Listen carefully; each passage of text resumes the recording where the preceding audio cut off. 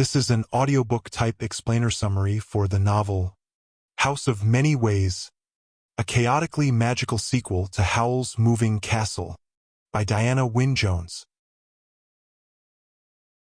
Chapter 1, in which Charmain is volunteered to look after a wizard's house. "Charmain must do it," said Aunt Sempronia. "We can't leave Great-Uncle William to face this on his own." "Your Great-Uncle William?" said Mrs. Baker. "Isn't he—" She coughed and lowered her voice because this, to her mind, was not quite nice. "Isn't he a wizard?" "Of course," said Aunt Sempronia. "But he has—" Here she too lowered her voice. "He has a growth, on his insides, and only the elves can help him. They have to carry him off in order to cure him, you see, and someone has to look after his house. Spells, escape if there's no one there to watch them. And I am far too busy to do it. My stray dog's charity alone." "Me too. We're up to our ears in wedding cake orders this month," Mrs. Baker said hastily. "Sam was saying only this morning." "Then it has to be Charmain," Aunt Sempronia decreed. "Surely she's old enough now." Said Mrs. Baker. They both looked across the parlor to where Mrs. Baker's daughter sat, deep in a book as usual, with her long, thin body bent into what sunlight came in past Mrs. Baker's geraniums. Her red hair pinned up in a sort of bird's nest and her glasses perched on the end of her nose. She held one of her father's huge juicy pasties in one hand and munched it as she read. Crumbs kept falling on her book and she brushed them off with the pasty when they fell on the page she was reading. "Did you hear us, dear?" Mrs. Baker said anxiously. "No," Charmain said with her mouth full. "What? That's settled, then," Aunt Sempronia said. "I'll leave it to you to explain to her, Berenice dear." She stood up, majestically shaking out the folds of her stiff silk dress and then of her silk parasol. "I'll be back to fetch her tomorrow morning," she said. "Now I'd better go and tell poor Great-Uncle William that Charmain will be taking care of things for him." She swept out of the parlor, leaving Mrs. Baker to wish that her husband's aunt was not so rich or so bossy, and to wonder how she was going to explain to Charmain, let alone to Sam. Sam never allowed Charmain to do anything that was not utterly respectable. Nor did Mrs. Baker either, except when Aunt Sempronia took a hand. Aunt Sempronia, meanwhile, mounted into her smart little pony trap and had her groom drive her out of the other side of town where Great-Uncle William lived. "I've fixed it all up," she announced, sailing through the magic ways to where Great-Uncle William sat glumly writing in his study. "My great-niece Charmain is coming here tomorrow. She will see you on your way and look after you when you come back. In between, she will take care of the house for you." "How very kind of her," said Great-Uncle William. "I take it she is well versed in magic, then?" "I have no idea," said Aunt Sempronia. "What I do know is that she never has her nose out of a book, never does a hand's turn in the house, and is treated like a sacred object by both her parents. It will do her good to do something normal for a change." "Oh dear," said Great-Uncle William. "Thank you for warning me. I shall take precautions then."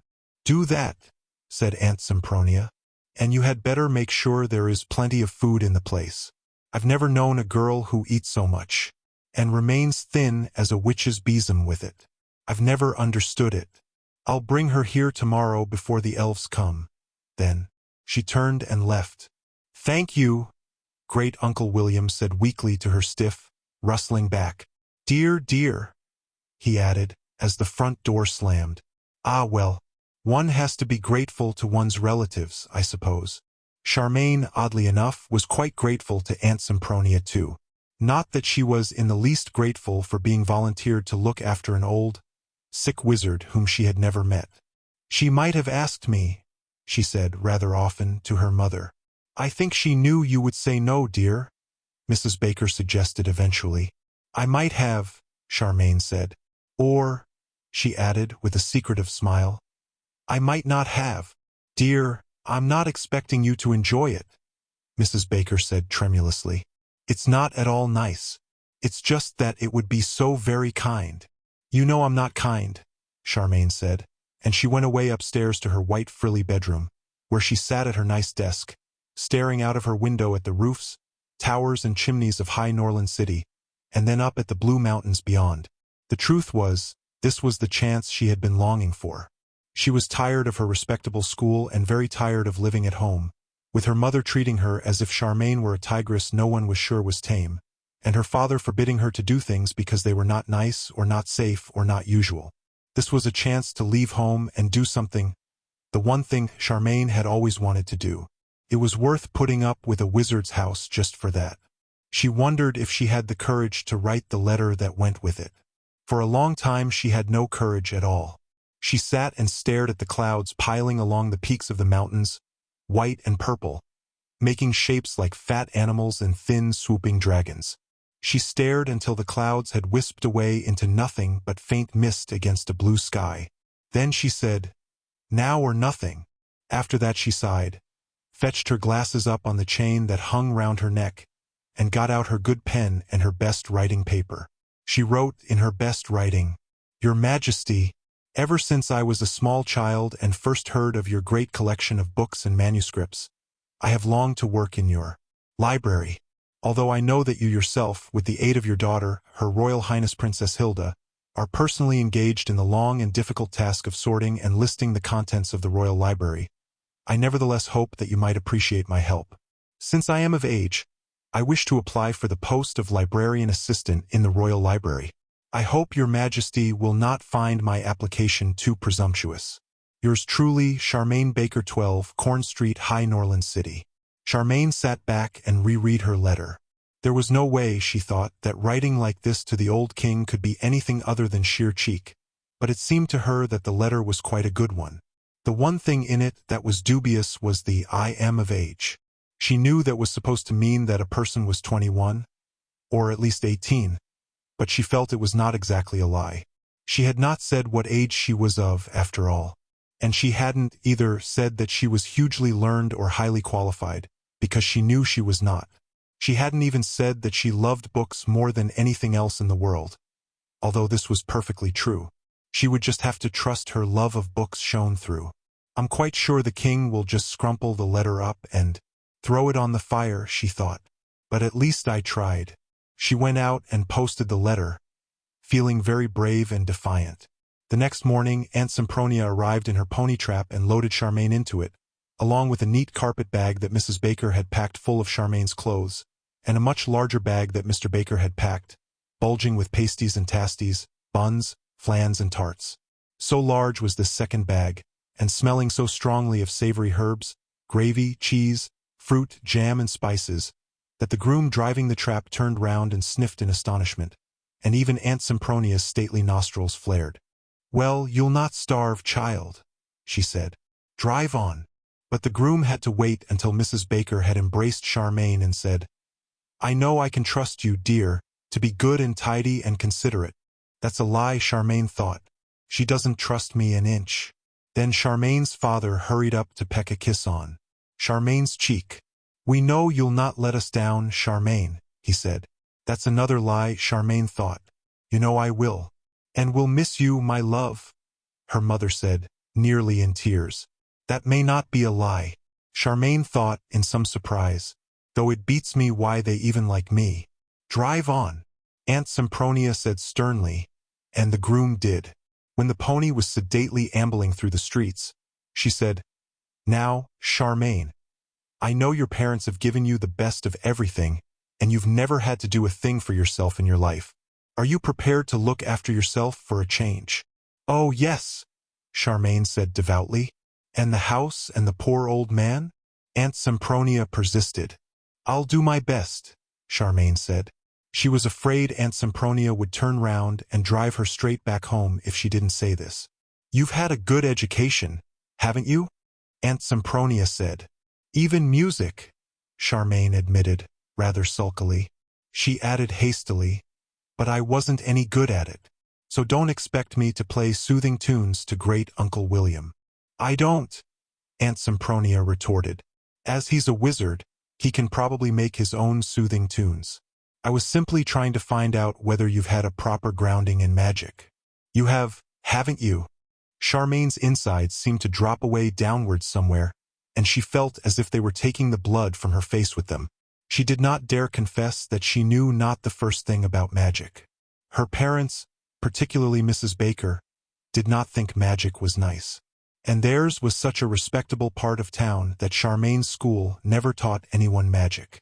If anyone wanted to learn anything so vulgar, they had to go to a private tutor instead. And Charmain knew her parents would never have paid for any such lessons. She began. Luckily, Aunt Sempronia simply continued. Living in a house full of magic is no joke, you know. Oh, I won't ever think of it as a joke, Charmain said earnestly. Good, said Aunt Sempronia and sat back. The pony clopped on and on. They clopped through Royal Square, past the royal mansion looming at one end of it with its golden roof flashing in the sun, and on through Market Square, where Charmain was seldom allowed to go. She looked wistfully at the stalls and at all the people buying things and chattering, and stared backwards at the place as they came into the older part of town. Here the houses were so tall and colorful and so different from one another, each one seemed to have steeper gables and more oddly placed windows than the one before it, that Charmain began to have hopes that living in Great Uncle William's house might prove to be very interesting after all.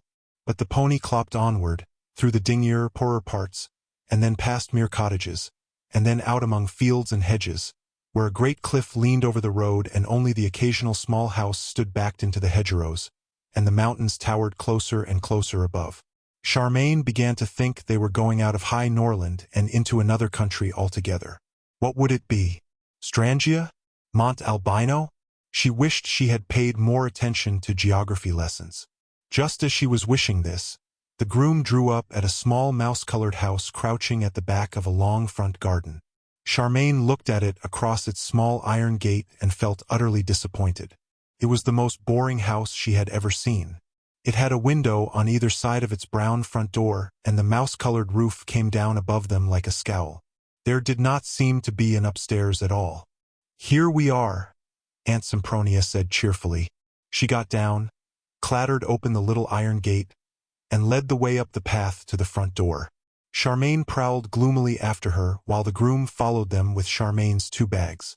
The garden on either side of the path appeared to consist entirely of hydrangea bushes, blue, green-blue, and mauve.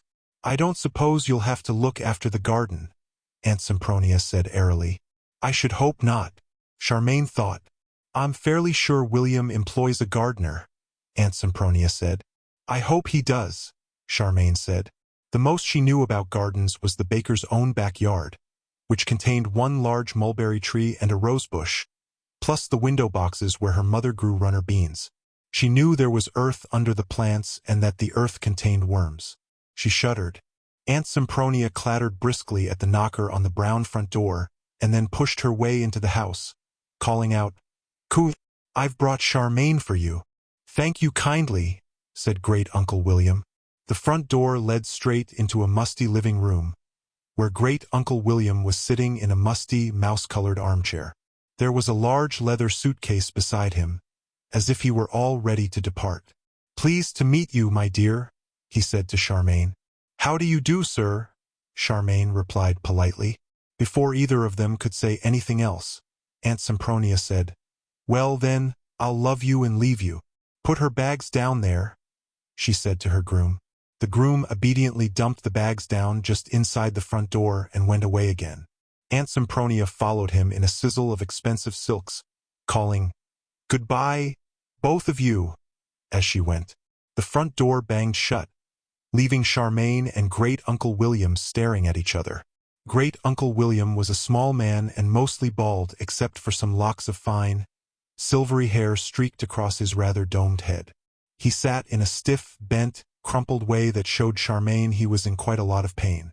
She was surprised to find that she felt sorry for him, but she did wish he wouldn't stare at her so steadily.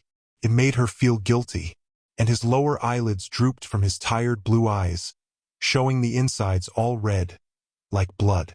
Charmain disliked blood almost as much as she disliked earthworms. "Well, you seem a very tall, competent-looking young lady," Great Uncle William said. His voice was tired and gentle. "The red hair is a good sign, to my mind." "Very good. Do you think you can manage here while I'm gone? The place is a little disordered, I'm afraid." "I expect so," Charmain said. The musty room seemed quite tidy to her. "Can you tell me some of the things I ought to do? Though I hope I shan't be here long," she thought. "Once the king replies to my letter." "As to that," said Great-Uncle William, "the usual household things, of course, but magical. Naturally, most of it's magical.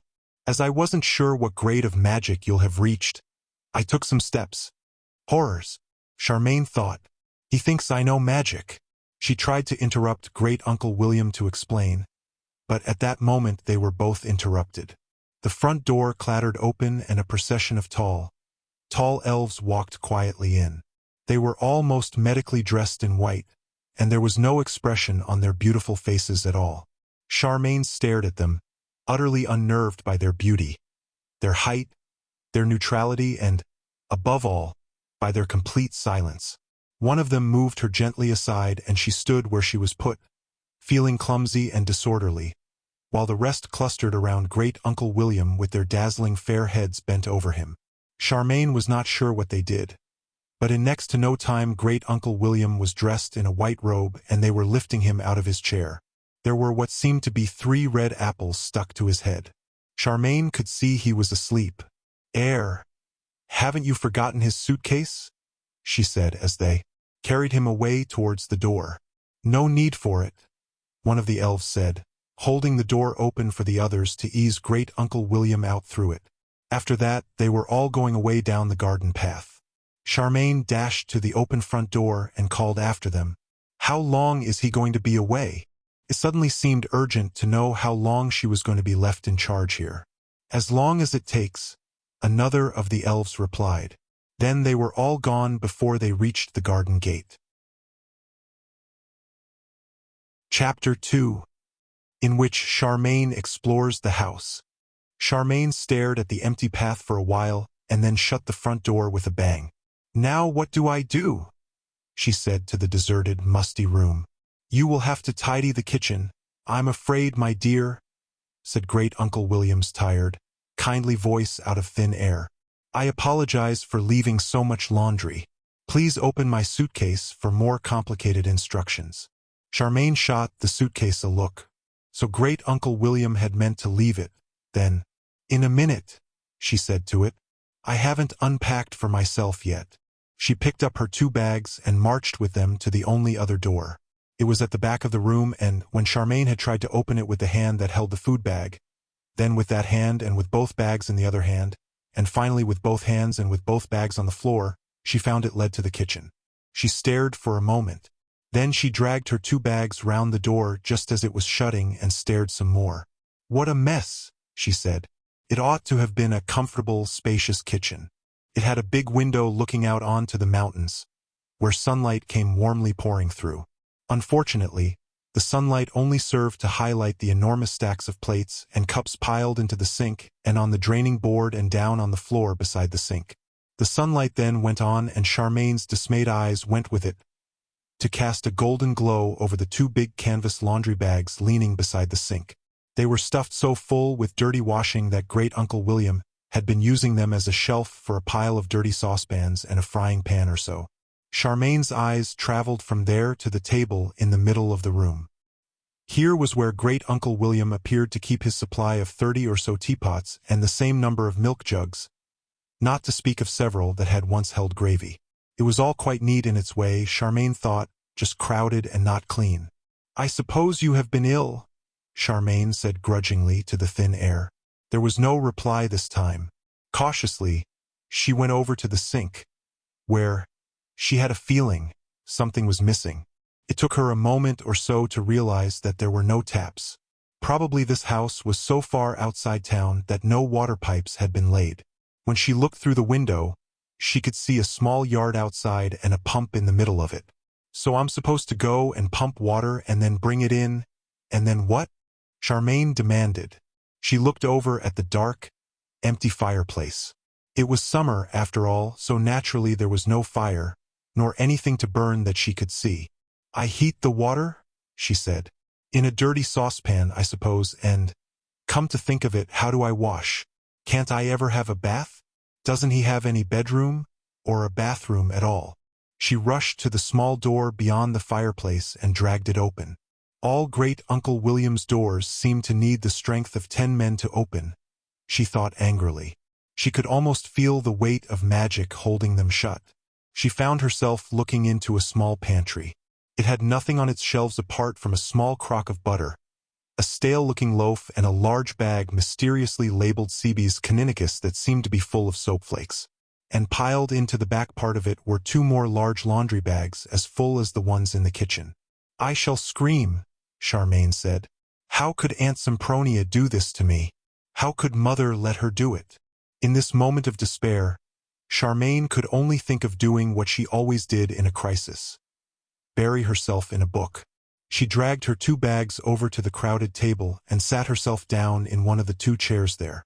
There she unbuckled the carpet bag, fetched her glasses up onto her nose, and dug eagerly among the clothes for the books she had put out for Mother to pack for her. Her hands met nothing but softness. The only hard thing proved to be the big bar of soap among her washing things. Charmain threw it across the room into the empty hearth and dug further. "I don't believe this," she said. "She must have put them in first, right at the bottom."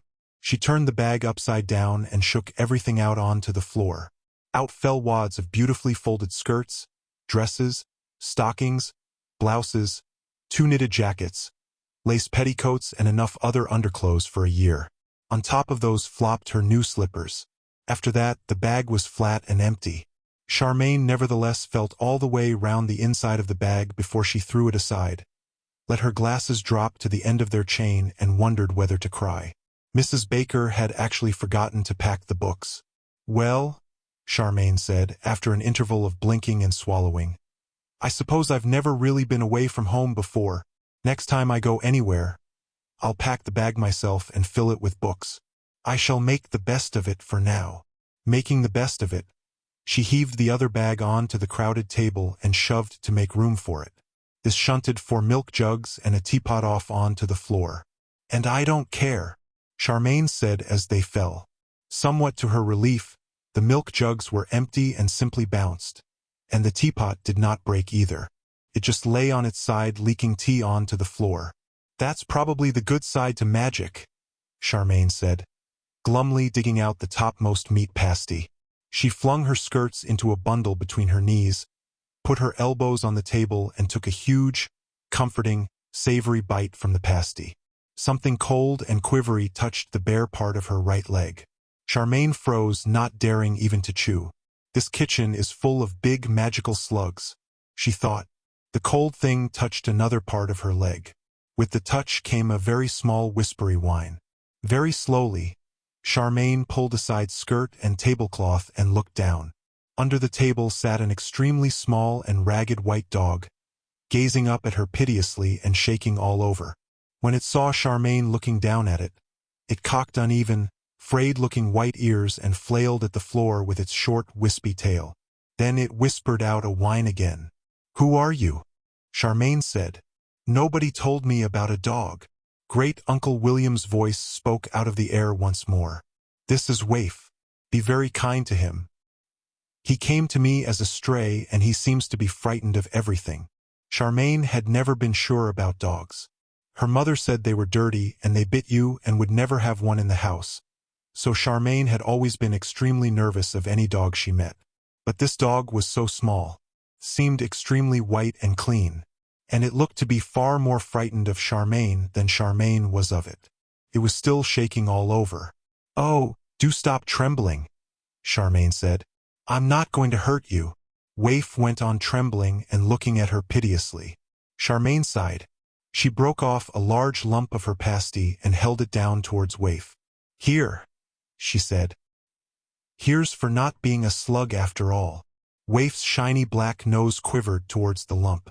He looked up at her to make sure she really meant this, and then, very gently and politely, he took the lump into his mouth and ate it. Then he looked up at Charmain for more.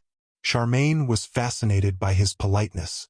She broke off another lump, and then another. In the end, they shared the pasty half and half. "That's all," Charmain said, shaking crumbs off her skirt. "We'll have to make this bagful last, as there seems to be no other food in this house. Now show me what to do next, Waif." Waif promptly trotted over to what seemed to be the back door, where he stood wagging his wisp of a tail and whispering out a tiny whine. Charmain opened the door, which was just as difficult to open as the other two, and followed Waif out into the backyard, thinking that this meant she was supposed to pump water for the sink. But Waif trotted past the pump and over to the rather mangy-looking apple tree in the corner, where he raised a very short leg and peed against the tree. "I see," Charmain said. "That's what you're supposed to do, not me. And it doesn't look as if you're doing the tree much." "Good, Waif." Waif gave her a look and went trotting to and fro around the yard, sniffing at things and raising a leg against clumps of grass. Charmain could see he felt quite safe in this yard. Come to think of it, so did she. There was a warm, secure feeling, as if Great Uncle William had put wizardly protections around the place. She stood by the pump and stared up beyond the fence to the steeply rising mountains. There was a faint breeze blowing down from the heights, bringing a smell of snow and new flowers, which somehow reminded Charmain of the elves. She wondered if they had taken Great Uncle William up there. And they'd better bring him back soon, she thought. I shall go mad after more than a day here. There was a small hut in the corner by the house. Charmain went over to investigate it, muttering, "Spades, I suppose, and flower pots and things." But when she had hauled its stiff door open, she found a vast copper tank inside and a mangle and a place to light a fire under the tank.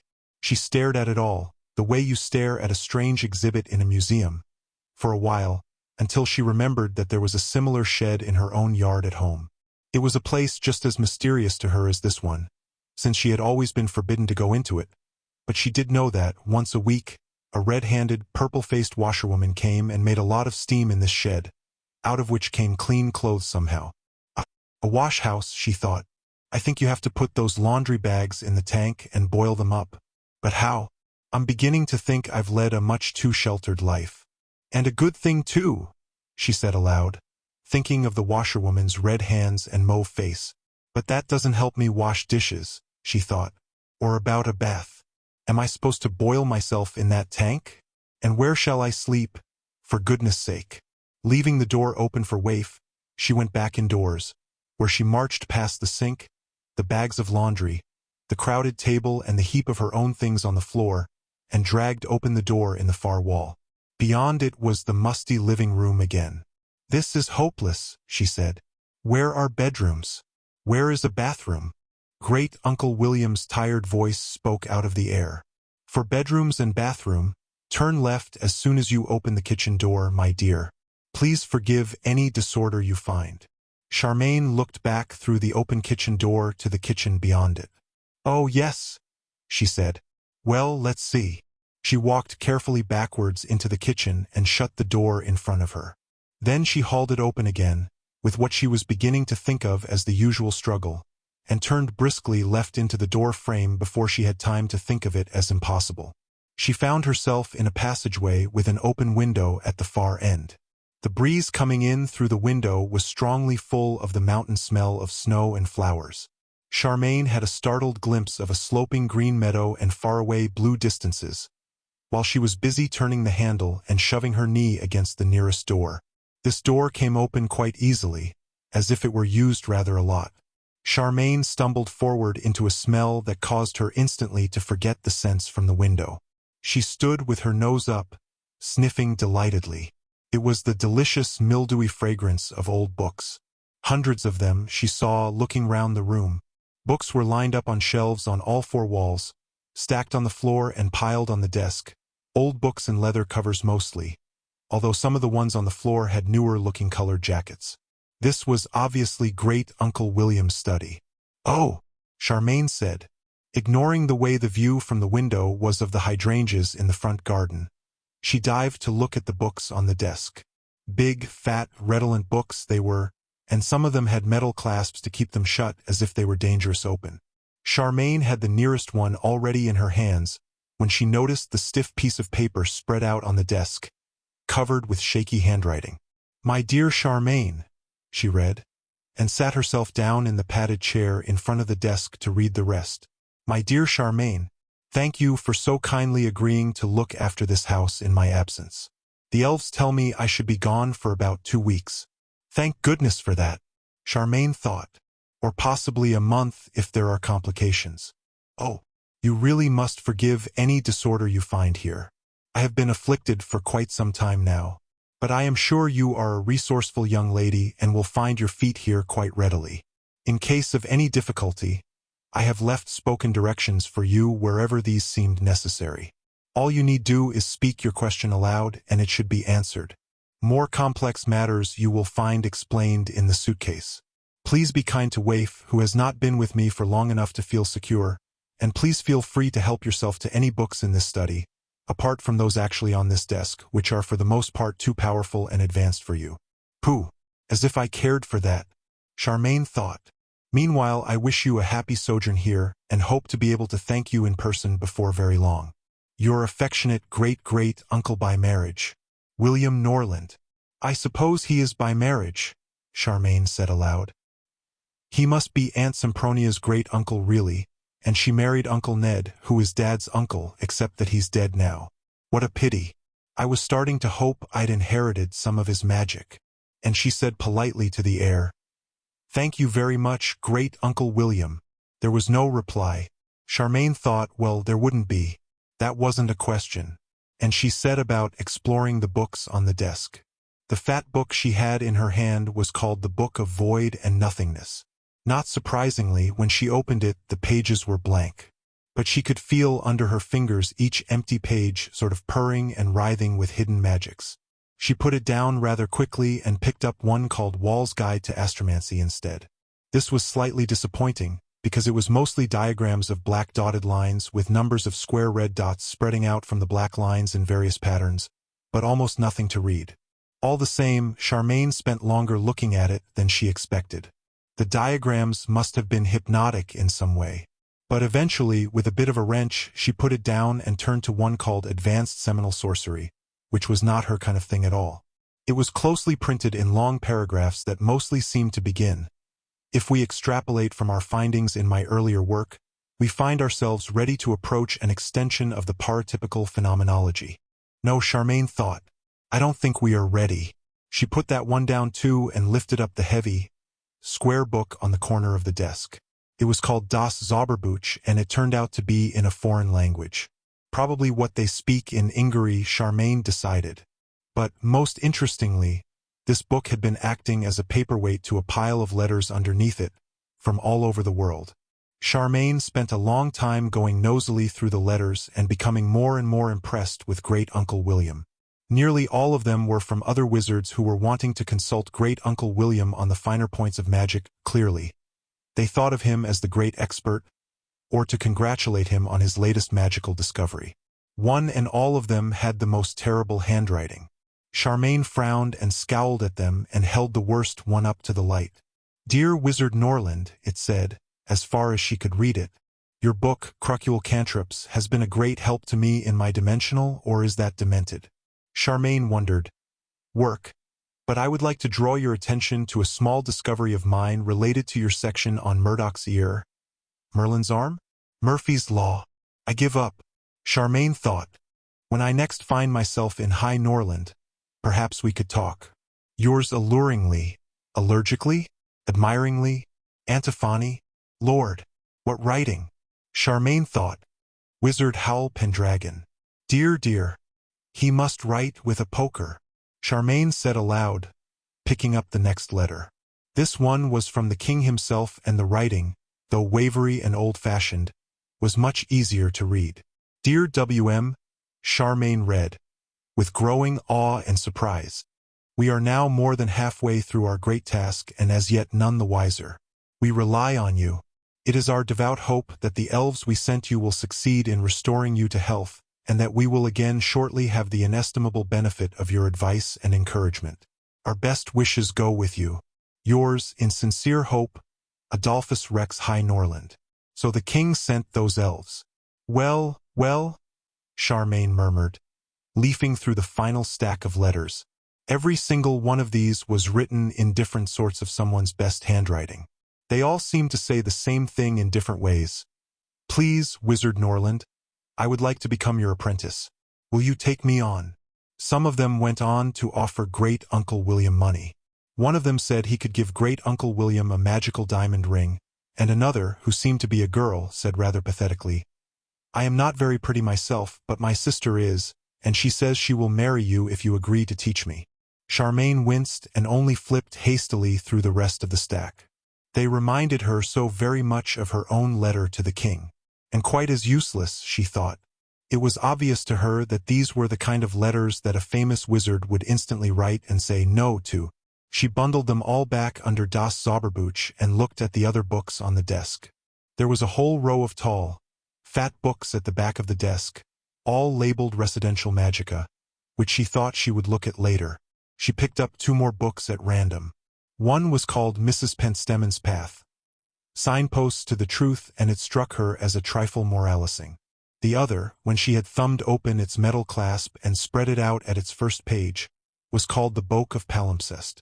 When Charmain turned over the next pages, she found that each page contained a new spell, a clear spell too, with a title saying what it did and, below that, a list of ingredients, followed by numbered stages telling you what you had to do. "This is more like it," Charmain said and settled down to read. A long time later, while she was trying to decide which was more useful, a spell to tell friend from foe, or a spell to enlarge the mind, or perhaps even a spell for flying, Charmain suddenly knew that she had crying need of a bathroom. This tended to happen to her when she had been absorbed in reading. She sprang up, squeezing her knees together, and then realized that a bathroom was a place she had still not found. "Oh, how do I find the bathroom from here?" she cried out. Reassuringly, Great Uncle William's kind, frail voice spoke out of the air at once. "Turn left in the passage, my dear, and the bathroom is the first door on the right." "Thank you," Charmain gasped and ran. Chapter 3, in which Charmain works several spells at once. The bathroom was as reassuring as Great Uncle William's kindly voice. It had a worn greenstone floor and a little window, at which fluttered a green net curtain. And it had all the fitments Charmain knew from home. And home has nothing but the best, she thought. Better still, it had taps and the toilet flushed. True, the bath and the taps were strange, slightly bulbous shapes, as if the person who installed them had not been quite sure what he or she was aiming at. But the taps, when Charmain experimentally turned them on, ran cold and hot water, just as they were supposed to, and there were warm towels on a rail under the mirror. "Perhaps I can put one of those laundry bags in the bath," Charmain mused. "How would I squeeze it dry?" Across the corridor from the bathroom was a row of doors, stretching away into dim distance. Charmain went to the nearest one and pushed it open, expecting it to lead to the living room. But there was a small bedroom beyond it instead, obviously Great Uncle William's, to judge by the mess. The white covers trailed off the unmade bed, almost on top of several stripy nightshirts scattered over the floor. Shirts dangled out of drawers, along with socks and what looked like long underclothes, and the open cupboard held a musty-smelling uniform of some kind. Under the window were 2 more sacks stuffed full of laundry. Charmain groaned aloud. "I suppose he's been ill for quite a time," she said, trying to be charitable. "But, mother of pearl, why do I have to deal with it all?" The bed started twitching. Charmain jumped round to face it. The twitching was Waif, curled up comfortably in the mound of bedclothes, scratching for a flea. When he saw Charmain looking at him, he wagged his flimsy tail and grovelled, lowered his frayed ears and whispered a pleading whine at her. "You're not supposed to be there, are you?" she said to him. "All right, I can see you're comfortable, and I'm blowed if I'm sleeping in that bed anyway." She marched out of the room and opened the next door along. To her relief, there was another bedroom there almost identical to Great Uncle William's, except that this one was tidy. The bed was clean and neatly made, the cupboard was shut, and when she looked, she found the drawers were empty. Charmain nodded approval at the room and opened the next door along the corridor. There was another neat bedroom there, and beyond that another, each one exactly the same. "I'd better throw my things around the one that's mine or I'll never find it again," she thought. She turned back into the corridor to find that Waif had come off the bed and was now scratching at the bathroom door with both front paws. "You won't want to go in there," Charmain told him. "None of it's any use to you." But the door came open somehow before Charmain got to it. Beyond it was the kitchen. Waif trotted jauntily in there and Charmain groaned again. The mess had not gone away. There were the dirty crockery and the laundry bags, with the addition now of a teapot lying in a pool of tea, Charmain's clothes in a heap near the table, and a large green bar of soap in the fireplace. "I'd forgotten all this," Charmain said. Waif put both tiny front paws on the bottom rung of the chair and raised himself to his full small length, pleadingly. "You're hungry again," Charmain diagnosed. "So am I." She sat in the chair and Waif sat on her left foot, and they shared another pasty. Then they shared a fruit tart, 2 donuts, 6 chocolate biscuits, and a custard flan. After this Waif plodded rather heavily away to the inner door, which opened for him as soon as he scratched at it. Charmain gathered up her pile of clothes and followed him, meaning to put her things in the first empty bedroom. But here things went a trifle wrong.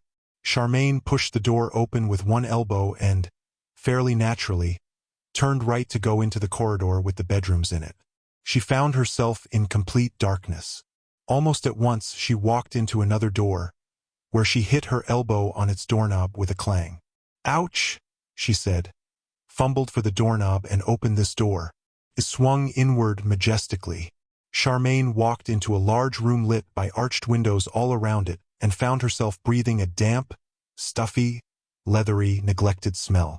The smell seemed to come from the elderly leather seats of carved chairs arranged around the big carved table that took up most of the room. Each seat had a leather mat on the table in front of it, and an old, withered sheet of blotting paper on the mat, except for the large seat at the other end that had the arms of High Norland carved into the back of it. This one had a fat little stick on the table instead of a mat. All of it, chairs, table, and mats, was covered in dust, and there were cobwebs in the corners of the many windows. Charmain stared. "Is this the dining room or what?" she said. "How do I get to the bedrooms from here?" Great Uncle William's voice spoke, sounding quite faint and far off. "You have reached the conference room," it said. "If you are there, you are rather lost, my dear, so listen carefully. Turn round once, clockwise. Then, still turning clockwise, open the door with your left hand only. Go through and let the door shut behind you. Then take 2 long steps sideways to your left. This will bring you back beside the bathroom. And let's hope it does." Charmain thought, doing her best to follow these directions. All went well, except for the moment of darkness after the door had swung shut behind her, when Charmain found herself staring into a totally strange stone corridor. An old, bent man was pushing a trolley along it, loaded with steaming silver teapot, jugs and chafing dishes and what looked like a pile of crumpets. She blinked a little, decided that she would not do any good, either to herself or the old man, by calling out to him, and took 2 long steps to the left instead.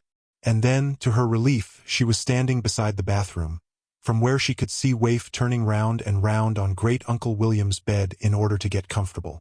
"Phew," Charmain said, and went and dumped the pile of clothes on top of the chest of drawers in the next bedroom along. After that she went along the corridor to the open window at the end, where she spent some minutes staring out at that sloping sunlit meadow and breathing the fresh, chilly air that blew in from it. A person could easily climb out of this, she thought, or in. But she was not really seeing the meadow or thinking of fresh air. Her real thoughts were with that enticing book of spells that she had left open on Great Uncle William's desk. She had never in her life been let loose among magic like this. It was hard to resist. "I shall just open it at random and do the first spell I see," she thought. Just one spell. In the study, the Book of Palimpsest was, for some reason, now open at a spell to find yourself a handsome prince. Charmain shook her head and closed the book. "Who needs a prince?" she said. She opened the book again carefully at a different place. This page was headed, "A Spell for Flying." "Oh yes," Charmain said. "That's much more like it." She put her glasses on and studied the list of ingredients. A sheet of paper, a quill pen, easy. There's both on this desk. 1 egg, kitchen. 2 flower petals, 1 pink, and the other blue, 6 drops of water, bathroom. 1 red hair, 1 white hair, and 2 pearl buttons. "No problem at all," Charmain said. She took her glasses off and bustled about assembling ingredients. She hurried to the kitchen. She got to that by opening the bathroom door and turning left and was almost too excited to find that she had got this right, and asked the air, "Where do I find eggs?" Great Uncle William's gentle voice replied, "Eggs are in a crock in the pantry, my dear. I think it's behind the laundry bags. I do apologize for leaving you with such disorder." Charmain went into the pantry and leaned across the laundry bags, where sure enough she found an old pie dish with half a dozen brown eggs in it. She took one of them carefully back to the study. Since her glasses were dangling on their chain, she failed to notice that the book of palimpsest was now open at a spell to find hidden treasure. She bustled over to the study window, where the flower petals were ready to hand on a hydrangea bush that was one half pink and the other blue. She laid those beside the egg and rushed to the bathroom, where she collected the 6 drops of water in a tooth mug. On the way back, she went across the passage to where Waif was now curled up like a meringue on Great Uncle William's blankets. "Excuse me," Charmain said to him, and raked her fingers along his ragged white back. She came away with quite a number of white hairs, one of which she put beside the flower petals and added to that a red hair from her own head. As for the pearl buttons, she simply ripped 2 of them off the front of her blouse. "Right?" she said, and put her glasses eagerly on again to look at the instructions. The book of palimpsest was now open at a spell for personal protection, but Charmain was too excited to notice. She looked only at the instructions, which were in 5 stages. Stage 1 said, "Place all ingredients except quill and paper in a suitable bowl." Charmain, after taking her glasses off to stare searchingly around the room, and finding no bowl, suitable or not, was forced to go off to the kitchen again. While she was gone, lazily and slyly, the book of palimpsest turned over another couple of pages. When Charmain came back with a slightly sugary bowl, having tipped all the sugar out onto a not-too-dirty plate, the book was open at a spell to increase magical power. Charmain did not notice. She put the bowl down on the desk and piled into it the egg, the 2 petals, the 2 hairs, and her 2 buttons, and dripped the water carefully in on top. Then she put her glasses on and leaned over the book to discover what she did next. By this time, the book of palimpsest was displaying a spell to become invisible, but Charmain only looked at the instructions and did not see this. Stage 2 told her to mash all ingredients together, using only the pen. It is not easy to mash up an egg with a feather, but Charmain managed it, stabbing with the sharpened end over and over until the shell fell to pieces, then stirring so hard that her hair fell down over her face in red strands, and finally, when nothing seemed to mix properly, whisking with the feather end. When she finally stood up, panting, and pushed her hair away with sticky fingers, the book had turned over yet another page. It now displayed a spell to start a fire, but Charmain was too busy trying not to get egg on her glasses to see. She put them on and studied stage 3. Stage 3 of the spell said, "Recite 3 times Hegemony Gauda." "Hegemony Gauda," Charmain intoned obediently over the bowl. She was not sure, but on the 3rd repetition she thought the bits of eggshell seethed around the pearl buttons a little. "I think it's working," she thought. She pushed her glasses back on her nose and looked at stage 4. By this time, she was looking at stage 4 in a spell to bend objects to the will. "Take up the quill," this said, and, using the prepared mixture, write upon the paper the word Wylef surrounded by a 5-sided figure. Care must be taken not to touch the paper while doing this. Charmain took up the drippy, sticky feather pen, adorned with bits of eggshell and a piece of pink petal, and did her best. The mixture was not easy to write with, and there seemed no way to hold the paper steady. It slipped and it slid while Charmain dipped and scratched, and the word that was supposed to be Wylef came out gluey and semi-visible and crooked, and looked more like hoof because the red hair in the bowl came out on the pen halfway through and did strange loopy things across the word. As for the 5-sided figure, the paper slipped sideways while Charmain was trying to draw it, and the most that could be said for it was that it had 5 sides. It finished as a sinister egg yolk yellow shape with a dog hair sticking off one corner. Charmain heaved up a breath, plastered her hair back with a now extremely sticky hand, and looked at the final stage, stage 5. It was now stage 5 of a spell to make a wish come true, but she was far too flustered to notice. It said, "Placing the feather back in the bowl, clap hands 3 times and say, 'Tax, tax.'" Charmain said, clapping hard and stickily. Something evidently worked. The paper, the bowl and the quill pen all vanished, quietly and completely. So did most of the sticky trickles on Great Uncle William's desk. The book of palimpsest shut itself with a snap. Charmain stood back, dusting crummy bits from her hands, feeling quite exhausted and rather let down. But I should be able to fly, she told herself. I wonder where the best place is to test it out. The answer was obvious. Charmain went out of the study and along to the end of the passage, to where the window stood invitingly open to the sloping green meadow. The window had a broad, low sill, perfect for climbing over. In a matter of seconds, Charmain was out in the meadow in the evening sunlight, breathing the cold, clean air of the mountains. She was right up in the mountains here, with most of high Norland spread out beneath her, already blue with evening. Opposite her, lit up orange by the low sun and deceivingly near, were the snowy peaks that separated her country from Strangia, Mont Albino and other foreign places. Behind her were more peaks where large dark gray and crimson clouds were crowding up ominously. It was going to rain up here soon, as it often did in high Norland, but for the moment it was warm and peaceful. There were sheep grazing in another meadow just beyond some rocks, and Charmain could hear mooing and bells tinkling from a herd of cows somewhere quite near. When she looked that way, she was a trifle startled to find that the cows were in a meadow above her, and that there was no sign of Great Uncle William's house or the window she had climbed out of. Charmain did not let this worry her. She had never been this high in the mountains before, and she was astonished at how beautiful it was. The grass she was standing on was greener than any she had seen in the town. Fresh scents blew off it. These came, when she looked closely, from hundreds and hundreds of tiny, exquisite flowers growing low in the grass. "Oh, Great Uncle William, you are lucky," she cried out. "Fancy having this next door to your study."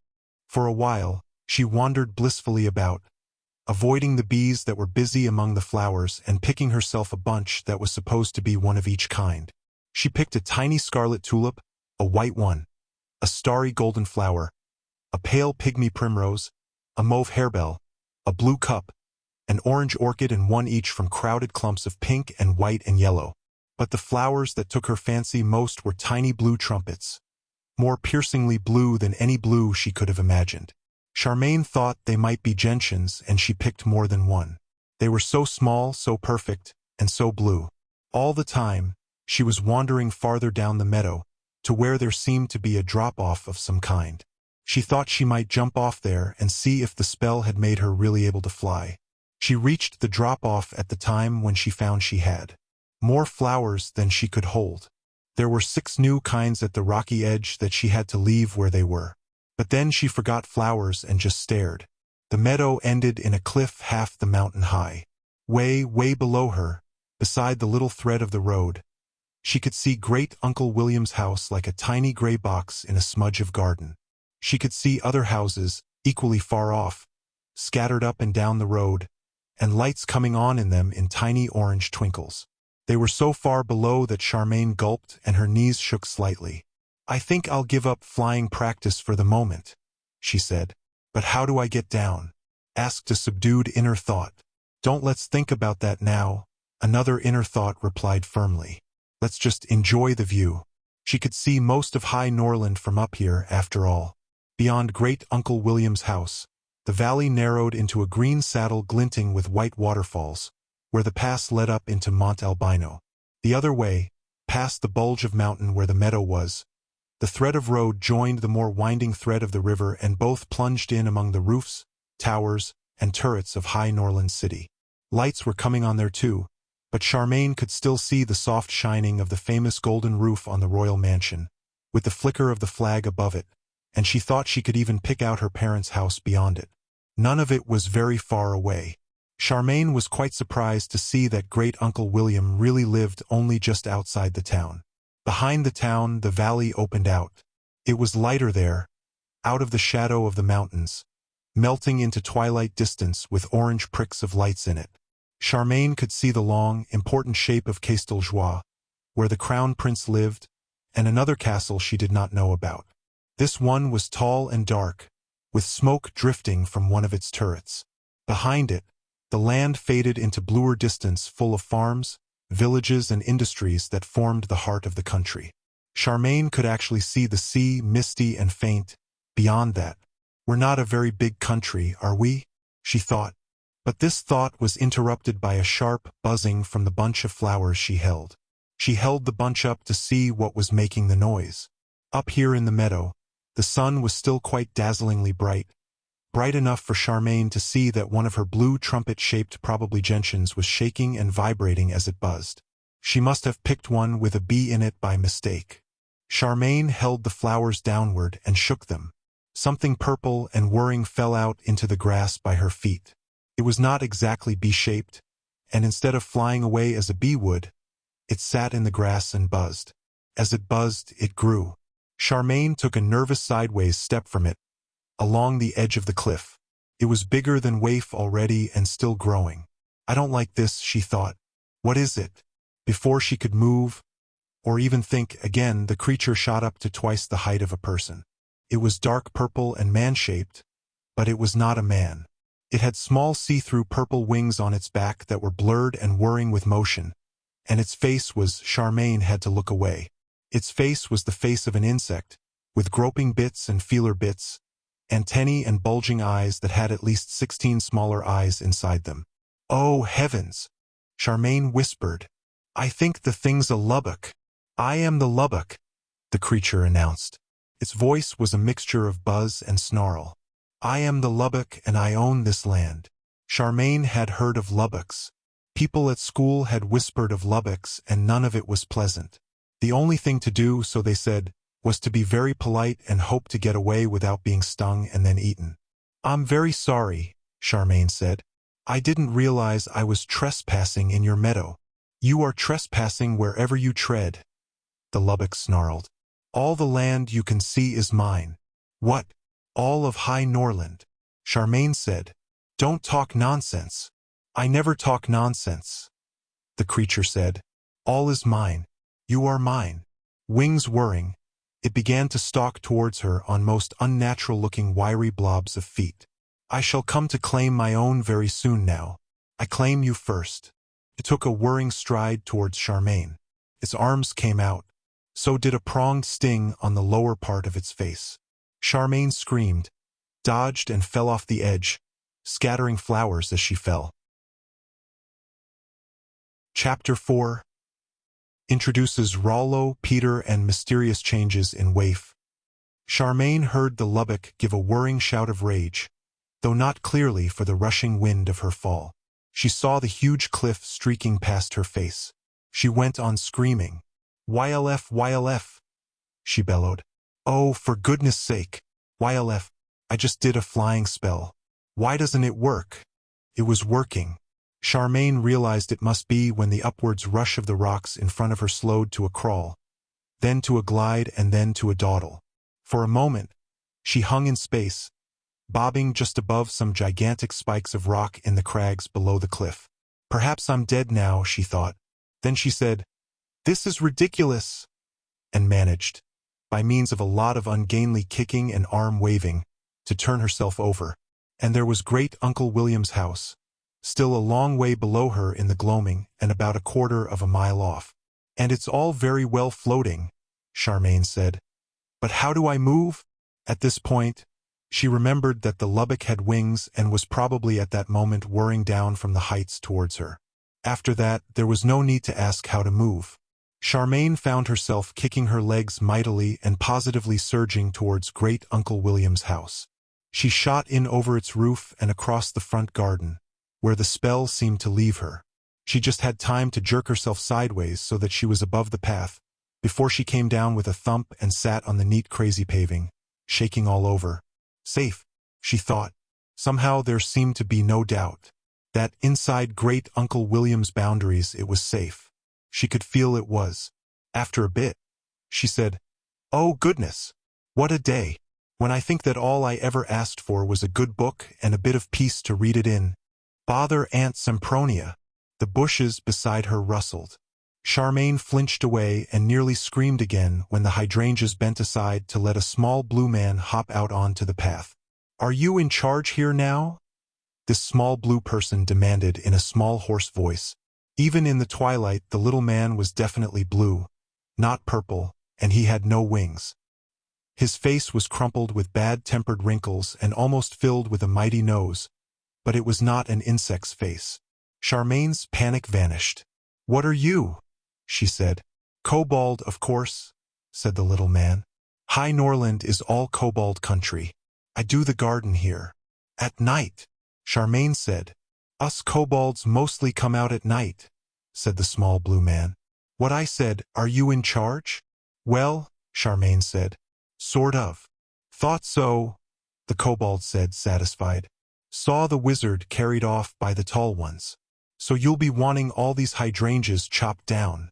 Then, whatever for?" Charmain said. "I like to chop things down," the kobold explained. "Chief pleasure of gardening." Charmain, who had never thought about gardening in her life, considered this. "No," she said. "Great Uncle William wouldn't have them if he didn't like them. He's coming back before long, and I think he might be upset to find them all chopped down. Why don't you just do your usual night's work and see what he says when he's back?" "Oh, he'll say no, of course," the kobold said gloomily. "He's a spoilsport, the wizard is. Usual fee?" "Then, what is your usual fee?" Charmain asked. The kobold said promptly, "I'll take a crock of gold and a dozen new eggs." Fortunately, Great Uncle William's voice spoke out of the air at the same time. "I pay Rollo a pint of milk nightly, my dear, magically delivered. No need to concern yourself." The kobold spat disgustedly on the path. "What did I say? Didn't I say spoil sport? And a fat lot of work I can do, if you're going to sit in this path all night." Charmain said with dignity, "I was just resting. I'm going now." She got to her feet, feeling surprisingly heavy, not to speak of weak about the knees, and plodded up the path to the front door. "It'll be locked," she thought.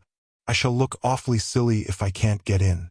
The door burst open before she reached it, letting out a surprising blaze of light, and with the light waif's small scampering shape, squeaking and wagging and wriggling with delight at seeing Charmain again. Charmain was so glad to be home and welcomed that she scooped Waif up and carried him indoors, while Waif writhed and wriggled and reached up to lick Charmain's chin. Indoors, the light seemed to follow you about magically. "Good," Charmain said aloud. "Then I don't need to hunt for candles." But her inner thoughts were saying frantically, "I left that window open. The Lubbock can get in." She dumped Waif on the kitchen floor and then rushed left through the door. Light blazed in the corridor as she raced along to the end and slammed the window shut. Unfortunately, the light made it seem so dark in the meadow that, no matter how hard she peered through the glass, she could not tell if the Lubbock was out there or not. She consoled herself with the thought that she had not been able to see the window once she was in the meadow, but she still found she was shivering. After that, she could not seem to stop shivering. She shivered her way back to the kitchen and shivered while she shared a pork pie with Waif, and shivered more because the pool of tea had spread out under the table, making the underside of Waif wet and brown. Whenever Waif came near her, parts of Charmain became clammy with tea too. In the end, Charmain took off her blouse, which was flapping open because of the missing buttons anyway, and wiped up the tea with it. This of course made her shiver more. She went and fetched herself the thick woolen sweater Mrs. Baker had packed for her and huddled into it, but she still shivered. The threatened rain started. It beat on the window and pattered down the kitchen chimney, and Charmain shivered even more. She supposed it was shock really, but she still felt cold. "Oh!" she cried out. "How do I light a fire, Great Uncle William?" "I believe I left the spell in place," the kindly voice said out of the air. "Simply throw into the great one thing that will burn and say aloud, 'Fire, light,' and you should have your fire." Charmain looked round for one thing that would burn. There was the bag beside her on the table, but it still had another pork pie and an apple tart in it, and besides it was a nice bag with flowers that Mrs. Baker had embroidered on it. There was paper in Great Uncle William's study, of course, but that meant getting up and fetching it. There was the laundry in the bags by the sink, but Charmain was fairly sure that Great Uncle William would not appreciate having his dirty clothes burned. On the other hand, there was her own blouse, dirty and tea-soaked and missing 2 buttons, in a heap on the floor by her feet. "It's ruined anyway," she said. She picked up the brown, soggy bundle and threw it into the fireplace. "Fire light," she said. The grate thundered into life. For a minute or so, there was the most cheerfully blazing fire that anyone could have wished for.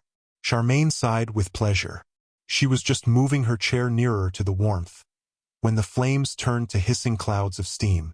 Then, piling up and up among the steam, crowding up the chimney and blasting out into the room, came bubbles. Big bubbles, small bubbles, bubbles glimmering with rainbow colors.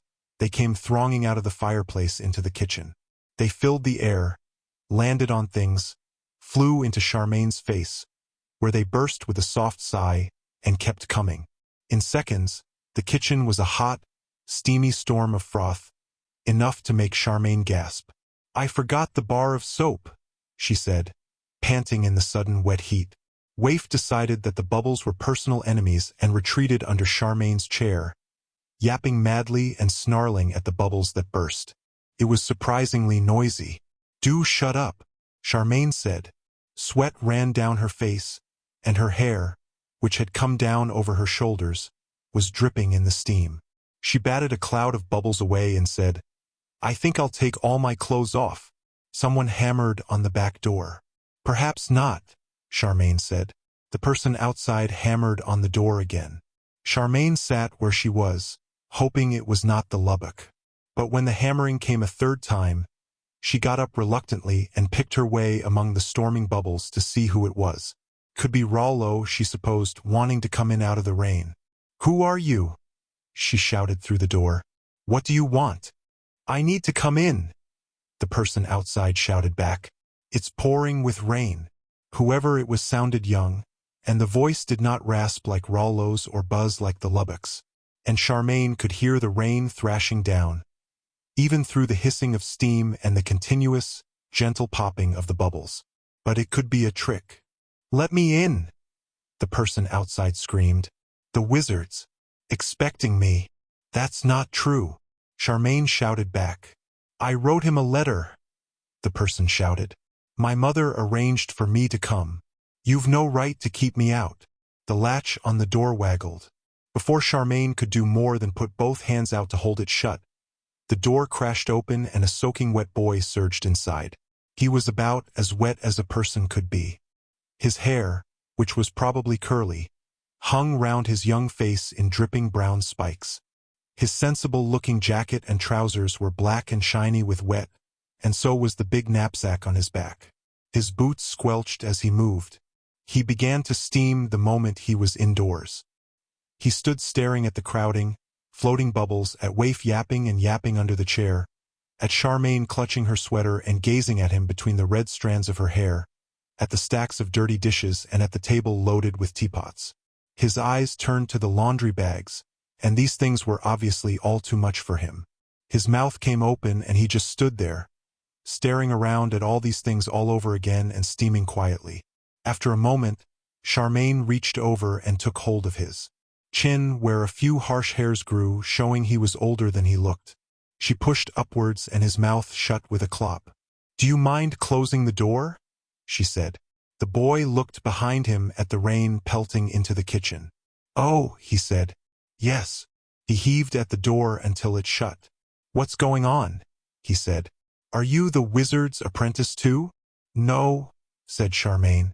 "I'm only looking after the house while the wizard's not here. He was ill, you see, and the elves took him away to cure him." The boy looked very dismayed.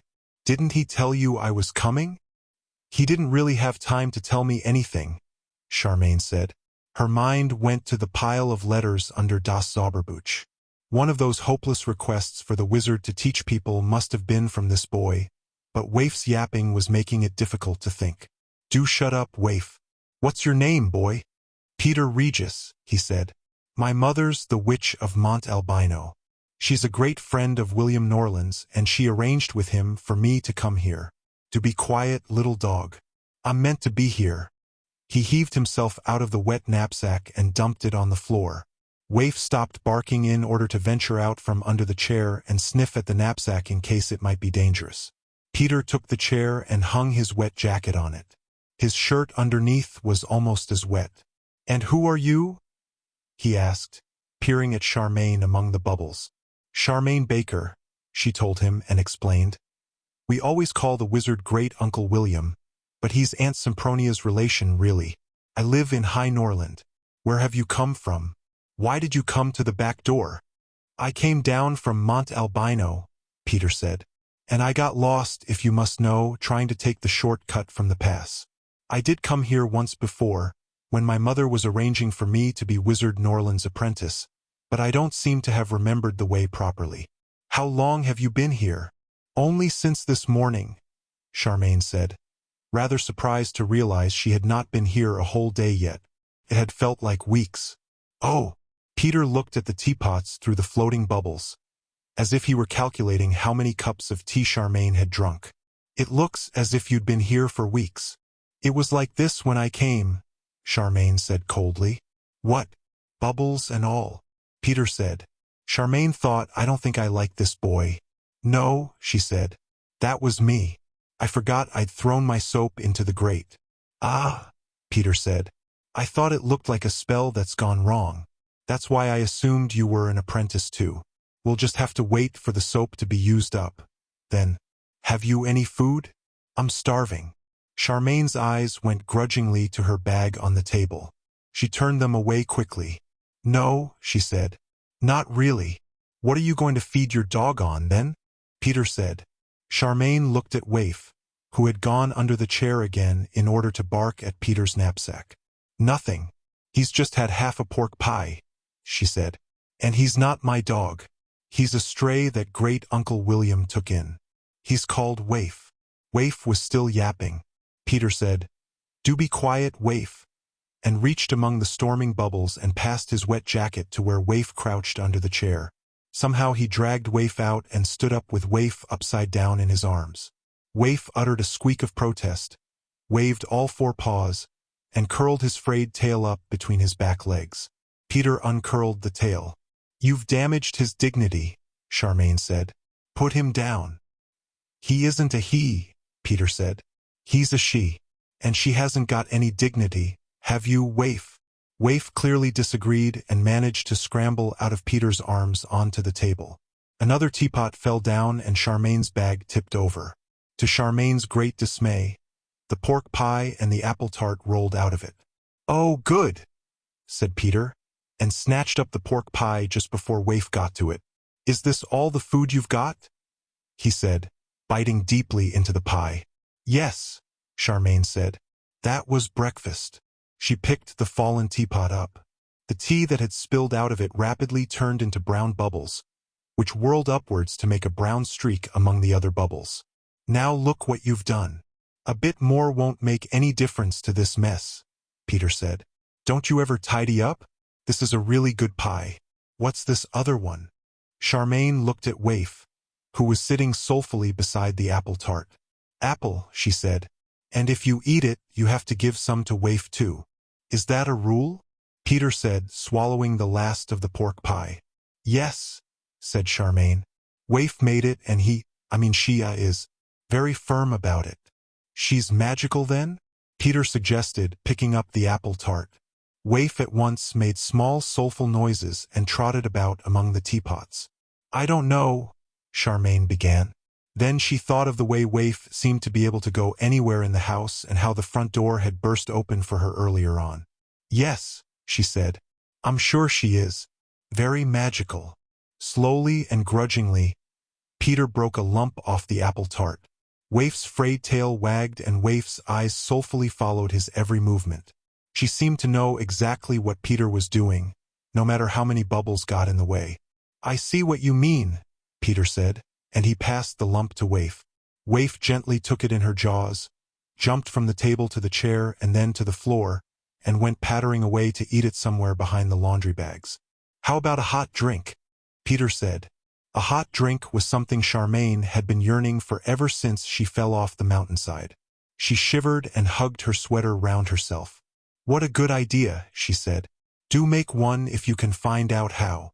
Peter waved Bubbles aside to look at the teapots on the table. Someone must have made all these pots of tea, he said. Great Uncle William must have made them, Charmain said. It wasn't me. But it shows it can be done, Peter said. Stop standing there looking feeble and find a saucepan or something. You find one, Charmain said. Peter shot her a scornful look and strode across the room, waving Bubbles aside as he went, until he reached the crowded sink. There he naturally made the discoveries that Charmain had made earlier. There are no taps, he said incredulously. And all these saucepans are dirty. Where does he get water from? There's a pump out in the yard, Charmain said unkindly. Peter looked among the bubbles at the window, where rain was still streaming across the panes. Isn't there a bathroom? He said. And before Charmain could explain how you got to it, he waved and stumbled his way across the kitchen to the other door and arrived in the living room. Bubbles stormed in there around him as he dived angrily back into the kitchen. Is this a joke? He said incredulously. He can't have only these 2 rooms. Charmain sighed, huddled her sweater further around herself, and went to show him. You open the door again and turn left, she explained, and then had to grab Peter as he turned right. No, that way goes to somewhere very strange. This is left. Can't you tell? No, Peter said. I never can. I usually have to tie a piece of string round my thumb. Charmain rolled her eyes towards the ceiling and pushed him left. They both arrived in the corridor, which was loud with the rain pelting across the window at the end. Light slowly flooded the place as Peter stood looking around. Now you can turn right, Charmain said, pushing him that way. The bathroom's this door here. That row of doors leads to bedrooms. Ah, Peter said admiringly. He's been bending space. That's something I can't wait to learn how to do. Thanks, he added and plunged into the bathroom. His voice floated back to Charmain as she tiptoed towards the study. Oh good, taps, water. Charmain whisked herself into Great Uncle William's study and closed the door, while the funny twisted lamp on the desk lit up and grew brighter. By the time she reached the desk, it was almost bright as daylight in there. Charmain shoved aside das Zauberbuch and picked up the bundle of letters underneath. She had to check. If Peter was telling the truth, one of the letters asking to be Great Uncle William's apprentice had to be from him, because she had only skimmed through them before. She had no memory of seeing one, and if there wasn't one, she was dealing with an imposter, possibly another Lubbock. She had to know. Ah, here it was halfway down the pile. She put her glasses on and read. Esteemed Wizard Norland, with regard to my becoming your apprentice, will it be convenient for me to arrive with you in a week's time, instead of in the autumn as arranged? My mother has to journey into Ingery and prefers to have me settled before she leaves. Unless I hear from you to the contrary, I shall present myself at your house on the 13th of this month. Hoping this is convenient, yours faithfully, Peter Regis. So that seems to be all right, Charmain thought, half relieved and half annoyed. When she had skimmed the letters earlier, her eye must have caught the word apprentice near the top and the word hoping near the bottom, and those words were in all the letters. So she had assumed it was just another begging letter. And it looked as if Great Uncle William had done the same. Or perhaps he had been too ill to reply. Whatever had happened, she seemed to be stuck with Peter. Bother. At least he's not sinister, she thought. Here she was interrupted by dismayed yelling from Peter in the distance. Charmain hastily stuffed the letters back under das Zauberbuch, snatched off her glasses, and dived out into the corridor. Steam was blasting out of the bathroom, mixing with the bubbles that had strayed in there. It almost concealed something vast and white that was looming towards Charmain. What have you'd? She began. This was all she had time to say before the vast white something put out a gigantic pink tongue and licked her face. It also gave out a huge trumpeting sound. Charmain reeled backwards. It was like being licked by a wet bath towel and whined at by an elephant. She leaned against the wall and stared up into the creature's enormous, pleading eyes. I know those eyes, Charmain said. What has he done to you, waif? Peter surged out of the bathroom, gasping. I don't know what went wrong, he gasped. The water didn't come out hot enough to make tea, so I thought I'd make it hotter with a spell of enlargement. Well, do it backwards at once, Charmain said. Waifs the size of an elephant. Peter shot the huge waif a distracted look. Only the size of a cart horse. But the pipes in here are red hot, he said. What do you think I should do? Oh, honestly, Charmain said. She pushed the enormous waif gently aside and went to the bathroom. As far as she could see through the steam, boiling water was gushing out of all 4 taps and flushing into the toilet, and the pipes along the walls were indeed glowing red. Great Uncle William, she shouted. How do I make the bathroom water cold? Great Uncle William's kindly voice spoke among the hissing and gushing. You will find further instructions somewhere in the suitcase, my dear.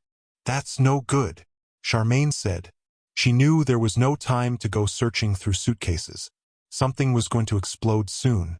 Go cold, she shouted into the steam. Freeze! All you pipes, go cold at once, she screamed, waving both arms. I order you to cool down. It worked, to her astonishment.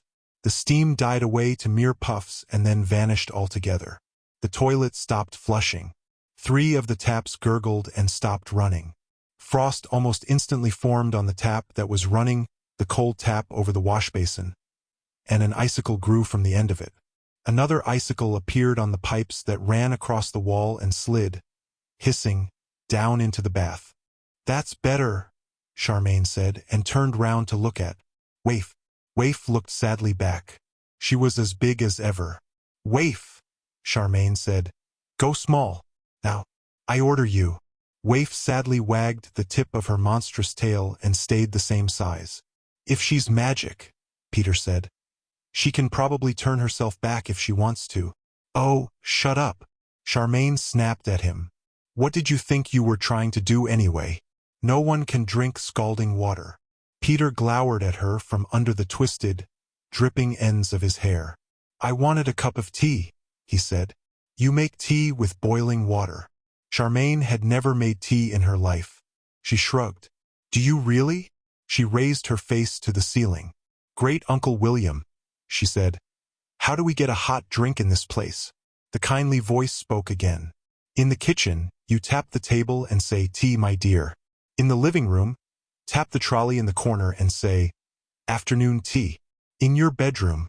Neither Peter nor Charmain waited to hear about the bedroom. They dived forward and slammed the bathroom door, opened it again, Charmain giving Peter a stern push to the left, and jammed themselves through it into the kitchen, turned round, shut the door, opened it again, and finally arrived in the living room, where they looked eagerly around for the trolley. Peter spotted it over in the corner and reached it ahead of Charmain. Afternoon tea, he shouted, hammering mightily upon its empty, glass-covered surface. Afternoon tea. Afternoon tea. Aftern. By the time Charmain got to him and seized his flailing arm, the trolley was crowded with pots of tea, milk jugs, sugar bowls, cups, scones, dishes of cream, dishes of jam, plates of hot buttered toast, piles of muffins, and a chocolate cake. A drawer slid out of the end of it, full of knives, spoons, and forks. Charmain and Peter, with one accord, dragged the trolley over to the musty sofa and settled down to eat and drink. After a minute, Waif put her huge head round the door, sniffing. Seeing the trolley, she shoved a bit and arrived in the living room too, where she crawled wistfully and mountainously over to the sofa and put her enormous hairy chin on the back of it behind Charmain. Peter gave her a distracted look and passed her several muffins, which she ate in one mouthful with huge politeness. A good half-hour later, Peter lay back and stretched. That was great, he said. At least we won't starve. Wizard Norland, he added experimentally. How do we get lunch in this house? There was no reply. He only answers me, Charmain said, a trifle smugly. And I'm not going to ask now. I had to deal with a lubbock before you came and I'm exhausted. I'm going to bed. What are lubbocks? Peter asked. I think one killed my father. Charmain did not feel up to answering him. She got up and went to the door. Wait, Peter said. How do we get rid of the stuff on this trolley? No idea, said Charmain. She opened the door. Wait, Peter said, hurrying after her. Show me my bedroom first. I suppose I'll have to, Charmain thought. He can't tell left from right. She sighed. Unwillingly, she shoved Peter in among the bubbles that were still storming into the kitchen, thicker than ever, so that he could collect his knapsack, and then steered him left, back through the door to where the bedrooms were. "Take the third one along," she said. "That one's mine and the first one's great Uncle William's. But there's miles of them if you want a different one. Good night," she added and went into the bathroom. Everything in there was frozen. "Oh, well," Charmain said. By the time she got to her bedroom and into her somewhat tea-stained nightdress, Peter was out in the corridor shouting, "Hey! This toilet's frozen over. Bad luck," Charmain thought. She got into bed and was asleep almost at once. About an hour later, she dreamed that she was being sat on by a woolly mammoth. "Get off, waif," she said. "You're too big." After this she dreamed that the mammoth slowly got off her, grumbling under its breath, before she went off into other, deeper dreams. Chapter 5, wherein Charmain receives her anxious parent. When Charmain woke, she discovered that waif had planted her vast head on the bed, across Charmain's legs.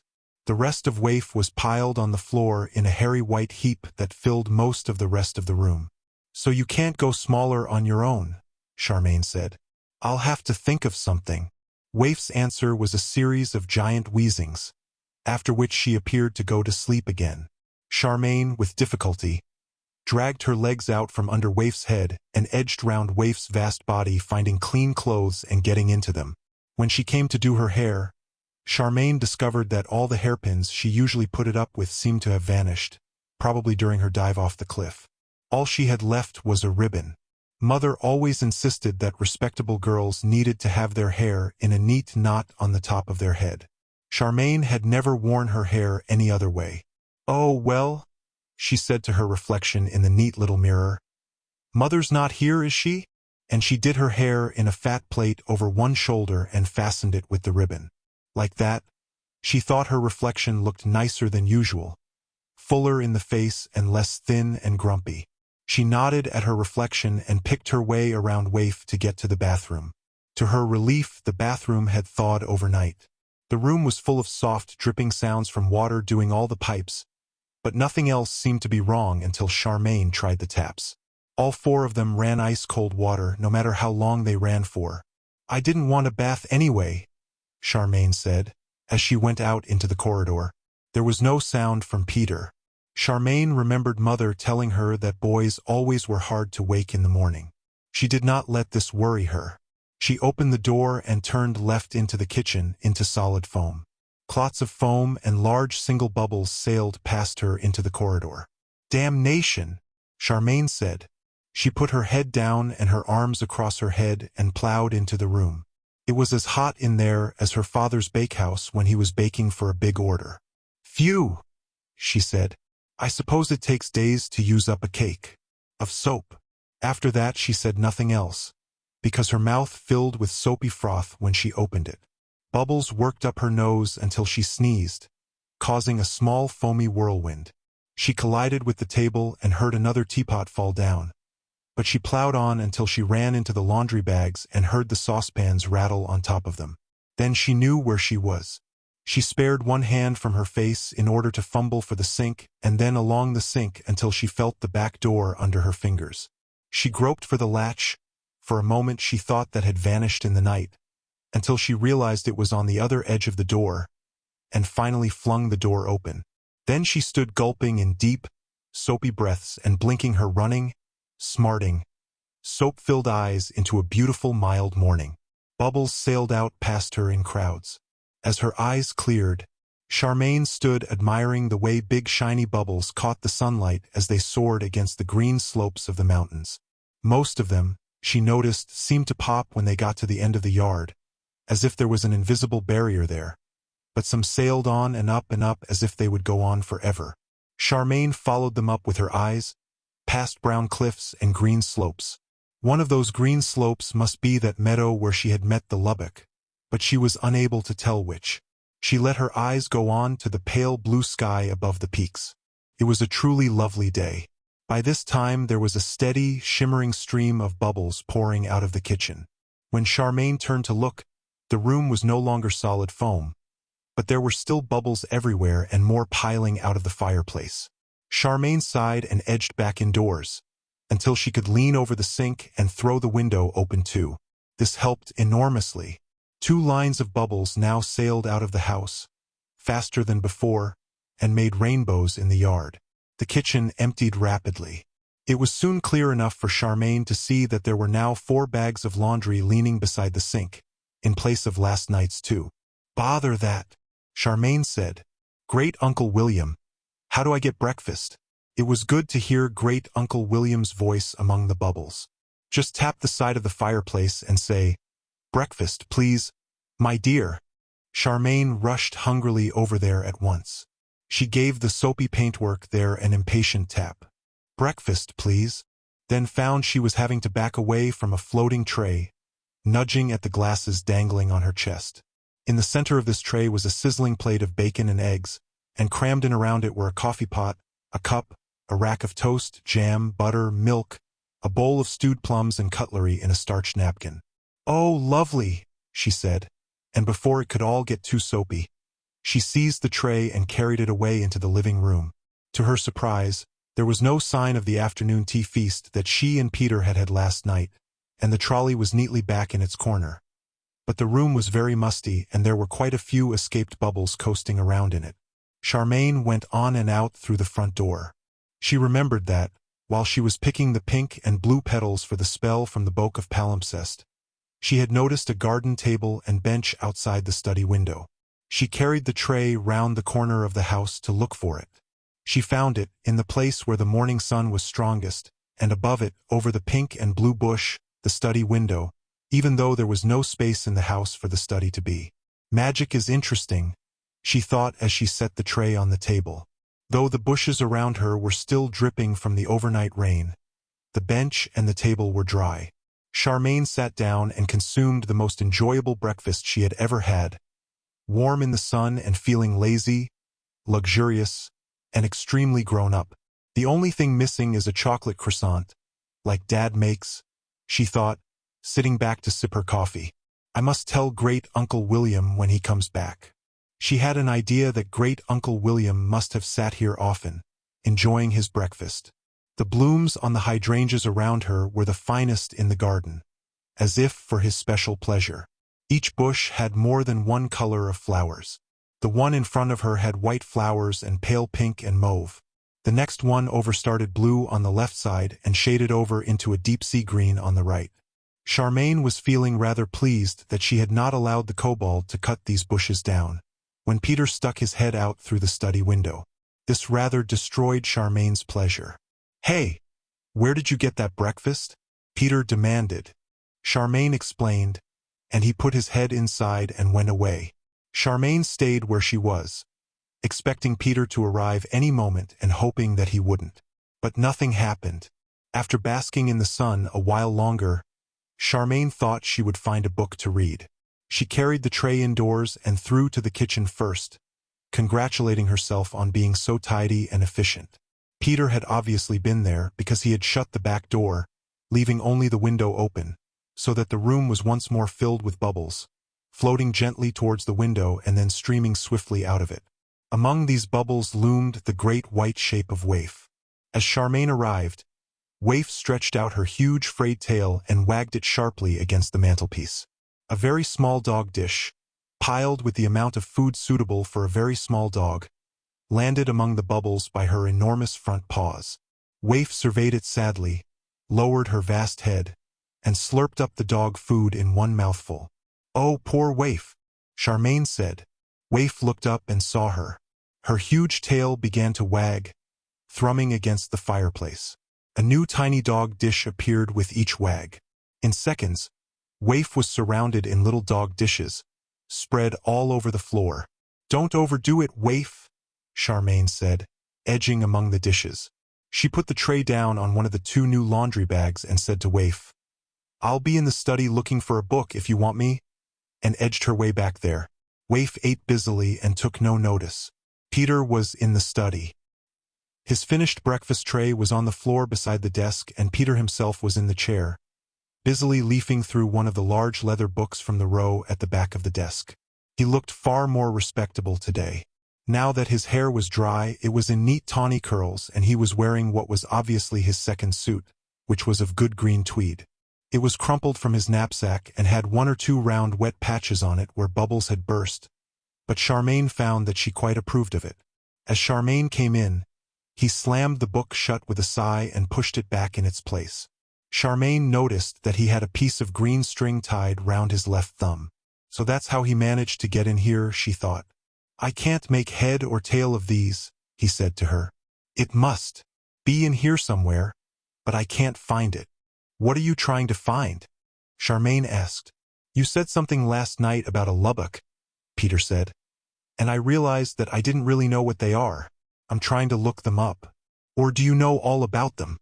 Not really, except that they're very frightening, Charmain confessed. I'd like to find out about them too. How do we? Peter pointed his thumb with the green string round it at the row of books. I know these are a wizard's encyclopedia, but you have to know the sort of thing you're looking for before you can even find the right volume to look in. Charmain pulled her glasses up and bent to look at the books. Each one was called Residential Magica in gold, with a number under that and then a title. Volume 3, she read Gyroloptica, Volume 5, Panacticon, then down at the other end, Volume 19, Advanced Seminal, Volume 27, Terrestrial Oniromancy, Volume 28, Cosmic Oniromancy. I see your problem, she said. I'm going through them in order now, Peter said. I've just done 5. It's all spells I can't make head or tail of. He pulled out Volume 6, which was labeled simply Hex, and opened it. You do the next one, he said. Charmain shrugged and pulled forward Volume 7. It was called, not very helpfully, Potentis. She took it over to the windowsill, where there was space and light, and opened it not far from the beginning. As soon as she did, she knew it was the one. Demon, powerful and sometimes dangerous being, she read, often confused with an elemental QV, and leafing on a few pages, devil, a creature of hell. After that she was at elf gift, contains powers gifted by elves QV for the safety of a realm, and then, a wad of pages later, incubus, specialized devil QV inimical mostly to women. She turned the pages over very slowly and carefully after that, and 20 pages on, she found it. Lubbock. Got it, she said. Great. Peter slammed Hex shut. This one's nearly all. Diagrams. What does it say? He came and leaned on the windowsill beside Charmain, and they both read the entry. Lubbock. A creature fortunately rare. A lubbock is a purple-hued insectal being of any size from grasshopper to larger than human. It is very dangerous, though nowadays luckily only to be encountered in wild or uninhabited areas. A lubbock will attack any human it sees, either with its pincer-like appendages or its formidable proboscis. For 10 months of the year, it will merely tear the human to pieces for food, but in the months of July and August it comes into its breeding season and is then especially dangerous. For in those months it will lie in wait for human travelers and, having caught one, it will lay its eggs in that human's body. The eggs hatch after 12 months, whereupon the first hatched will eat the rest, and this single new lubbock will then carve its way out of its human host. A male human will die. A female human will give birth in the normal fashion, and the offspring so born will be a lubbocken, see below. The human female then usually dies. My goodness, I had a narrow escape, Charmain thought, and her eyes and Peter's scud on to the next entry. Lubbocken, the offspring of a lubbock QV and a human female. These creatures normally have the appearance of a human child, except that they invariably have purple eyes. Some will have purple skin, and a few may even be born with vestigial wings. A midwife will destroy an obvious lubbocken on sight, but in many cases lubbockens have been mistakenly reared as if they were human children. They are almost invariably evil, and since lubbockens can breed with humans, the evil nature does not disappear until several generations have passed. It is rumored that many of the inhabitants of remote areas, such as High Norland and Mont Albino, owe their origins to a lubbocken ancestor. It was hard to describe the effect of reading this on both Charmain and Peter. They both wished they had not read it. Great Uncle William's sunny study suddenly felt entirely unsafe, with queer shadows in the corners. In fact, Charmain thought the whole house did. She and Peter both found themselves staring around uneasily and then looking urgently out of the window for danger in the garden. Both jumped when Waif gave an outsized yawn somewhere in the corridor. Charmain wanted to dash out there and make sure that window at the end was quite shut. But first she had to look at Peter very carefully for any signs of purple in him. He said he came from Mont Albino after all. Peter had gone very white. This showed up quite a few freckles across his nose, but they were pale orange freckles, and the meager new hairs that grew on his chin were a sort of orange too.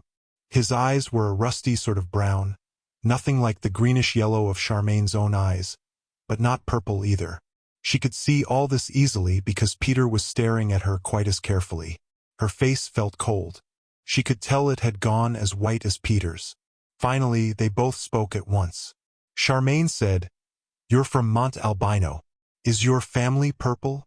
Peter said, "You met a lubbock. Did it lay any eggs in you?" Charmain said, "No." Peter said, "My mother's called the Witch of Mont Albino, but she's from High Norland really, and she is not purple. Tell me about this lubbock you met." Charmain explained how she had climbed out of the window and arrived in the mountain pasture where the lubbock lurked inside the blue flower and, "But did it touch you?" Peter interrupted. "No, because I fell off the cliff before it could," Charmain said. "Fell off the... Then why aren't you dead?" Peter demanded. He backed away from her slightly, as if he thought she might be some kind of zombie. "I worked a spell," Charmain told him, rather airily because she was so proud of having worked real magic. "A flying spell." "Really?" said Peter, half eager, half suspicious. "What flying spell? Where?" "Out of a book in here," Charmain said. "And when I fell, I started to float and came down quite safely in the garden path. There's no need to look so disbelieving. There was a kobold called Rollo in the garden when I came down. Ask him if you don't believe me." "I will," Peter said. "What was this book? Show me." Charmain tossed her plate haughtily across her shoulder and went over to the desk. The book of palimpsest seemed to be trying to hide. It was certainly not where she had left it. Perhaps Peter had moved it. She found it in the end, squeezed in among the row of residential magica, pretending to be another volume of the encyclopedia. "There," she said, banging it down on top of Hex. "And how dare you doubt my word? Now I'm going to find a book to read." She marched to one of the bookshelves and began picking out likely titles. None of the books seemed to have stories in them, which Charmain would have preferred, but some of the titles were quite interesting. What about The Thaumaturge as Artist, for instance, or Memoirs of an Exorcist? On the other hand, The Theory and Practice of Choral Invocation looked decidedly dry, but Charmain rather fancied the one next to it, called The 12-Branched Wand. Peter meanwhile sat himself down at the desk and leafed eagerly through the book of palimpsest. Charmain was just discovering that The Thaumaturge as Artist was full of off-putting sayings like, "Thus our happy little magician can bring a sweet, fairy-like music to our ears," when Peter said irritably, "There's no spell for flying in here. I've looked right through." "Perhaps I used it up," Charmain suggested vaguely. She took a look inside the 12-branched wand and found it a very promising read. "Spells don't work like that," Peter said. "Where did you find it, really?" "In there. I told you," Charmain said. "And if you can't believe a word I say, why do you keep asking me?" She dropped her glasses off her nose, snapped the book shut, and carried a whole pile of likely volumes out into the corridor, where she slammed the study door on Peter and marched off backwards and forwards through the bathroom door until she reached the living room. There, in spite of the mustiness, she decided to stay.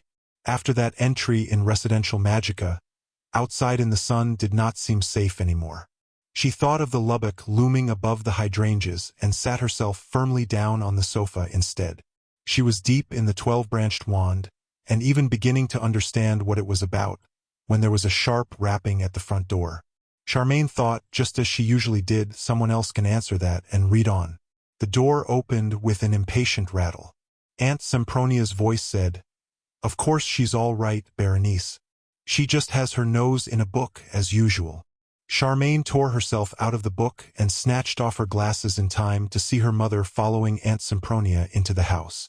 Aunt Sempronia, as usual, was most impressively clothed in stiff silk.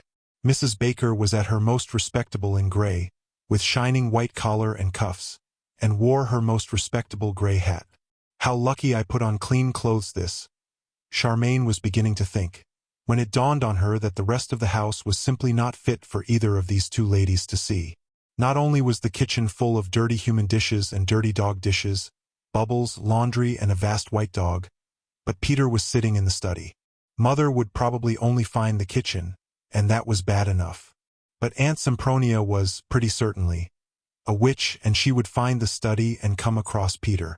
Then Mother would want to know what an unknown boy was doing here. And when Peter was explained, Mother would say that in that case Peter could look after Great-Uncle William's house for him, and Charmain must do the respectable thing and come home at once. Aunt Sempronia would agree, and off home Charmain would be forced to go. And there would be an end to peace and freedom. Charmain jumped to her feet and smiled terrifically, so broadly and welcomingly that she thought she might have sprained her face. "Oh, hello," she said. "I didn't hear the door." "You never do," said Aunt Sempronia. Mrs. Baker peered at Charmain, full of anxiety. "Are you all right, my love?" "Quite all right. Why haven't you put your hair up properly?" "I like it like this," Charmain said, shuffling across so that she was between the two ladies and the kitchen door. "Don't you think it suits me, Aunt Sempronia?" Aunt Sempronia leaned on her parasol and looked at her judiciously. "Yes," she said, "it does. It makes you look younger and plumper. Is that how you want to look?" "Yes, it is," Charmain said defiantly. Mrs. Baker sighed. "Darling, I wish you wouldn't talk in that bold way. People don't like it, you know. But I'm very glad to see you looking so well.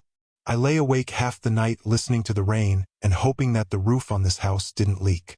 "It doesn't leak," Charmain said. "Or fearing that you might have left a window open," added her mother. Charmain shuddered. "No, I shut the window," she said, and immediately felt sure that Peter was at that moment opening the window onto the Lubbock's meadow. "You really have nothing to worry about, Mother," she lied. "Well, to tell the truth, I was a little worried," Mrs. Baker said. "Your first time away from the nest, you know.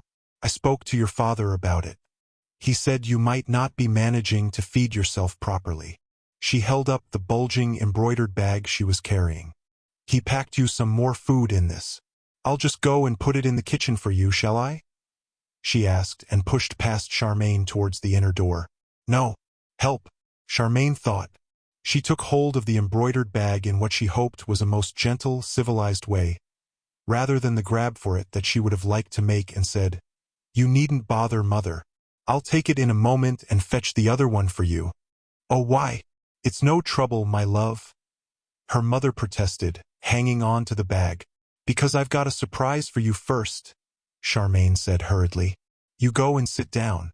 That sofa's very comfortable, Mother, and it has its back to this door. Do take a seat, Aunt Sempronia." "But it won't take me a moment," Mrs. Baker said. "If I leave it on the kitchen table where you can find it." Charmain waved her free hand. Her other hand was hanging on to the bag for dear life. "Great Uncle William," she cried out. "Morning coffee, please." To her enormous relief, Great Uncle William's kind voice replied, "Tap the trolley in the corner, my dear, and say morning coffee." Mrs. Baker gasped with amazement and looked round to see where the voice was coming from. Aunt Sempronia looked interested, looked quizzical, and went over to give the trolley a smart rap with her parasol. "Morning coffee?" she said. Instantly the room filled with a warm smell of coffee. A tall silver coffee pot stood on the trolley, steaming, together with tiny gilded cups, a gilded cream jug, a silver sugar boat, and a plate of little sugary cakes. Mrs. Baker was so astonished that she let go of the embroidered bag. Charmain put it quickly behind the nearest armchair. "Very elegant magic," Aunt Sempronia said. "Berenice, come and sit down here and let Charmain wheel the trolley over beside this sofa." Mrs. Baker obeyed, looking dazed, and to Charmain's acute relief, the visit started to turn into an elegant, respectable coffee morning. Aunt Sempronia poured coffee, while Charmain handed round the sugary cakes. Charmain was standing facing the kitchen door, holding the plate out to Aunt Sempronia, when the door swung open and Waif's huge face appeared round the edge of it, obviously fetched by the smell of little sugary cakes. "Go away, Waif," Charmain said. "Shoo, I mean it. You can't come in here unless you're respectable. Go." Waif stared wistfully, sighed hugely, and backed away. By the time Mrs. Baker and Aunt Sempronia, each carefully holding a brimming little coffee cup, had managed to turn round to see who Charmain was talking to, Waif was gone and the door was shut again. "What was that?" Mrs. Baker asked. "Nothing," Charmain said soothingly. "Only Great Uncle William's guard dog, you know. She's terribly greedy." "You have a dog here," Mrs. Baker interrupted in the greatest alarm. "I'm not sure I like that, Charmain. Dogs are so dirty, and you could get bitten. I hope you keep it chained up." No, no, she's terribly clean. And obedient," Charmain said, wondering if this was true. It's just that she overeats. Great Uncle William tries to keep her on a diet, so of course she was after one of these cakes." The kitchen door opened again. This time it was Peter's face that came round the edge of it, with a look on it that suggested that Peter had something urgent to say. The look turned to horror as he took in Aunt Sempronia's finery and Mrs. Baker's respectability. "Here she is again," Charmain said rather desperately. "Waif, go away." Peter took the hint and vanished.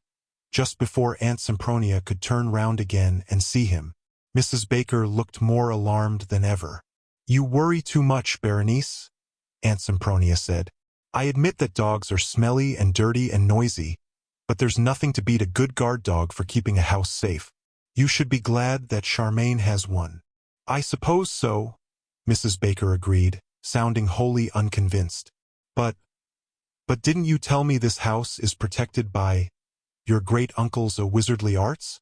Yes, it is," Charmain said eagerly. "The place is doubly safe." "Of course it is," said Aunt Sempronia. "I believe that nothing can get in here that hasn't been invited over the threshold." As if to prove Aunt Sempronia completely wrong there, a kobold suddenly appeared on the floor beside the trolley.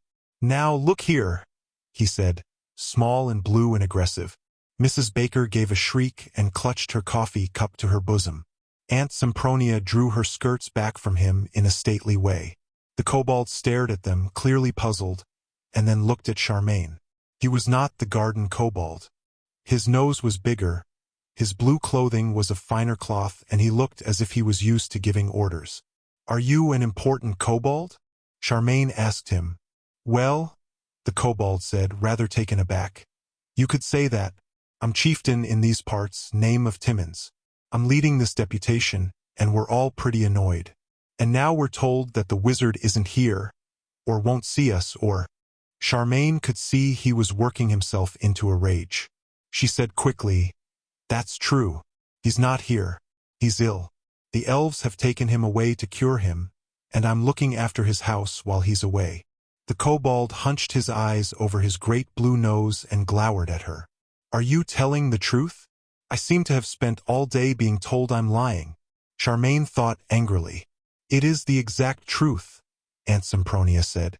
"William Norland is not here at present.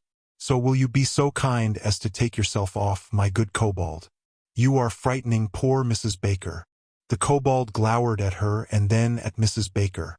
"Then," he said to Charmain, "I don't see any chance of this dispute being settled ever," and he was gone as suddenly as he had come.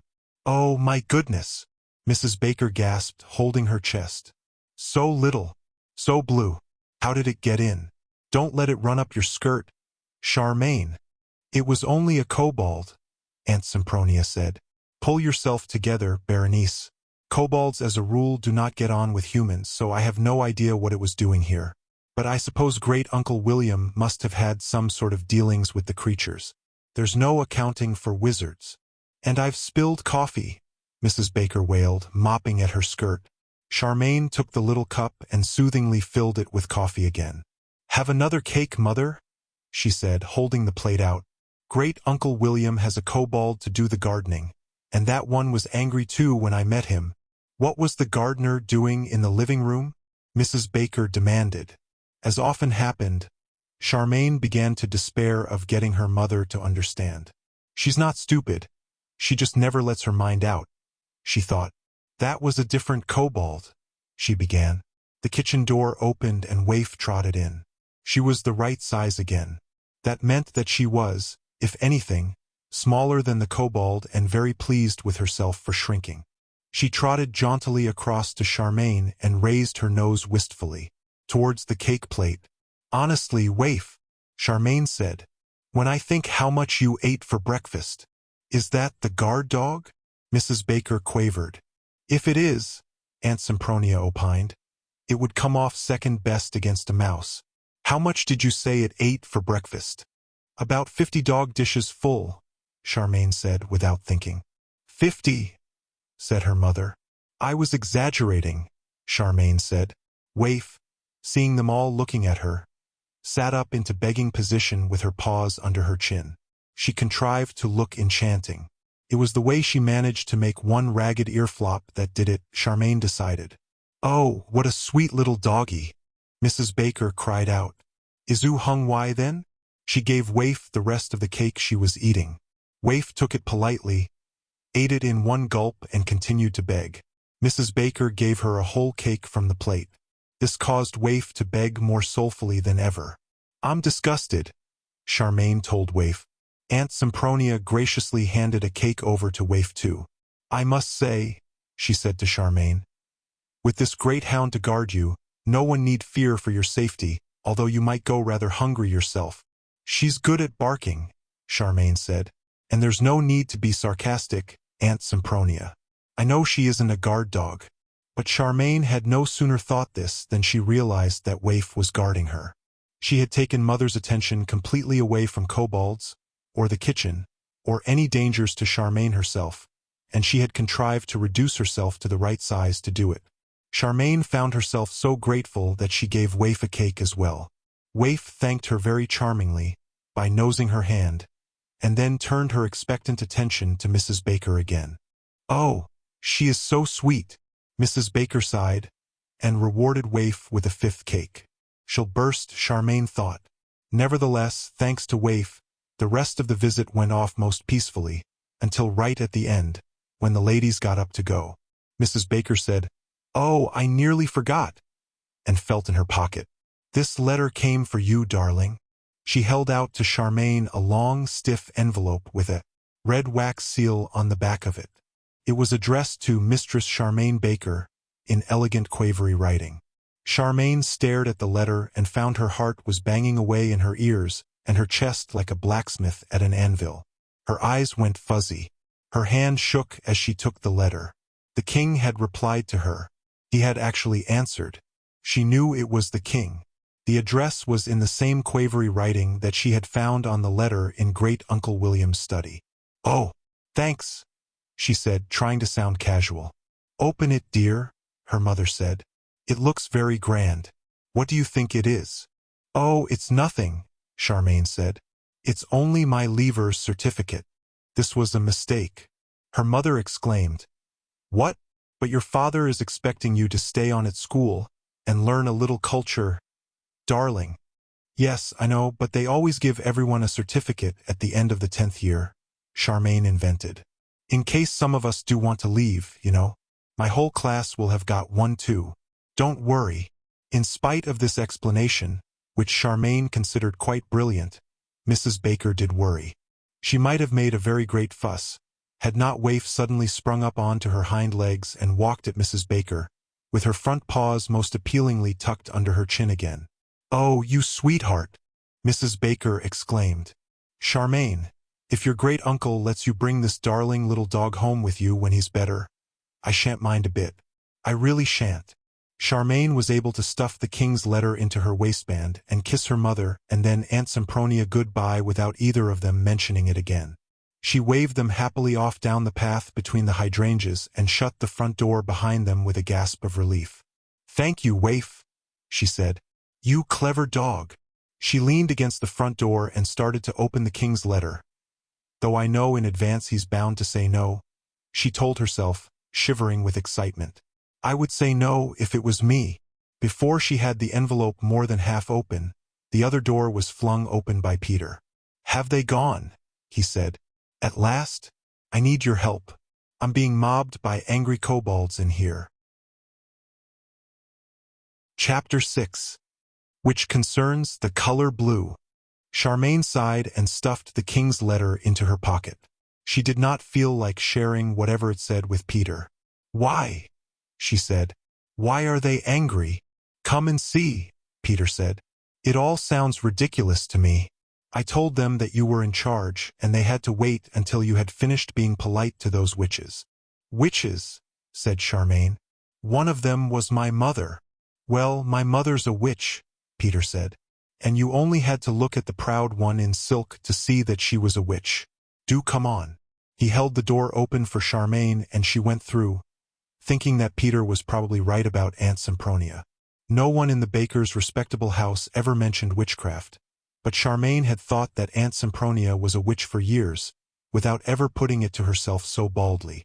She forgot about Aunt Sempronia as soon as she entered the kitchen. There were kobolds everywhere. Little blue men with different shapes of large blue noses were standing anywhere there was a space on the floor that was not full of dog dishes or spilled tea. They were on the table between teapots and in the sink balanced on dirty dishes. There were little blue women too, mostly perched on the laundry bags. The women were distinguished by their smaller, gentler noses and their rather stylish flounced blue skirts. "I'd like a skirt like that," Charmain thought. "Only larger, of course." There were so many kobolds that it took Charmain a moment to notice that the bubbles from the fireplace were nearly gone.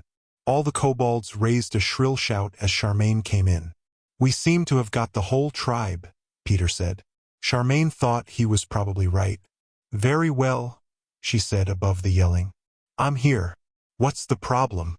The answer was such a storm of yelling that Charmain put her hands over her ears.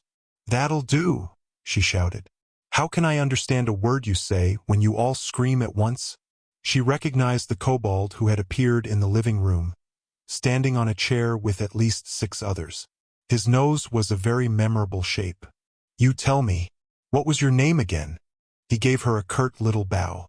"Timmins is my name. I understand you are Charmain Baker and you speak for the wizard. Am I right?"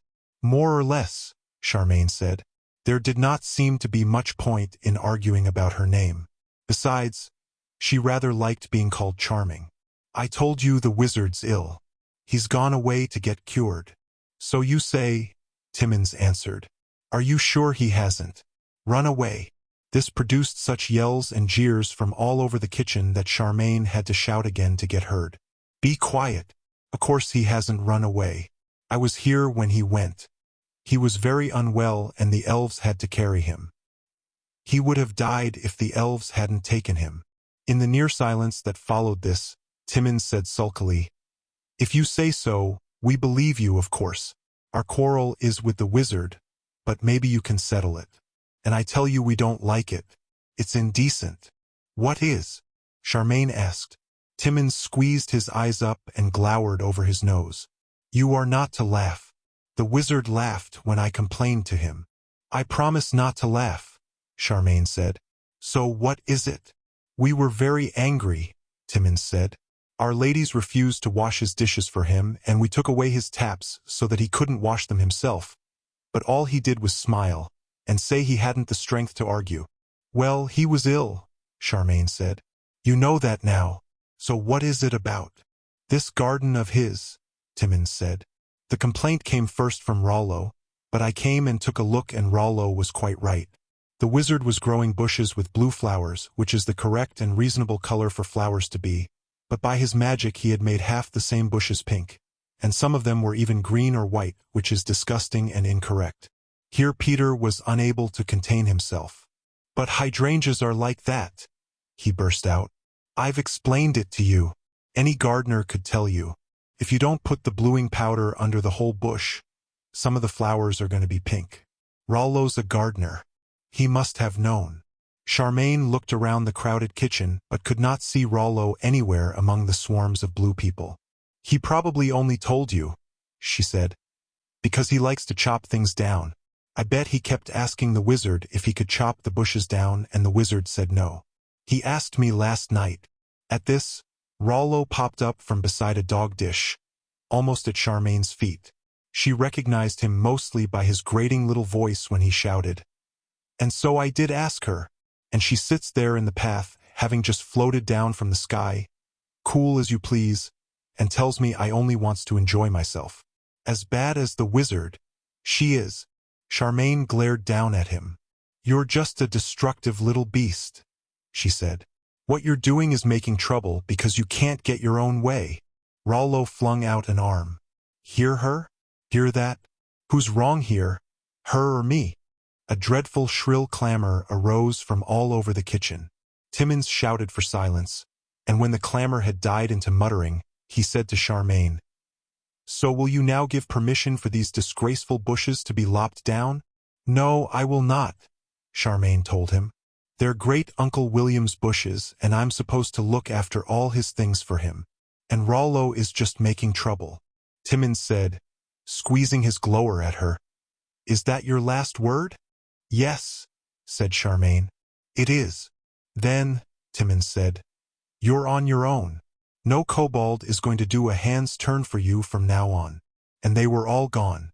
Just like that, the blue crowd vanished from among teapots and dog dishes and dirty crockery, leaving a little wind stirring the last few bubbles about and the fire now burning brightly in the grate. "That was stupid of you," Peter said. "What do you mean?" Charmain asked indignantly. "You're the one who said those bushes were supposed to be like that. And you could see Rollo had got them all stirred up on purpose. I couldn't let great Uncle William come home to find his garden all chopped down. Could I?" "Yes, but you could have been more tactful," Peter insisted.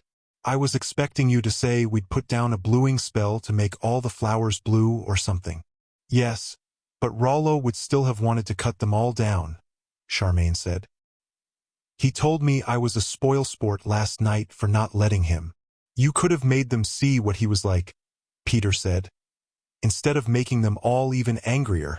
"At least I didn't laugh at them like great Uncle William did," Charmain retorted.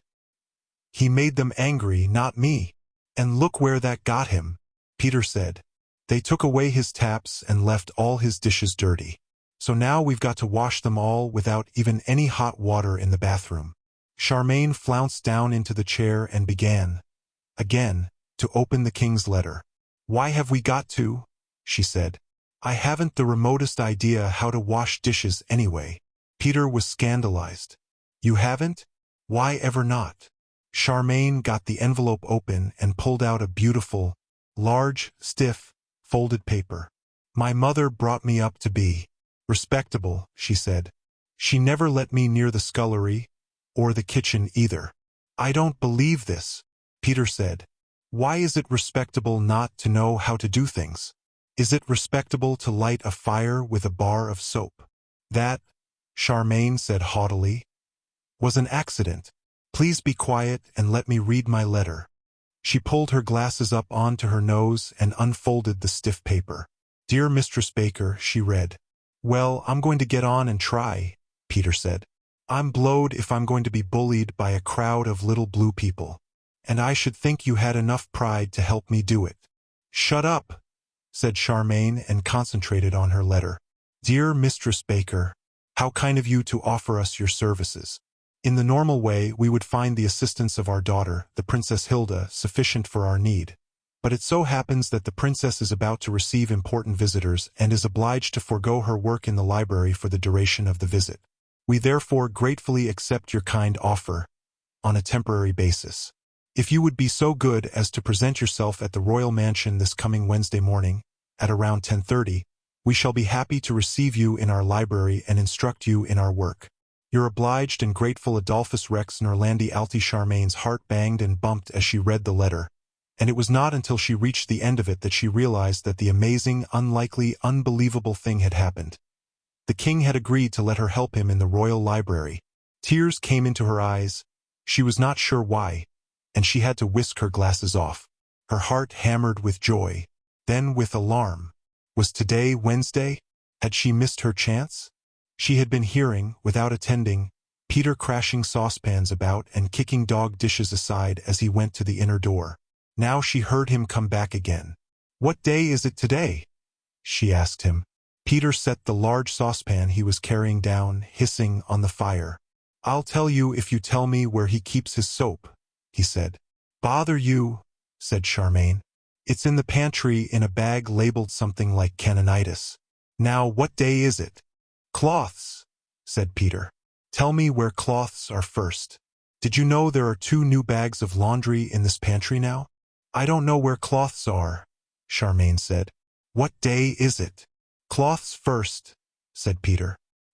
"He doesn't answer me when I ask." "He didn't know you were coming," Charmain said. "Is it Wednesday yet?" "I can't think why he didn't know," Peter said. "He got my letter. Ask for cloths." Charmain sighed. "Great Uncle William," she said.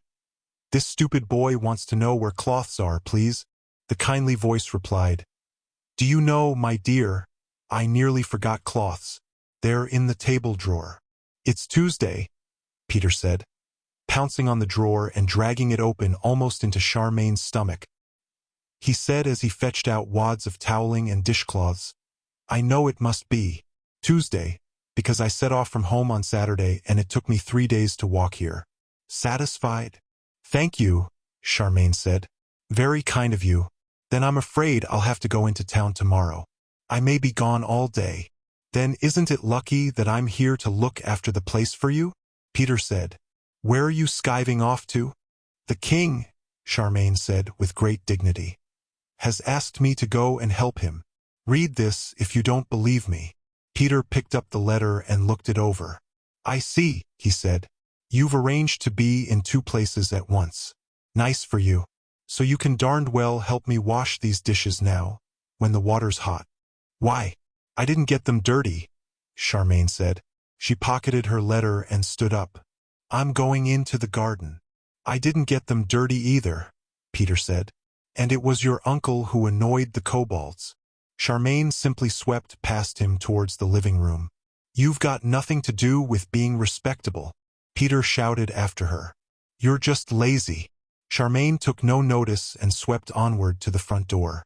Waif followed her, bustling appealingly around her ankles. But Charmain was too annoyed with Peter to bother with Waif. "Always criticizing," she said. "He's never stopped once since he got here. As if he was perfect," she said as she flung open the front door. She gasped. The kobolds had been busy very quickly. True, they had not cut down the bushes because she had told them not to, but they had cut off every single pink bloom and most of the mauve or white ones. The front path was strewn with pink and lilac umbrellas of hydrangea flowers, and she could see more lying among the bushes. Charmain gave a cry of outrage and rushed forward to pick them up. "Lazy am I?" she muttered as she collected hydrangea heads into her skirt. "Oh, poor great Uncle William. What a mess. He liked them all colors. Oh, those little blue beasts." She went to tip the flowers out of her skirt onto the table outside the study window and discovered a basket by the wall there. She took it with her among the bushes. While Waif scuttled and snorted and sniffed around her, Charmain scooped up snipped-off hydrangea heads by the basket load. She chuckled rather meanly when she discovered that the kobolds had not always been certain which were blue. They had left most of the ones that were greenish and some that were lavender-colored, while there was one bush at which they must have had real trouble, because each flower on each of its umbrellas was pink in the middle and blue on the outside. To judge by the numbers of tiny footprints around this bush, they had held a meeting about it. In the end, they had cut the blooms off one half of the bush and left the rest. "See? It's not that easy," Charmain said loudly in case there were any kobolds around listening. "And what it really is vandalism, and I hope you're ashamed." She carried her last basketful back to the table, repeating, "Vandals, bad behavior, little beasts," and hoping that Rollo at least was somewhere listening. Some of the biggest heads had quite long stalks. Charmain collected those into a large pink, mauve and greenish-white bunch, and spread the rest out on the table to dry in the sun. She remembered reading somewhere that you could dry hydrangeas and they would stay the same color and make good decorations for winter. Great Uncle William would enjoy these, she thought. "So you see it is useful to sit and read a lot," she announced to the air. By this time, however, she knew she was trying to justify herself to the world, if not to Peter. because she had been rather too impressed with herself for getting a letter from the king. "Oh, well," she said. "Come on, Waif." Waif followed Charmain into the house, but backed away from the kitchen door, trembling. Charmain saw why when she came into the kitchen and Peter looked up from his steaming saucepan. He had found an apron from somewhere and stacked all the crockery in neat heaps along the floor. He gave Charmain a look of righteous pain. "Very ladylike," he said. "I ask you to help me wash up and you pick flowers." "No, really," Charmain said. "Those beastly kobolds have cut off all the pink ones." "They have," Peter said. "That's too bad. Your uncle's going to be upset when he comes home, isn't he? You could put your flowers in that dish where the eggs are." Charmain looked at the pie dish full of eggs crammed in beside the big bag of soap flakes among the teapots on the table. "Then where do we put the eggs?" "Just a moment." She went away to the bathroom and put the hydrangeas in the wash basin. It was rather ominously moist and trickly in there, but Charmain preferred not to think about that. She went back to the kitchen and said, "Now I'm going to nurture the hydrangea bushes by emptying these teapots on them." "Nice try," Peter said. "That'll take you several hours. Do you think this water is hot yet?" "Only steaming," Charmain said. "I think it ought to bubble, and it won't take me hours. Watch." She sorted out 2 largish saucepans and began emptying teapots into them. She was saying, "There are some advantages to being lazy, you know." When she realized that, as soon as she had emptied a teapot and put it back on the table, the teapot disappeared. "Leave us one," Peter said anxiously. "I'd like a hot drink." Charmain thought about this and carefully put the last teapot down on the chair. It disappeared too. "Oh, well," Peter said. Since he was obviously trying not to be so unfriendly, Charmain said, "We can get afternoon tea in the living room after I've emptied these. And my mother brought another bag of food when she came." Peter cheered up remarkably. "Then we can have a decent meal when we've done the washing up," he said. "We're doing that first, whatever you say." And he held Charmain to it in spite of her protests.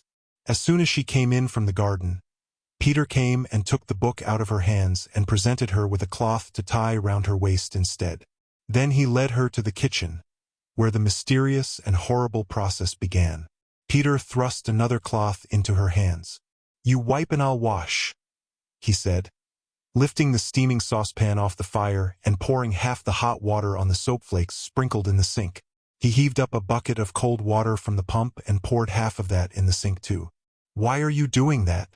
Charmain asked. "So as not to get scalded," Peter replied, plunging knives and forks into his mixture and following those with a stack of plates. "Don't you know anything?" "No," Charmain said. She thought irritably that not one of the many books she had read had so much as mentioned washing dishes, let alone explained how you did it.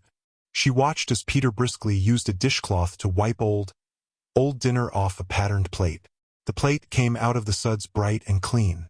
Charmain rather liked the pattern now and was almost inclined to believe that this was magic. She watched Peter dip the plate in another bucket to rinse it. Then he handed it to her. "What do I do with this?" she asked. "Wipe it dry, of course," he said. "Then stack it on the table." Charmain tried. The whole horrible business took ages. The wiping cloth hardly seemed to soak up water at all, and the plate kept nearly slithering out of her hands. She was so much slower at wiping than Peter was at washing, that Peter soon had a heap of plates draining beside the sink and began to get impatient. Naturally, at that point, the prettiest patterned plate slid out of Charmain's hands completely and fell on the floor. Unlike the strange teapots, it broke. "Oh," Charmain said, staring down at the pieces. "How do you put them together?" Peter rolled his eyes up towards the ceiling. "You don't," he said. "You just take care not to drop another." He collected the pieces of plate and threw them into another bucket. "I'll wipe now. You try your hand at washing, or we'll be all day." He let the now brownish water out of the sink, collected the knives, forks and spoons out of it, and dropped them in the rinsing bucket.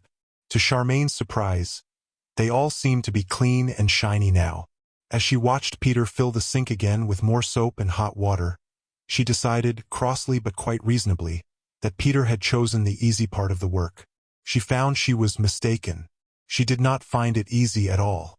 It took her slow ages on each piece of crockery, and she got soaked down the front of her in the process. And Peter kept handing back to her plates and cups, saucers and mugs, and saying they were still dirty. Nor would he let her wash any of the many dog dishes until the human crockery was done.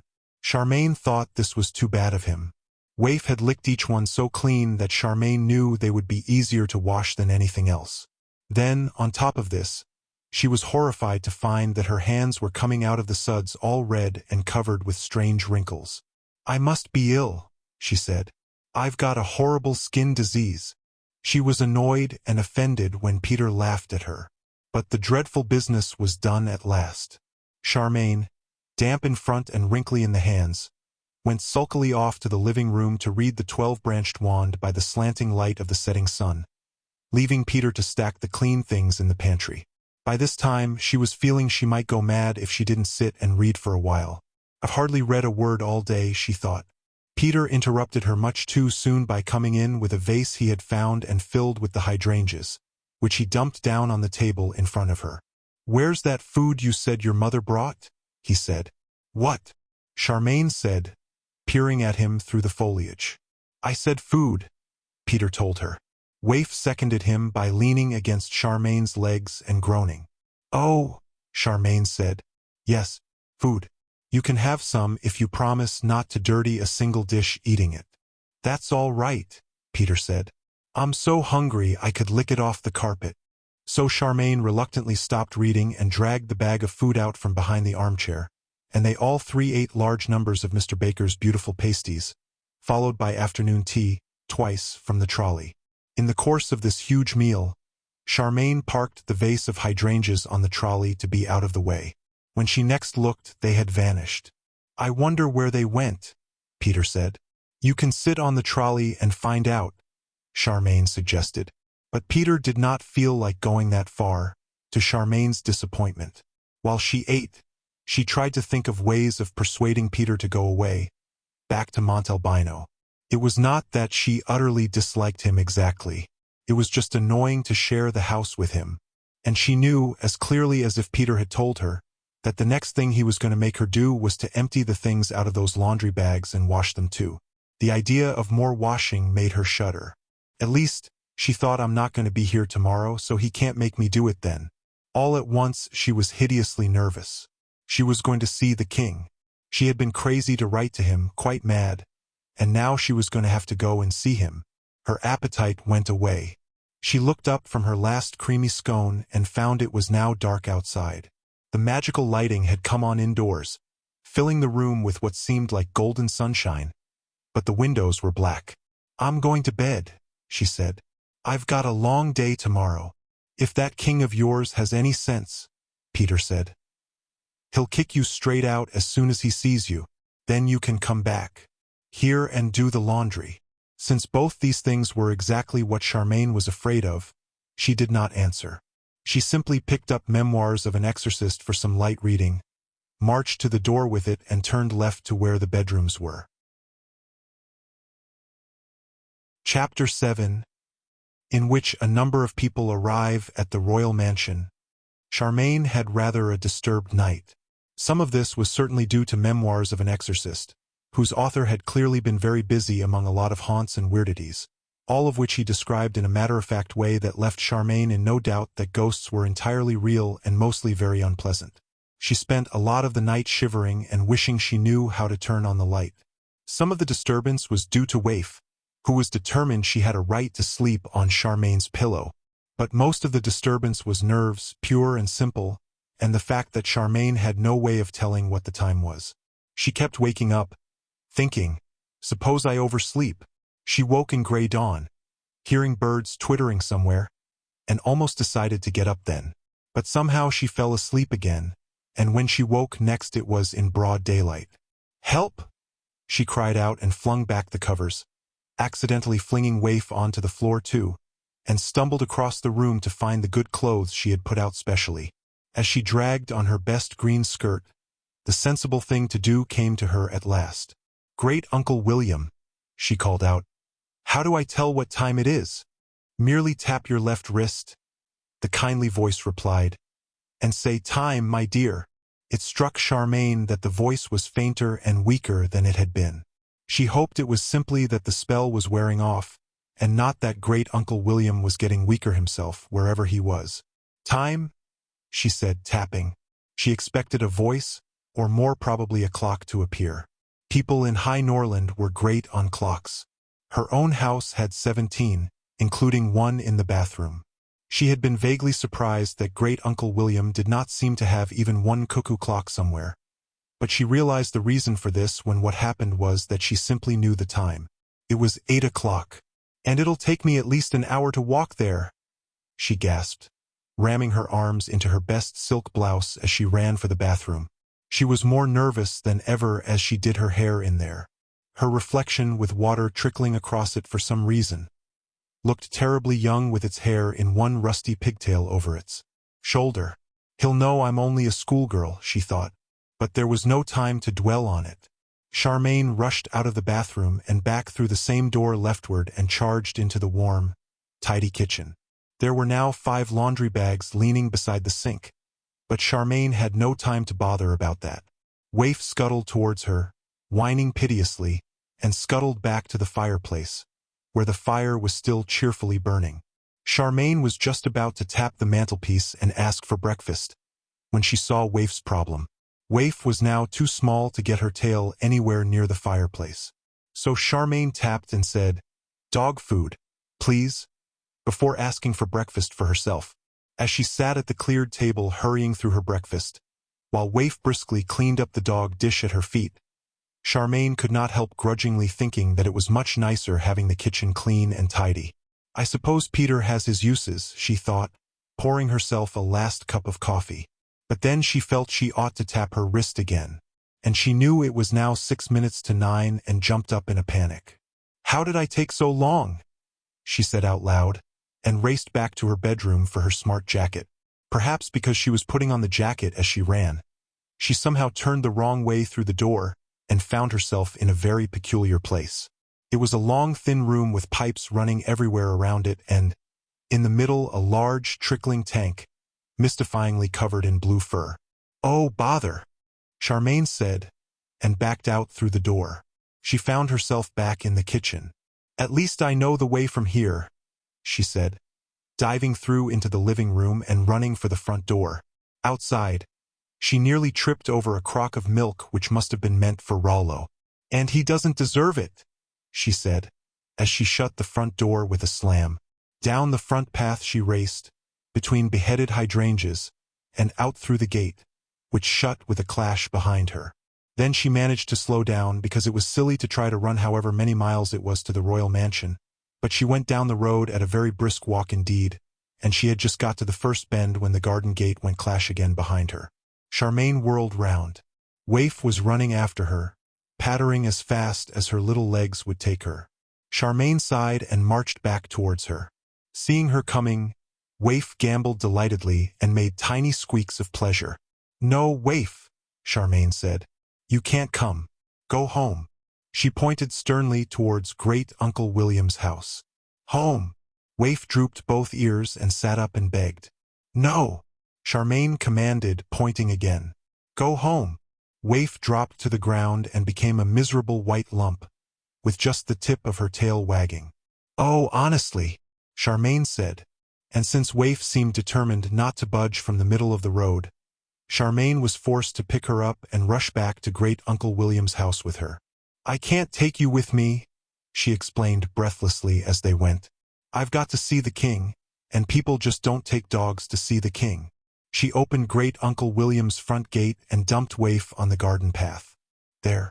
Now stay." She shut the gate on Waif's reproachful face and strode off down the road again. As she went, she tapped her wrist anxiously and said, "Time."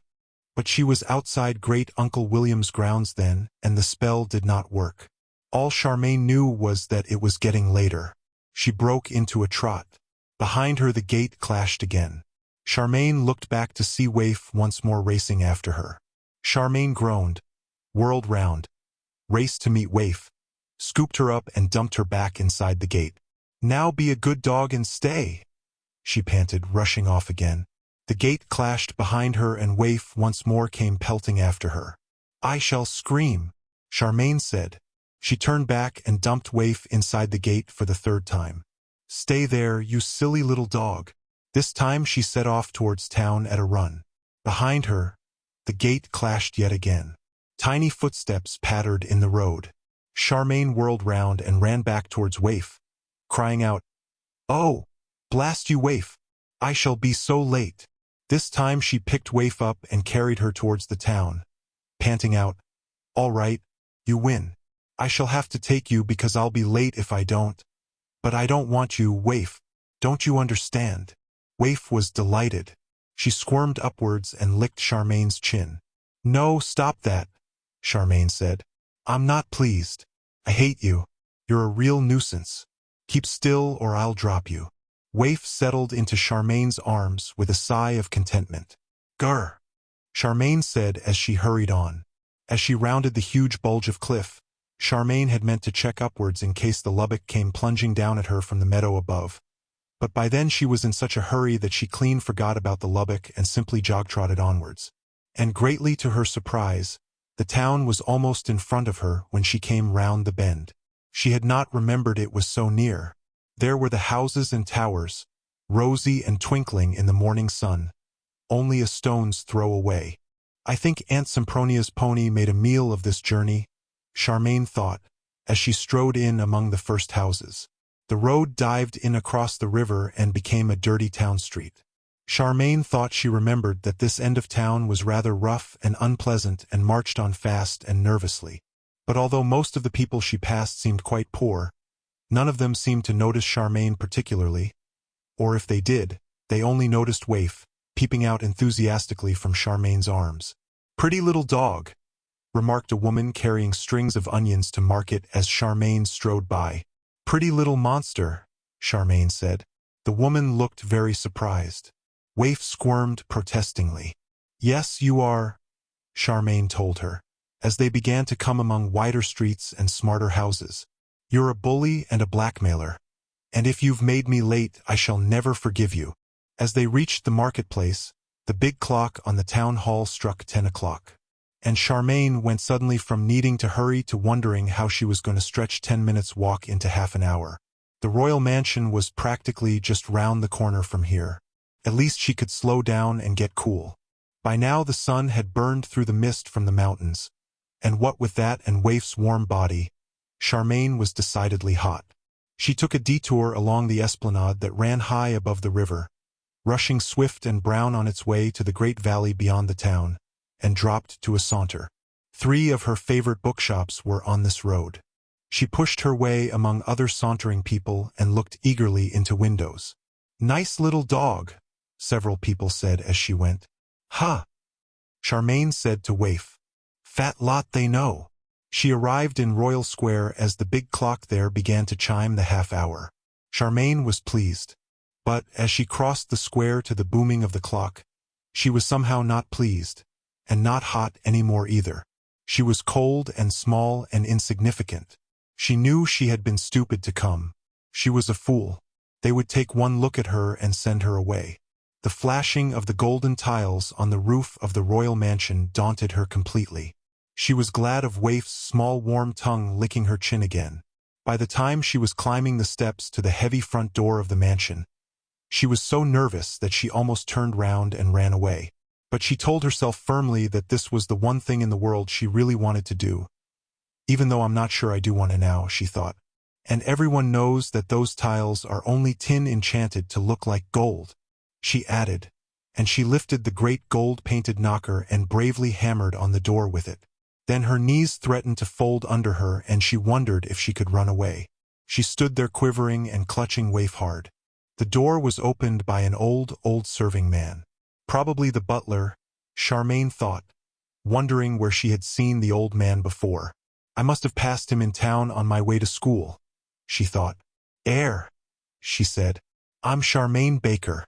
The king wrote me a letter." She let go of Waif with one hand in order to fetch the letter out of her pocket, but before she could get at it, the old butler held the door wide open. "Please to come in, Miss Charming," he said in a quavery old voice. His Majesty is expecting you. Charmain found herself entering the royal mansion on legs that wobbled almost as badly as the old butler's did.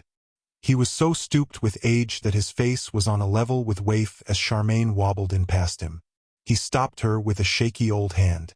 Please to keep tight hold on the little dog, miss. It wouldn't do to have it wandering about here. Charmain discovered herself to be babbling. I do hope it's all right to bring her. She would keep following me, you see. And in the end I had to pick her up and carry her or I'd have been. Perfectly all right, miss, the butler said, heaving the great door shut. His Majesty is very fond of dogs. Indeed, he has been bitten several times trying to make friends with, well, the fact of the matter is, miss, that our Rajputi cook owns a dog that is not at all a nice creature. It has been known to slay other dogs when they impinge upon its territory. Oh dear, Charmain said weakly. Precisely, said the old butler. If you will follow me, miss. Waif squirmed in Charmain's arms because Charmain was clutching her so tightly as she followed the butler along a broad stone corridor. It was cold inside the mansion and rather dark. Charmain was surprised to find that there were no ornaments anywhere and almost no hint of royal grandeur, unless you counted 1 or 2 large brown pictures in dingy gold frames. There were big pale squares on the walls every so often, where pictures had been taken away, but Charmain was by now so nervous that she did not wonder about this. She just became colder and thinner and more unimportant, until she felt she must be about the size of Waif. The butler stopped and creakily pushed open a mighty square oak door. Your Majesty, Miss Charmain Baker, he announced. And dog. Then he doddered away. Charmain managed to dodder into the room. The shakiness must be catching, she thought, and did not dare curtsy in case her knees collapsed. The room was a vast library. Dim brown shelves of books stretched away in both directions. The smell of old book, which Charmain normally loved, was almost overpowering. Straight in front of her was a great oak table, piled high with more books and stacks of old, yellow papers, and some newer, whiter paper at the near end. There were 3 big carved chairs at that end, arranged around a very small charcoal fire in an iron basket. The basket sat on a kind of iron tray, which in turn sat on an almost worn-out carpet. 2 old people sat in 2 of the carved chairs. One was a big old man with a nicely trimmed white beard and, when Charmain dared to look at him, kindly, crinkled old blue eyes. She knew he had to be the king. Come here, my dear, he said to her, and take a seat. Put the little dog down near the fire. Charmain managed to do as the king said. Waif, to her relief, seemed to realize that one must be on one's best behavior here. She sat gravely down on the carpet and politely quivered her tail. Charmain sat on the edge of the carved chair and quivered all over. Let me make my daughter known to you, said the king. Princess Hilda. Princess Hilda was old too. If Charmain had not known she was the king's daughter, she might have thought the princess and the king were the same age. The main difference between them was that the princess looked twice as royal as the king. She was a big lady like her father, with very neat iron-gray hair and a tweed suit so plain and tweed-colored that Charmain knew it was a highly aristocratic suit. Her only ornament was a big ring on one veiny old hand. That is a very sweet little dog, she said, in a firm and forthright voice. What is her name? Waif, your highness, Charmain faltered. And have you had her long? The princess asked. Charmain could tell that the princess was making conversation in order to set her at her ease, and that made her more nervous than ever. No, that is, she said. The fact is she was a stray. Great Uncle William said she was. And he can't have had her long because he didn't know she was, a girl. William Norland, you know, the wizard. The king and the princess both said, Oh! At this, and the king said, Are you related to Wizard Norland, then, my dear? Our great friend, added the princess. He's my Aunt Sempronia's great uncle really, Charmain confessed. Somehow the atmosphere became much more friendly. The king said, rather longingly, I suppose you have had no news of how Wizard Norland is yet? Charmain shook her head. I'm afraid not, your majesty. But he did look awfully ill when the elves took him away. Not to be wondered at, stated Princess Hilda. Poor William. Now, Miss Baker. Oh, please call me Charmain, Charmain stammered. Very well, the princess agreed. But we must get down to business now, child, because I shall have to leave you soon to attend to my first guest. My daughter is sparing you an hour or so, the king said, to explain to you what we do here in the library and how you may best assist us. This is because we gathered from your handwriting that you were not very old, which we see is the case, and so probably inexperienced. He gave Charmain the most enchanting smile. We really are most grateful to you for your offer of help, my dear. No one has ever considered that we might need assistance before. Charmain felt her face filling with heat. She knew she was blushing horribly. My pleasure, she managed to mutter. Pull your chair over to the table, Princess Hilda interrupted, and we'll get down to work. As Charmain got up and dragged the heavy chair over, the king said courteously, We hope you may not be too hot in here with the brazier beside you. It may be summer now, but we old people feel the cold these days. Charmain was still frozen with nerves. Not at all, sire, she said. And Waif at least is happy, the king said, pointing a gnarly finger. Waif had rolled over onto her back with all four paws in the air and was basking in the heat from the brazier. She seemed far happier than Charmain was. To work, father, the princess said severely. She fetched up the glasses hanging from a chain round her neck and planted them on her aristocratic nose. The king fetched up a pair of pince-nez. Charmain fetched up her own glasses. If she had not been so nervous, she would have wanted to giggle at the way they all had to do this. Now, said the princess, we have in this library books, papers, and parchment scrolls. After a lifetime of labor, father and I have managed to list roughly half the books, by name and author's name, and assigned each a number, together with a brief account of what is in each book. Father will continue doing this while you make yourself responsible for my main task, which is to catalog papers and scrolls. I have barely made a start there, I'm afraid. Here is my list.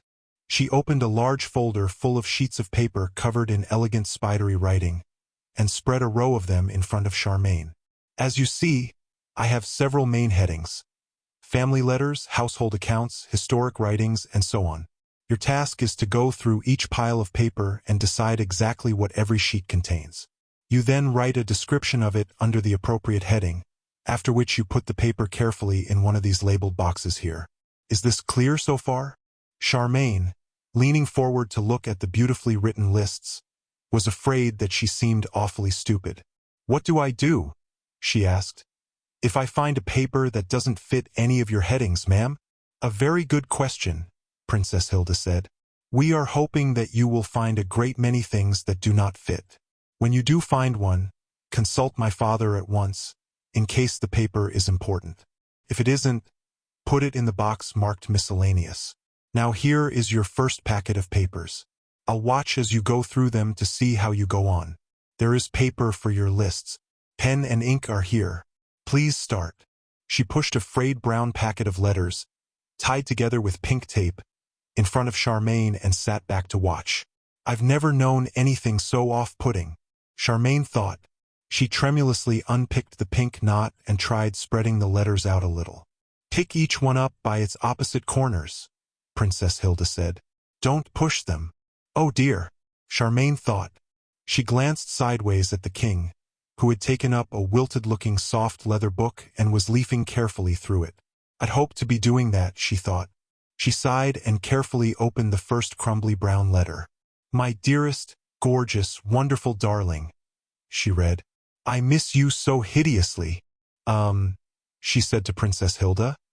Is there a special box for love letters? Yes, indeed, said the princess. This one. Record the date and the name of the person who wrote it. Who was it, by the way? Charmain looked on to the end of the letter. It says Big Dolphy. Both the king and the princess said, well, and laughed, the king most heartily. Then they are from my father to my mother, Princess Hilda said. My mother died many years ago now, but never mind that. Write it on your list. Charmain looked at the crumbly brown state of the paper and thought it must have been very many years ago. She was surprised that the king did not seem to mind her reading it, but neither he nor the princess seemed in the least worried. Perhaps royal people are different, she thought, looking at the next letter. It began, "Dearest Chuffy Puffy One." Oh well. She got on with her task. After a while, the princess stood up and pushed her chair neatly up to the table. "This seems quite satisfactory," she stated. "I must go. My guest will be arriving soon. I still wish I had been able to ask that husband of hers too, father." "Out of the question, my dear," the king said, without looking up from the notes he was making. "Poaching. He's someone else's royal wizard." "Oh, I know," Princess Hilda said. "But I am also aware that Ingery has 2 royal wizards, and our poor William is ill and may be dying." "Life is never fair, my dear," the king said, still scratching away with his quill pen. "Besides, William had no more success than we have had." "I'm aware of that too, father," Princess Hilda said as she left the library. The door shut with a heavy thud behind her. Charmain bent over her next pile of papers, trying to look as if she had not been listening. It seemed private. This pile of paper had been tied into a bundle for so long that each sheet had stuck to the next one. All dry and brownish, like a wasp's nest Charmain had once found in the attic at home. She became very busy trying to separate the layers. "Ahem," said the king. Charmain looked up to see that he was smiling at her, with his quill in the air and a sideways twinkle at her from above his glasses. "I see you are a very discreet young lady," he said, "and you must have gathered from our talk just now that we, and your great-uncle with us, are searching for some very important things. My daughter's headings will give you some clue what to look out for. Your key words will be treasury, revenues, gold, and elf gift. If you find a mention of any of these, my dear, please tell me at once." The idea of looking for such important things made Charmain's fingers on the frail paper go all cold and clumsy. "Yes, yes, of course, your majesty," she said. Rather to her relief, that packet of papers was nothing but lists of goods and their prices, all of which seemed surprisingly low. "To 10 pounds of wax candles at 2 pennies a pound, 20 pence, she read. Well, it did seem to date from 200 years ago. "To 6 ounces of finest saffron, 30 pence. To 9 logs of fragrant applewood for the scenting of the chief chambers, 1 farthing. And so on. The next page was full of things like, to 40 ells of linen drapes, 44 shillings.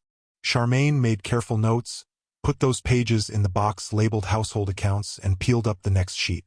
"Oh," she said. The next sheet said, "To Wizard Mellicott, for the enchanting of 100 square feet of tin tilings to give the appearance of a golden roof, 200 guineas. "What is it, my dear?" the king asked, putting his finger on his place in his book.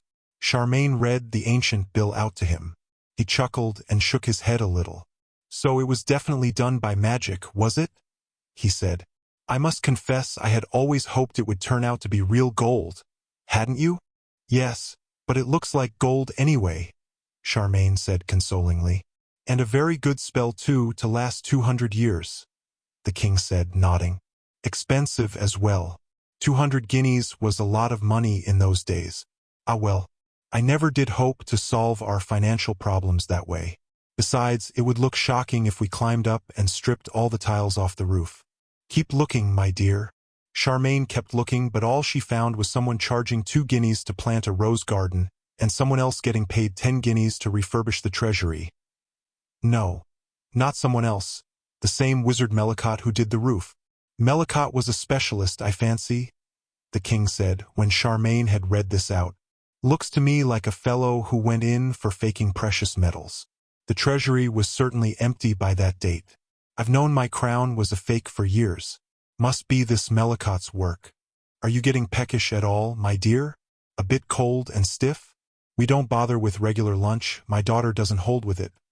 But I generally ask the butler to bring in a snack around this time. Why not get up and stretch your legs while I ring the bell?"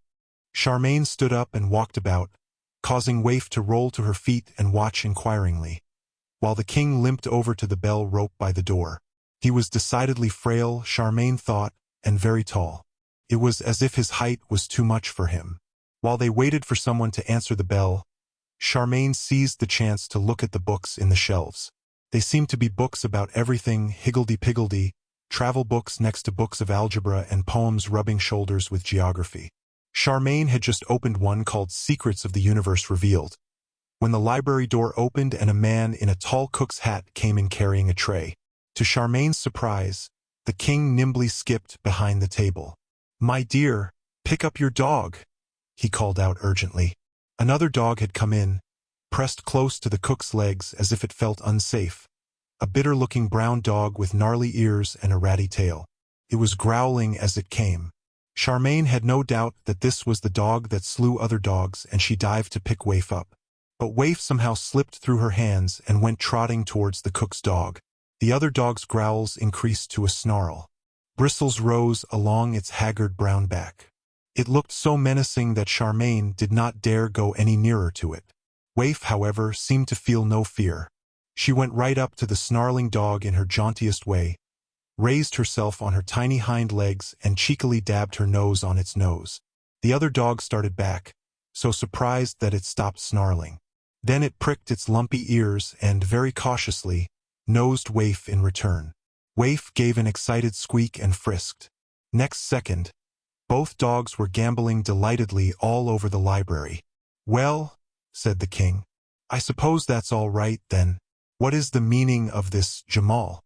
Why are you here instead of Sim?"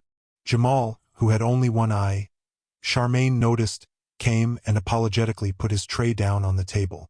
"Our princess has taken Sim away to receive the guests, sire," he explained, "leaving no one but me to bring food, and my dog would come. I think," he added, watching the two prancing dogs, "that my dog has never enjoyed life until now." He bowed to Charmain. "Please bring your small white dog here again often, Miss Charming." He whistled to his dog. Pretended not to hear. He went to the door and whistled again. "Food," he said. "Come for Squid." This time both dogs came. And to Charmain's surprise and dismay, Waif went trotting out of the door beside the cook's dog, and the door shut after them both. "Not to worry," the king said. "They seem to be friends. Jamal will bring her back. Very reliable fellow, Jamal. If it wasn't for that dog of his, he'd be the perfect cook. Let's see what he's brought us, shall we?" Jamal had brought a jug of lemonade and a platter piled with crisp brown things under a white cloth. The king said, "Ah," as he eagerly lifted the cloth. "Have one while they're hot, my dear." Charmain did so. One bite was enough to assure her that Jamal was an even better cook than her father, and Mr. Baker was renowned for being the best cook in town. The brown things were crunchy, but soft at the same time, with a rather hot taste that Charmain had never met before. They made you need the lemonade. She and the king polished off the whole platterful between them and drank all the lemonade. Then they got back to work. By this time they were on extremely friendly terms. Charmain now had no shyness about asking the king anything she wanted to know. "Why would they need 2 bushels of rose petals, sire?" she asked him, and the king answered, "They liked them underfoot in the dining saloon in those days. Messy habit, to my mind. Listen to what this philosopher has to say about camels, my dear." And he read out a page from his book that made them both laugh. The philosopher had clearly not got on with camels. Quite a long time later, the library door opened and Waif trotted in, looking very pleased with herself. She was followed by Jamal. "Message from our princess, sire," he said. "The lady has settled in, and Sim is taking tea to the front parlor." "Ah," said the king. "Crumpets." "Muffins too," Jamal said and went away. The king banged his book shut and stood up. "I had better go and greet our guest," he said. "I'll go on with the bills then," Charmain said. "I'll make a pile of the ones I want to ask about." "No, no," said the king. "You come too, my dear. Bring the little dog. Helps break the ice, you know. This lady is my daughter's friend. Never met her myself." Charmain at once felt highly nervous again. She had found Princess Hilda thoroughly intimidating and much too royal for comfort, and any friend of hers was likely to be just as bad. But she could hardly refuse, when the king was expectantly holding the door open for her. Waif was already trotting after him. Charmain felt forced to get up and follow. The front parlor was a large room full of faded sofas with slightly frayed arms and rather ragged fringes. There were more pale squares on the walls, where pictures must once have hung. The biggest pale square was over the grand marble fireplace, where to Charmain's relief a cheerful fire was burning. The parlor, like the library, was a cold room, and Charmain had gone cold with nerves again. Princess Hilda was sitting bolt upright on a sofa beside the fireplace, where Sim had just pushed a large tea trolley. As soon as she saw Sim pushing a trolley, Charmain knew where she had seen Sim before. It was when she had got lost beside the conference room and had that glimpse of the old man pushing a trolley along a strange corridor. That's odd, she thought. Sim was in the act of shakily placing a plate of buttered crumpets in the hearth. At the sight of those crumpets, Waif's nose quivered and she made a dash towards them. Charmain was only just in time to catch her. As she stood up holding the wriggling waif firmly in both arms, the princess said, "Ah, my father, the king." Everyone else in the parlor stood up. "Father," said the princess, "may I introduce my great friend, Mrs. Sophie Pendragon?" The king strode limpingly forward, holding out his hand and making the large room look quite a little smaller. Charmain had not realized before quite how large he was. Quite as tall as those elves, she thought. "Mrs. Pendragon," he said, "delighted to meet you. Any friend of our daughter's is a friend of ours." Mrs. Pendragon surprised Charmain. She was quite young, younger than the princess by a long way, and modishly dressed in a peacock blue that set off her red gold hair and blue-green eyes to perfection. "She's lovely," Charmain thought rather enviously. Mrs. Pendragon dropped the king a little curtsy as they shook hands, and said, "I'm here to do my best, sire. More I can't say." Quite right, the king replied. "Please be seated again, everyone, and let's have some tea." Everyone sat down, and a polite, courteous hum of conversation began, while Sim doddered around giving out cups of tea. Charmain felt a complete outsider. Feeling sure that she should not be here, she sat herself in the corner of the most distant sofa and tried to work out who the other people were. Waif meanwhile sat sedately on the sofa beside Charmain, looking demure. Her eyes keenly followed the gentleman who was handing round the crumpets. This gentleman was so quiet and colorless that Charmain forgot what he looked like as soon as she took her eyes off him and had to look at him again to remind herself. The other gentleman, the one whose mouth looked closed even when he was talking, she gathered was the king's chancellor. He seemed to have a lot of secretive things to say to Mrs. Pendragon, who kept nodding, and then blinking a bit, as if what the chancellor said surprised her. The other lady, who was elderly, seemed to be Princess Hilda's lady-in-waiting and very good at talking about the weather. "And I shouldn't be surprised if it didn't rain again tonight," she was saying, as the colorless gentleman arrived beside Charmain and offered her a crumpet. Waif's nose swiveled yearningly to follow the plate. "Oh, thanks," Charmain said, pleased that he had not forgotten her. "Take two," suggested the colorless gentleman. "His Majesty will certainly eat any that are left over." The king at that moment was eating 2 muffins, one squashed on top of the other, and watching the crumpets as eagerly as Waif was. Charmain thanked the gentleman again and took 2. They were the most buttery crumpets she had ever encountered. Waif's nose swiveled to dab gently against Charmain's hand. All right, Charmain muttered, trying to break off a piece without dripping butter on the sofa. Butter ran down her fingers and threatened to trickle up her sleeves. She was trying to get rid of it on her handkerchief, when the lady-in-waiting finished saying all anyone could possibly say about the weather, and turned to Mrs. Pendragon. "Princess Hilda tells me you have a charming little boy," she said. "Yes, Morgan," Mrs. Pendragon said. She seemed to be having trouble with butter too and was mopping her fingers with her handkerchief and looking flustered. "How old will Morgan be now, Sophie?" Princess Hilda asked. "When I saw him, he was just a baby." "Oh, nearly 2," Mrs. Pendragon replied, catching a big golden drip of butter before it fell on her skirt. "I left him with—" The door of the parlor opened. Through it came a small, fat toddler in a grubby blue suit, with tears rolling down his face. Mum," he was wailing as he staggered into the room. But as soon as he saw Mrs. Pendragon, His face spread into a blinding smile. He stretched out both arms and rushed to her, where he buried his face in her skirt. "Mom!" he shouted. Following him through the door came floating and agitated, looking blue creature shaped like a long teardrop with a face on the front of it. It seemed to be made of flames. It brought a gust of warmth with it and a gasp from everyone in the room. An even more agitated housemaid hurried in after it. After the housemaid came a small boy, quite the most angelic child Charmain had ever seen. He had a mass of blonde curls that clustered around his angelic pink and white face. His eyes were big and blue and bashful. His exquisite little chin rested on a frill of white lace, and the rest of his graceful little body was clothed in a pale blue velvet suit with big silver buttons. His pink rosebud mouth spread into a shy smile as he came in, showing a charming dimple in his delicate little cheek. Charmain could not think why Mrs. Pendragon was staring at him in such horror. He was surely a truly enchanting child. And what long, curly eyelashes! "With my husband and his fire demon," Mrs. Pendragon finished.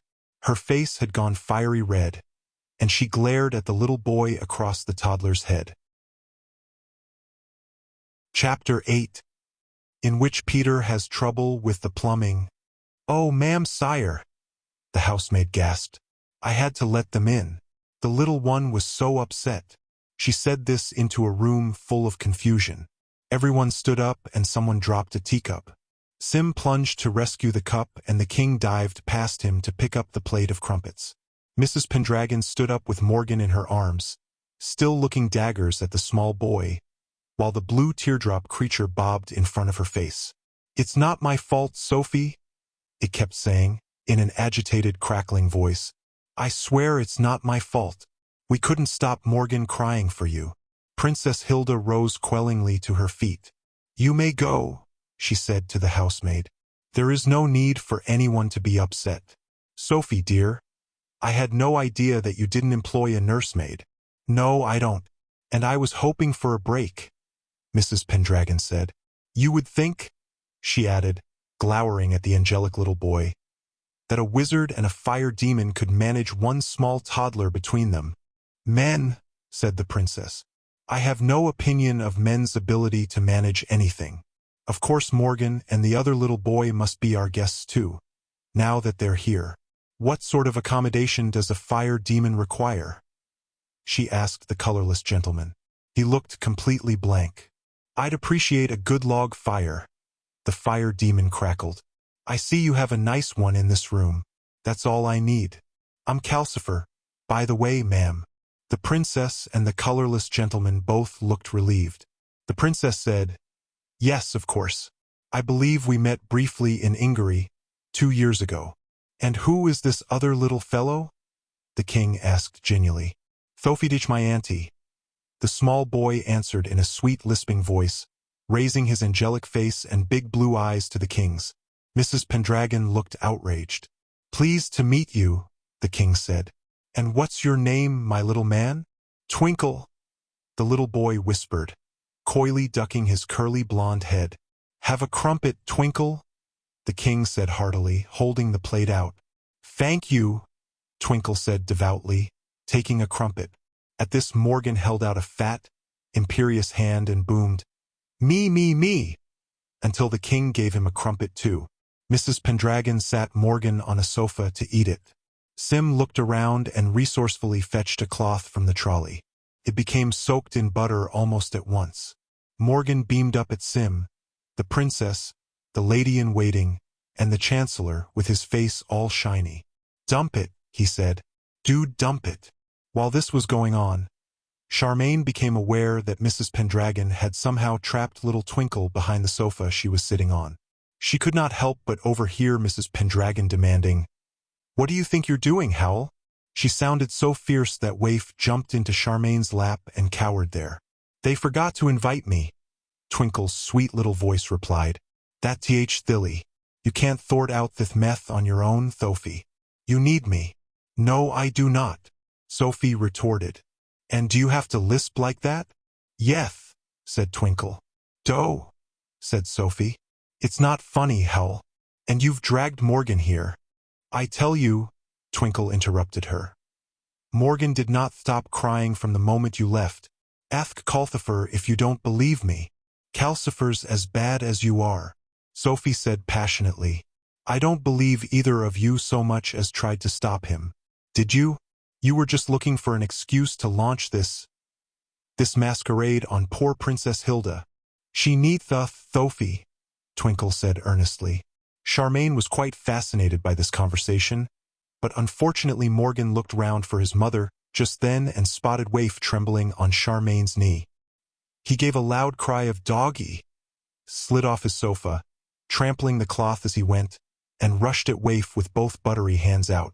Waif jumped desperately on to the back of the sofa, where she stood and yapped like a shrill version of someone with a hacking cough. Charmain was forced to pick Waif up and back away, out of Morgan's reach, so that all she heard next of the strange conversation behind the sofa was Mrs. Pendragon saying something about sending Twinkle, or was his name Howl, to bed without supper, and Twinkle daring her to just try it. As Waif quieted down, Twinkle said wistfully, "Don't you think I'm pretty at all?" There was a strange hollow thump then, as if Mrs. Pendragon had so far forgotten good behavior as to stamp her foot. "Yes," Charmain heard her say, "disgustingly pretty." "Well," said Princess Hilda, over near the fire, while Charmain was still backing away from Morgan. "Things are certainly lively with children around. Sim, give Morgan a muffin, quickly." Morgan at once reversed direction and ran towards Sim and the muffins. Charmain heard her own hair frizzle.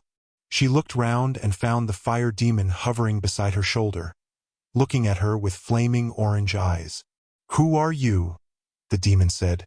Charmain's heart thumped a little, although Waif seemed perfectly calm. If I hadn't just met a Lubbock, Charmain thought, I'd be quite frightened of this Calcifer. I'm only the temporary help in the library, she said. Then we'll need to talk to you later, Calcifer crackled. You reek of magic, did you know? You and your dog. She's not my dog. She belongs to a wizard, Charmain said. This Wizard Norland who seems to have messed things up, Calcifer asked. I don't think Great Uncle William messed things up, Charmain said. He's a dear. He seems to have looked in all the wrong places, Calcifer said. You don't need to be nasty to make a mess. Look at Morgan. And he whisked away. He had this way, Charmain thought, of vanishing in one place and turning up in another, like a dragonfly flicking about over a pond. The king came across to Charmain, jovially wiping his hands on a large, crisp napkin. Better get back to work, my dear. We have to tidy up for the night. Yes, of course, sire, Charmain said and followed him towards the door. Before they got there, the angelic Twinkle somehow escaped from the angry Mrs. Pendragon and pulled at the sleeve of the lady-in-waiting. Please, he asked charmingly. Do you have any toys? The lady looked nonplussed. I don't play with toys, dear, she said. Morgan caught the word from her. Doy, he shouted, waving both arms, with a buttery muffin clutched in one fist. Doy, doy, doy. A jack-in-the-box landed in front of Morgan, bursting its lid open, so that the jack popped out with a bowing. A large doll's house crashed down beside it, followed by a shower of elderly teddy bears. An instant later, a shabby rocking horse established itself next to the tea trolley. Morgan shouted with delight. I think we'll leave my daughter to cope with her guests, the king said, ushering Charmain and Waif out of the parlor. He shut the door upon more and more toys appearing and the child Twinkle looking highly demure, while everyone else ran about in confusion. Wizards are often very vigorous guests, the king remarked on the way back to the library, although I had no idea they started so young. A bit trying for their mothers, I imagine. Half an hour later, Charmain was on her way back to Great Uncle William's house with Waif pattering behind her looking as demure as the child Twinkle. Oof, Charmain said to her. You know, Waif, I've never lived so much life in 3 days, ever. She felt a bit wistful all the same. It made sense for the king to give her bills and love letters, but she did wish they could have taken turns with the books. She would have loved to spend some of the day at least going through a thoroughly elderly and musty leather-bound volume. It was what she had been hoping for. But never mind. As soon as she got back to Great Uncle William's house, she could bury herself in the 12-branched wand, or perhaps Memoirs of an Exorcist would be better, since it seemed to be the kind of book you were happier to read by daylight. Or try a different book altogether, maybe. She was looking forward so much to a good read that she hardly noticed the walk, except to pick Waif up again when Waif began panting and toiling. With Waif in her arms, she kicked Great Uncle William's gate open and found herself confronting Rollo halfway up the path, scowling all over his small blue face. "What is it now?" Charmain said to him, and seriously wondered whether to pick Rollo up too and throw him into the hydrangeas. Rollo was small enough to hurl beautifully, even when she had one arm wrapped round Waif. "Them flower heads you got all over that outside table," Rollo said. "You expect me to stick them back on, or something?" "No, of course not," Charmain said. "They're drying in the sun. Then I'll have them in the house." "Ha!" said Rollo. "Prettifying in there, are you? How do you think the wizard'll like that?" "None of your business," Charmain said haughtily, and strode forward so that Rollo was forced to hop out of her way. He shouted something after her as she was opening the front door, but she did not bother to listen. She knew it was rude. She slammed the door shut on his yells. Indoors, the smell of the living room was more than musty. It was like a stagnant pond. Charmain put Waif on the floor and sniffed suspiciously. So did Waif. Long brown fingers of something were oozing under the door to the kitchen. Waif tiptoed up to them warily. Charmain, equally warily, put out her toe and prodded the nearest brown trickle. It squished like a marsh. "Oh, what has Peter done now?" Charmain exclaimed. She flung the door open. 2 inches of water rippled all over the kitchen floor. Charmain could see it seeping darkly up the 6 bags of laundry beside the sink. "Doh!" she cried out, slammed the door shut, opened it again and turned left. The corridor there was awash.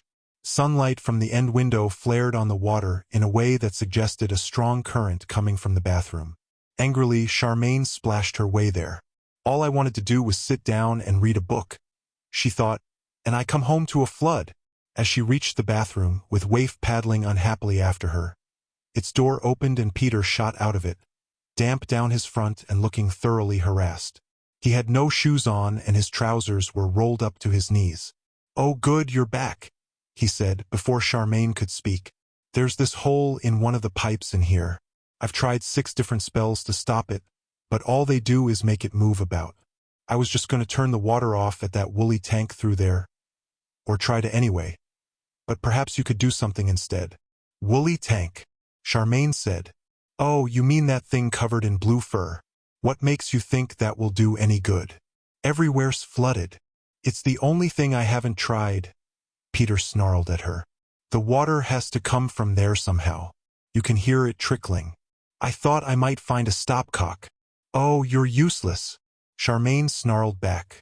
"Let me have a look." She pushed Peter aside and flounced into the bathroom, raising a sheet of water as she went. There was indeed a hole. One of the pipes between the wash basin and the bath had a lengthwise slit in it and water was spraying out of it in a merry fountain. Here and there along the pipe were gray magical-looking blobs which must have been Peter's 6 useless spells. "And this is all his fault," she snarled to herself. "He was the one who made the pipes red hot. Oh, honestly." She rushed at the spraying slit and angrily planted both hands on it. "Stop this," she commanded. Water sprayed out round her hands and into her face. "Stop it at once." All that happened was that the slit moved sideways from under her fingers for about 6 inches and sprayed water over her pigtail and her right shoulder. Charmain scooped her hands along to cover it again. "Stop that. Stop it." The slit moved off sideways again. "So that's how you want it, is it?" Charmain said to it and scooped some more. The slit moved off. She followed it with her hands. In a moment or so she had it cornered above the bath and the water spraying harmlessly into the bath and running away down the plug hole. She kept it there, by leaning on the pipe with one hand, while she thought what next to do. "I wonder Peter didn't think of this," she thought in a sort of mutter instead of running about casting useless spells. "Great Uncle William," she called out. "How do I stop the bathroom pipe leaking?" There was no answer. This was obviously not something Great Uncle William thought Charmain would need to know. "I don't think he knows much about plumbing," Peter said from the doorway. "There's nothing useful in the suitcase either.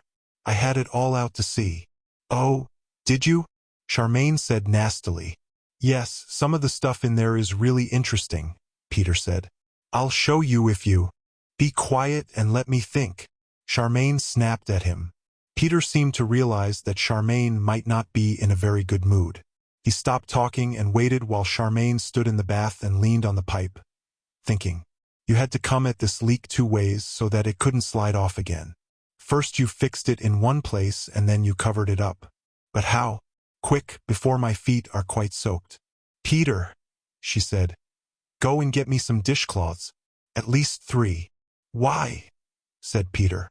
"You don't think—" "Now," said Charmain. To her relief, Peter went crossly splashing off, muttering about bossy, bad-tempered cats. Charmain pretended not to hear. Meanwhile, she dared not let go of the slit, and the slit kept spraying, and she was getting wetter every second. "Oh, blast Peter!" She put her other hand on the farther end of the slit and began pushing and sliding her hands together as hard as she could. "Close up," she ordered the pipe. "Stop leaking and close up." Water spouted rudely into her face. She could feel the slit trying to dodge, but she refused to let it. She pushed and pushed. "I can do magic," she thought at the pipe. "I worked a spell. I can make you close up. So close up." And it worked. By the time Peter came wading back with just 2 cloths, saying those were all he could find, Charmain was soaked through to her underclothes, but the pipe was whole again. Charmain took the cloths and bound them around the pipe on either side of where the slit had been. Then she snatched up the long back brush from beside the bath, this being the only thing remotely like a wizard's staff that she could see, and batted at the cloths with it. "Stay there. Don't dare move," she told the cloths. She batted at the mended slit. "You stay shut," she told it, "or it'll be the worse for you." After that she turned the back brush on Peter's blobby gray spells and batted at them too. "Go," she told them. "Go away. You're useless." And they all obediently vanished. Charmain, flushed with a sense of great power, batted at the hot tap beside her knees. "Run hot again," she told it. "And let's have no nonsense. And you," she added, reaching across to bat at the hot tap on the wash basin. "Both hot, but not too hot, or I'll give you grief. But you stay running cold," she instructed the cold taps, batting them. Finally, she came out of the bath with a great splash and batted at the water on the floor. "And you go. Go on, dry up, drain away. Go. Or else." Peter waded over to the wash basin, turned the hot tap on, and held his hand under it. "It's warm," he said. "You really did it. That's a relief. Thanks." "Ha!" said Charmain, soaked and cold and grumpy. "Now I'm going to change into dry clothes and read a book." Peter asked, rather pathetically, "Aren't you going to help mop up, then?" Charmain did not see why she should, but her eye fell on poor Waif, struggling towards her with water lapping at her underside. It did not look as if the back brush had worked on the floors. "All right," she sighed, "but I have done a day's work already, you know." "So have I," Peter said feelingly. "I was rushing about all day trying to stop that pipe leaking. Let's get the kitchen dry at least." As the fire was still leaping and crackling in the kitchen grate, it was not unlike a steam bath in there. Charmain waded through the tepid water and opened the window. Apart from the mysteriously multiplying laundry bags, which were sodden everywhere but the floor was dry. This included the suitcase, open on the table. Behind Charmain, Peter spoke strange words and Waif whimpered. Charmain whirled round to find Peter with his arms stretched out. Little flames were flickering on them, from his fingers to his shoulders. "Dry, oh water's on the floor," he intoned. Flames began to flicker across his hair and down his damp front too. His face changed from smug to alarmed. "Oh dear," he said. As he said this, the flames rippled all over him and he began to burn quite fiercely. By then he looked plain frightened. "It's hot. Help!" Charmain rushed at him, seized one of his blazing arms and pushed him over into the water on the floor. This did no good at all. Charmain stared at the extraordinary sight of flames flickering away under the water and simmering bubbles appearing all round Peter, where the water was starting to boil, and hauled him up again double quick in a shower of hot water and steam. "Cancel it!" she shouted, snatching her hands off his hot sleeve. "What spell did you use?" "I don't know how," Peter wailed. "What spell?" Charmain bawled at him.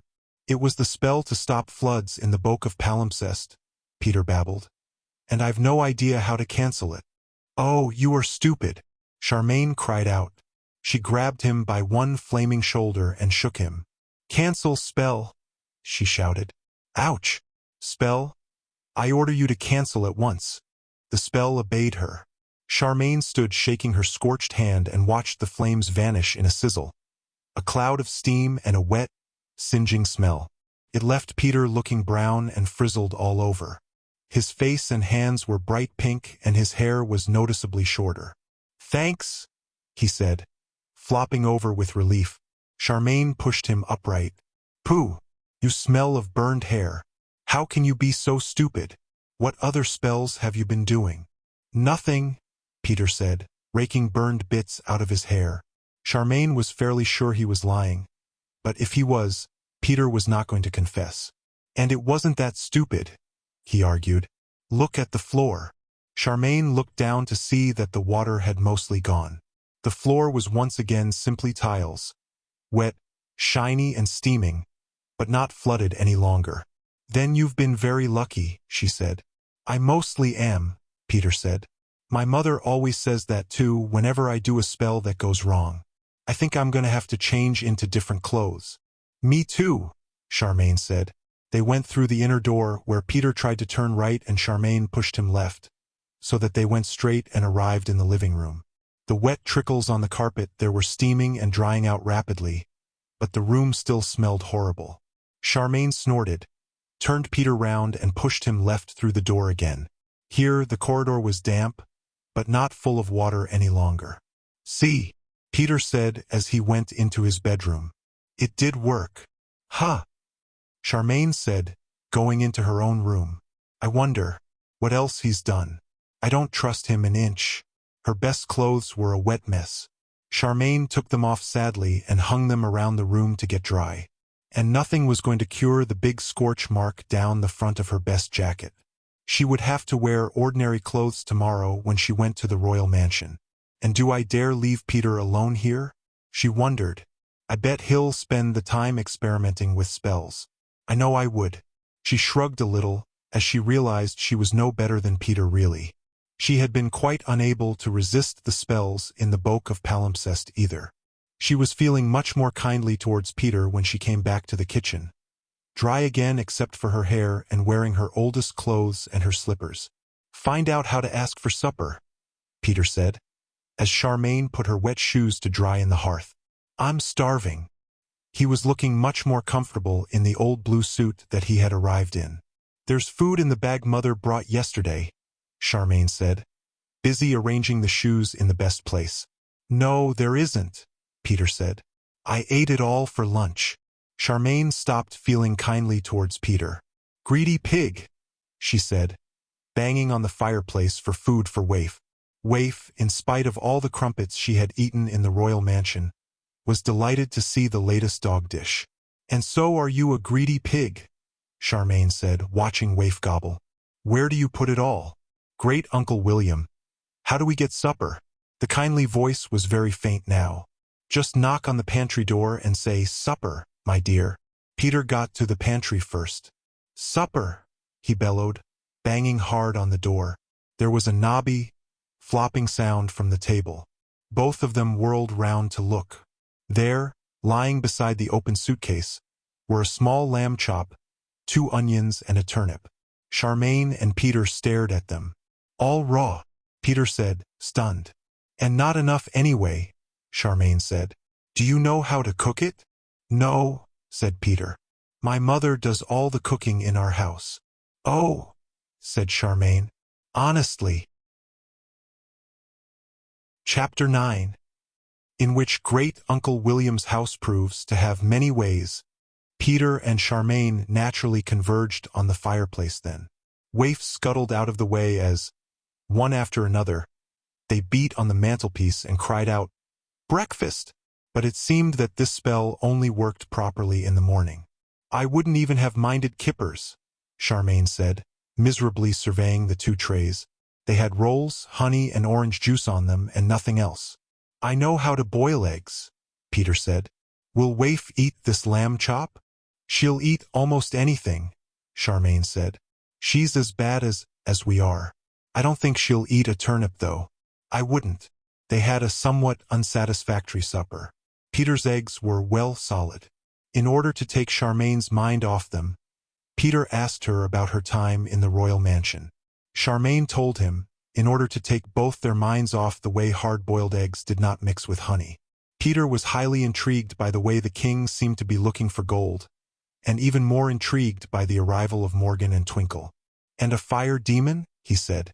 "Two infants with magical powers and a fire demon. I bet the princess has her hands full. How long are they staying?" "I don't know." "Nobody said." Charmain said. "Then I bet you 2 afternoon teas and a morning coffee that the princess turns them out before the weekend," Peter said. "Have you finished eating? Then I want you to look through your great-uncle's suitcase." "But I want to read a book," Charmain protested. "No, you don't," Peter said. "You can do that any time. This suitcase is full of stuff you need to know. I'll show you." He pushed the breakfast trays aside and pulled the suitcase in front of her. Charmain sighed and put her glasses on. The suitcase was full to the brim with paper. Lying on top was a note in Great Uncle William's beautiful but shaky writing. "For Charmain," it said. "Key to the house."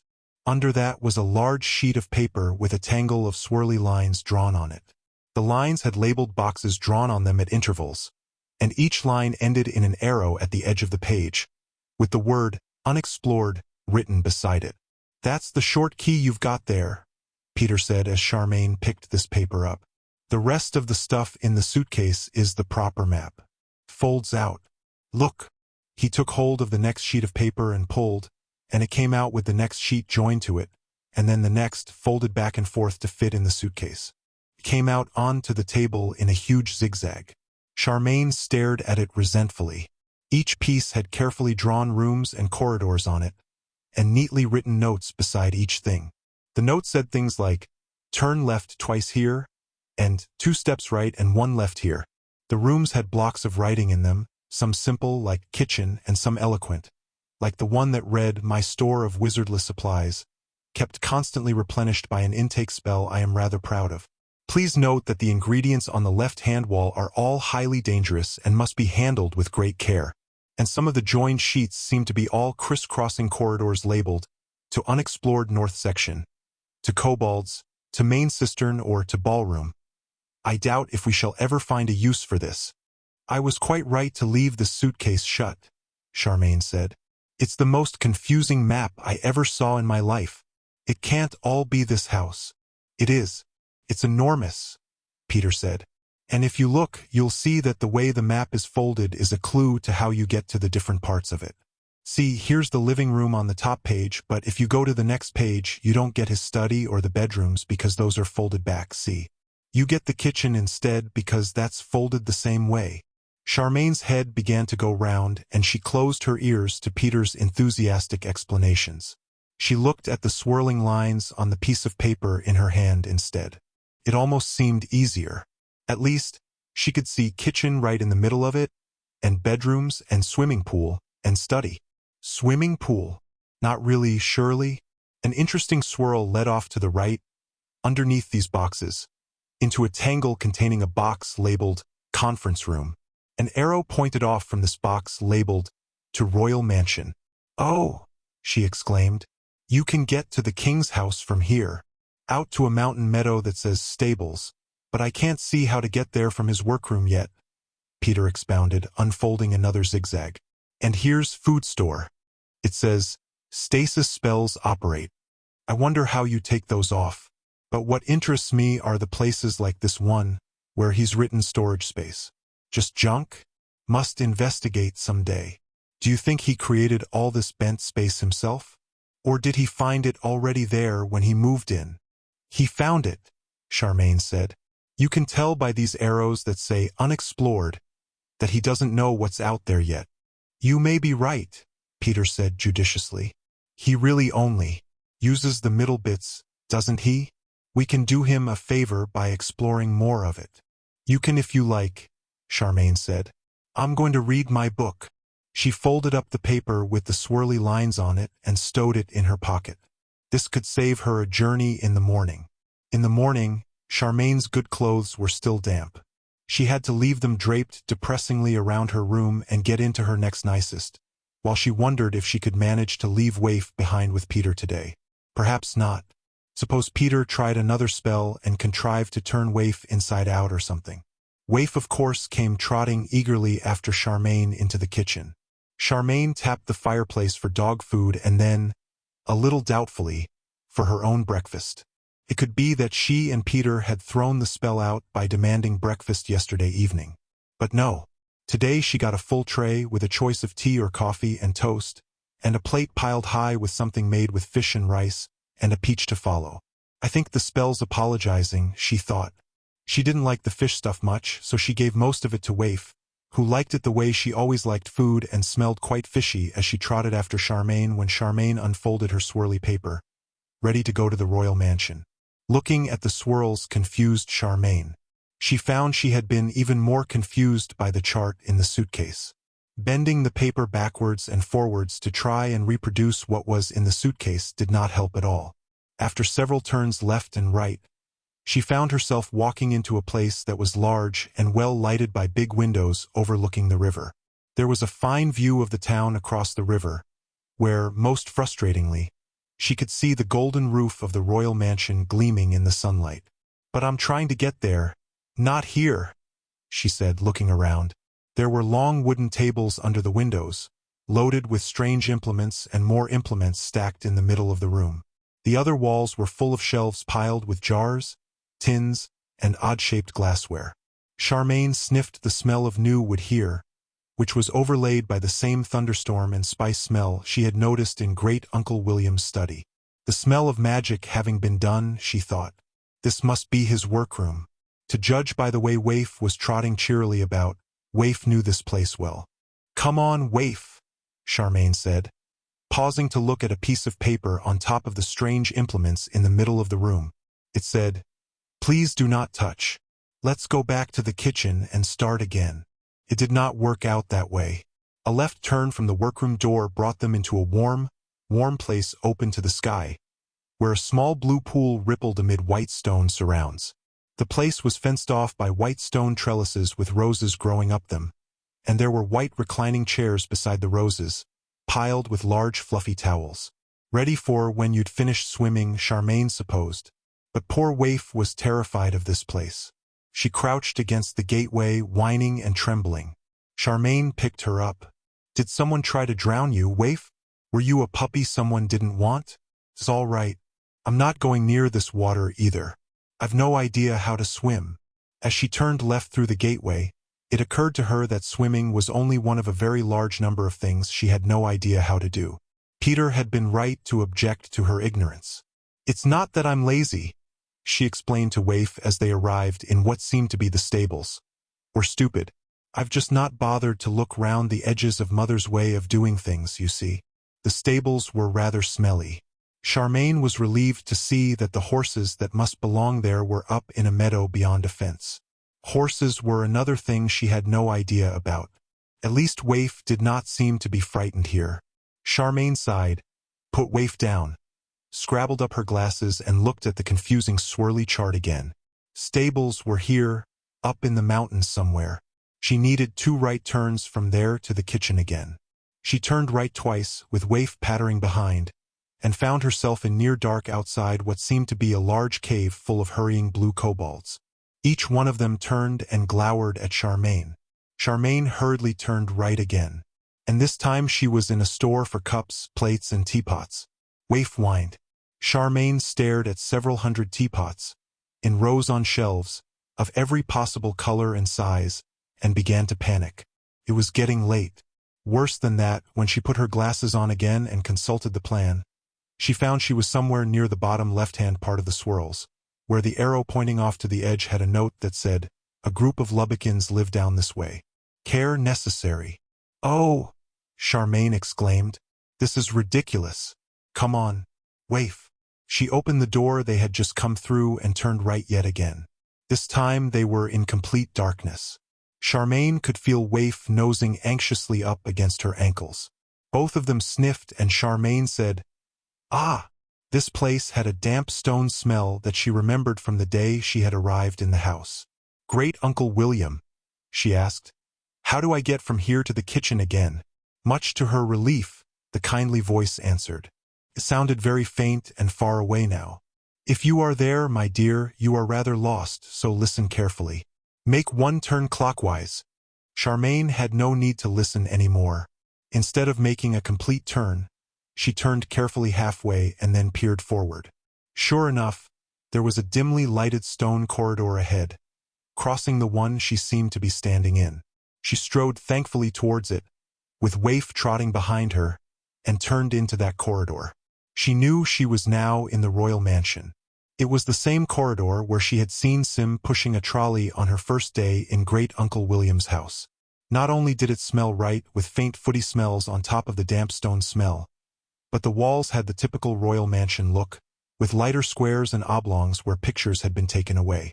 The only trouble was that she had no idea whereabouts in the mansion this was. Waif was no help. She simply plastered herself against Charmain's ankles and shivered.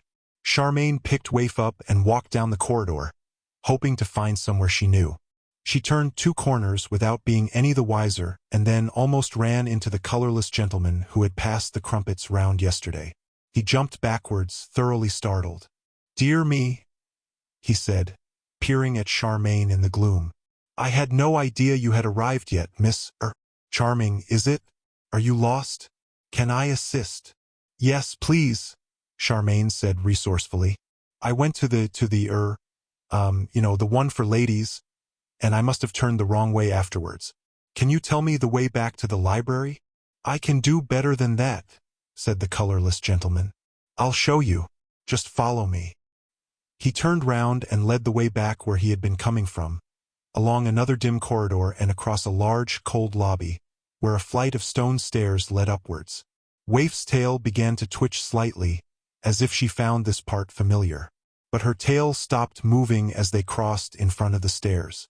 Morgan's voice came booming down from the top of the flight. "Don't want to. Don't want. Don't want." Twinkle's shriller voice joined in. "I can't wear the. I want my thwipey oneth." Sophie Pendragon's voice echoed down too. "Be quiet, both of you, or I'll do something dreadful. I warn you. I've no patience left." The colorless gentleman winced. He said to Charmain, "Small children bring so much life to a place, don't they?"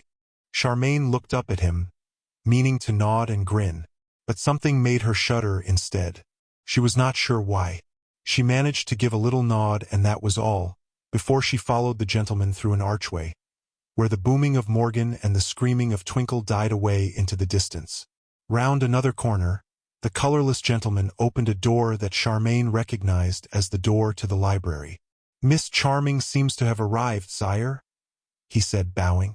"Oh, good," said the king, looking up from a pile of thin leather books. "Come in and sit down, my dear. I found an absolute heap of papers for you last night. I'd no idea we had so many." Charmain felt as if she had never been away. Waif settled down, rolled tummy upwards in the heat from the brazier. Charmain settled down also, in front of a toppling heap of different-sized papers, found pen and paper and started in. It was very companionable. After a while, the king said, "This ancestor of mine, who wrote these diaries, fancied himself as a poet. What do you think of this one? To his lady love, of course. You dance with the grace of a goat, my love, and you sing soft like a cow on the mountains. Would you call that romantic, my dear?" Charmain laughed. "It's dreadful. I hope she threw him over." "Your Majesty, who is the colorer?" "The gentleman who showed me in just now." "You mean my steward?" the king said. "Do you know, He's been with us for years and years and years, and I can never remember the poor fellow's name. You'll have to ask the princess, my dear. She remembers things like that. Oh well, Charmain thought, I shall just have to think of him as the colorless gentleman. Then, the day passed peacefully. It made Charmain felt a pleasant change after such a hectic start. She sorted out and made notes about bills from 200 years ago, bills from 100 years ago, and bills from a mere 40 years back. Oddly enough, the older bills were for much larger sums of money than the newer ones. It looked as if the royal mansion was spending less and less. Charmain also sorted out letters from 400 years back, and more recent reports from ambassadors from Strangia, Ingari, and even Rajput. Some ambassadors sent poems. Charmain read the worst ones out to the king. Farther down the stack, she came upon receipts. Papers saying things like, in payment for portrait of a lady, reputed to be by a grand master, 200 guineas began to turn up more and more frequently, all from the last 60 years. It looked to Charmain as if the royal mansion had been selling its pictures for most of the king's reign. She decided not to ask the king about it. Lunch arrived, more of Jamal's delicious spicy things. When Sim brought them, Waif jumped up, wagging her tail, stopped, looked disappointed, and trotted away out of the library. Charmain had no idea if it was the cook's dog or lunch that Waif wanted. Lunch, probably. As Sim put the platter on the table, the king asked jovially, "How are things going out there now, Sim?" "A little noisily, sire," Sim replied. "We have just received our 6th rocking horse. Master Morgan seems desirous of a live monkey, which, I am glad to report, Mrs. Pendragon has refused to allow him to have." A certain uproar resulted. In addition, Master Twinkle seems convinced that someone is denying him a pair of stripy trousers. He has been very loud on the subject all morning, sire. And the fire demon has adopted the fire in the front parlor as his roosting place of choice. "Will you be taking tea with us in the front parlor today, sire?" "I think not," the king said. "I've nothing against the fire demon, but it gets a bit crowded in there with all those rocking horses. Be good enough to fetch us some crumpets here to the library, if you will, Sim." "Certainly, sire," Sim said, shakily backing from the room. When the door was shut, the king said to Charmain, "It's not the rocking horses, really, and I quite like the noise, but it all makes me think how much I'd have enjoyed being a grandfather. Pity that." "Heir," said Charmain. "People in town always say that Princess Hilda was disappointed in love. Is that why she never married?" The king seemed surprised. "Not that I know of," he said. "She had princes and dukes lining up to marry her for years when she was younger. But she's not the marrying kind. Never fancied the idea, so she tells me. Prefers her life here, helping me. It's a pity, though. Here's my heir having to be Prince Ludovic, my fool of a cousin's son. You'll meet him soon if we can only move a rocking horse or so. Or maybe she'll use the grand parlor instead.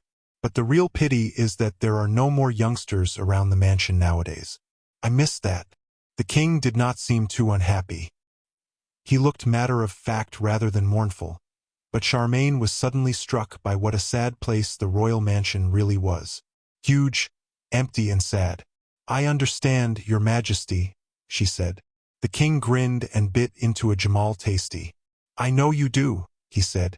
"You're a very intelligent young lady. You'll do your great-uncle William great credit one day." Charmain blinked a bit at this description, but before she could get too uncomfortable at being praised, she realized what the king had left out. "I may be clever," she thought quite sadly, "but I'm not in the least kind or sympathetic. I think I may even be hard-hearted. Look at the way I treat Peter." She brooded on this for the rest of the afternoon. The result was that, when it was time to stop for the day and Sim reappeared with Waif wandering along after him, Charmain stood up and said, "Thank you for being so good to me, your majesty." The king seemed surprised and told her to think nothing of it. "But I do," Charmain thought. "He's been so kind that it should be a lesson to me." As she followed Sim's slow totter, with Waif, who seemed very sleepy and fat, toiling along behind both of them, Charmain made a resolution to be kind to Peter when she got back to Great-Uncle William's house. Sim had almost reached the front door, when Twinkle came rushing past from somewhere, energetically bowling a large hoop. He was followed at speed by Morgan, holding both arms out and bellowing, "Oop! Oop! OOP!" Sim was sent reeling. Charmain tried to flatten herself against the wall as Twinkle shot past. There was an instant when she thought that Twinkle gave her a strange, searching look as he whipped by, but a yelp from Waif sent her speeding to the rescue, and she thought no more about it. Waif had been knocked upside down and was very upset about it. Charmain scooped her up and nearly ran into Sophie Pendragon, chasing after Morgan. "Which way?" Sophie panted. Charmain pointed. Sophie hauled her skirts high and raced off, muttering something about guts and garters as she ran. Princess Hilda appeared in the distance and stopped to drag Sim to his feet. "I really do apologize, Miss Charming," she said as Charmain reached her. "That child is like an eel. Well, they both are actually. I shall have to take steps, or poor Sophie will have no attention left for our problems. Are you steady now, Sim?" "Perfectly, ma'am," said Sim. He bowed to Charmain and let her out through the front door into bright afternoon sunlight, as if nothing had happened. "If I ever marry," Charmain thought, striding across Royal Square with Waif in her arms, "I shall never have children. They would make me cruel and hard-hearted after a week. Perhaps I shall be like Princess Hilda and never marry. That way I might stand a chance of learning to be kind. Anyway, I shall practice on Peter, because he's truly hard work." She was full of sternly kind resolve when she reached Great Uncle William's house. It helped, as she marched up the path between the ranks of blue hydrangeas, that there was no sign of Rollo. Being kind to Rollo was something Charmain was sure she could never do. "Not humanly possible," she remarked to herself as she put Waif down on the living room carpet. The room struck her as being unusually clean and tidy. Everything was orderly, from the suitcase neatly put back beside one of the armchairs to the vase of variously colored hydrangeas on the coffee table. Charmain frowned at this vase. It was surely the one that had disappeared when it was put on the trolley. Maybe Peter ordered morning coffee and it came back then, she thought rather vaguely, because she suddenly remembered that she had left damp clothing all over her bedroom and bedclothes trailing over the floor. "Bother! I have to tidy up." She stopped short in the doorway of her bedroom. Someone had made her bed. Her clothes, dry now, were neatly folded on top of the chest of drawers. It was an outrage. Feeling anything but kind, Charmain stormed into the kitchen. Peter was sitting at the kitchen table, looking so virtuous that Charmain knew he had been up to something. Behind him, on the fire, a large black pot was bubbling out strange, weak, savory smells. "What do you mean by tidying up my room?" Charmain demanded. Peter looked injured, even though Charmain could tell he was full of secret, exciting thoughts. "I thought you'd be pleased," he said. "Well, I'm not," Charmain said. She was surprised to find herself almost in tears. "I was just beginning to learn that if I drop something on the floor it stays dropped unless I pick it up, and if I make a mess I have to clear it away because it doesn't go by itself, and then you go and clear it up for me. You're as bad as my mother. I've got to do something while I'm alone here all day," Peter protested. "Or do you expect me to just sit here?" "You can do anything you like," Charmain yelled. "Dance. Stand on your head. Make faces at Rollo. But don't spoil my learning process." "Feel free to learn," Peter retorted. "You've got a long way to go. I won't touch your room again. Are you interested in some of the things I've learned today? Or are you thoroughly self-centered?" Charmain gulped. "I was meaning to be kind to you this evening, but you make it very difficult." "My mother says difficulties help you learn," Peter said. "You should be pleased. I'll tell you one thing I've learned today, and that's how to get enough supper." He pointed with his thumb to the bubbling pot. That thumb had a piece of green string round it. The other thumb had red string, and one of his fingers was decorated with blue string. He's been trying to go in 3 directions at once, Charmain thought. Striving mightily to sound friendly, she said, "How do you get enough supper?" Then, "I kept banging on the pantry door," Peter said, "until enough things landed on the table. Then I put them in that pot to boil." Charmain looked at the pot. "What things?" "Liver and bacon," Peter said. "Cabbage. More turnips and a chunk of rabbit. Onions, 2 more chops and a leek. It was easy, really." Yuck, thought Charmain. In order not to say something really rude, she turned round to go to the living room. Peter called after her, "Don't you want to know how I got that vase of flowers back?" "You sat on the trolley," Charmain said coldly, and went away to read the 12-branched wand. But it was no good. She kept looking up and seeing that vase of hydrangeas and then looking over at the trolley and wondering if Peter had truly sat there and vanished away with an afternoon tea, then wondering how he had got back. And every time she looked, she was more aware that her resolve to be kind to Peter had come to absolutely nothing. She stood it for nearly an hour and then went back to the kitchen. "I apologize," she said. "How did you get the flowers back?" Peter was prodding at the stuff in the pot with a spoon. "I don't think this is ready yet," he said. "This spoon bounces off." "Oh, come on," Charmain said. "I'm being polite." "I'll tell you over supper," Peter said. He kept his word, maddeningly. He hardly said a word for an hour, until the contents of the pot had been shared into 2 bowls. Dividing the food was not easy because Peter had not bothered to peel anything or cut it up before he put it in the pot. They had to hack the cabbage apart with 2 spoons. Nor had Peter remembered that a stew needs salt. Everything white, soggy bacon, hunk of rabbit, whole turnip, and flabby onion floated in weak watery juice. To put it mildly, the food was quite horrible. Doing her best to be kind, Charmain did not say it was. The only good thing was that Waif liked it. That is to say, she lapped up the weak juice and then carefully ate the meaty bits out from among the cabbage. Charmain did much the same and tried not to shudder. She was glad to take her mind off it by listening to what Peter had to tell. "Are you aware?" he began rather pompously to Charmain's mind. But she could tell that he had everything worked out in his mind like a story and was going to tell it just as he had it worked out.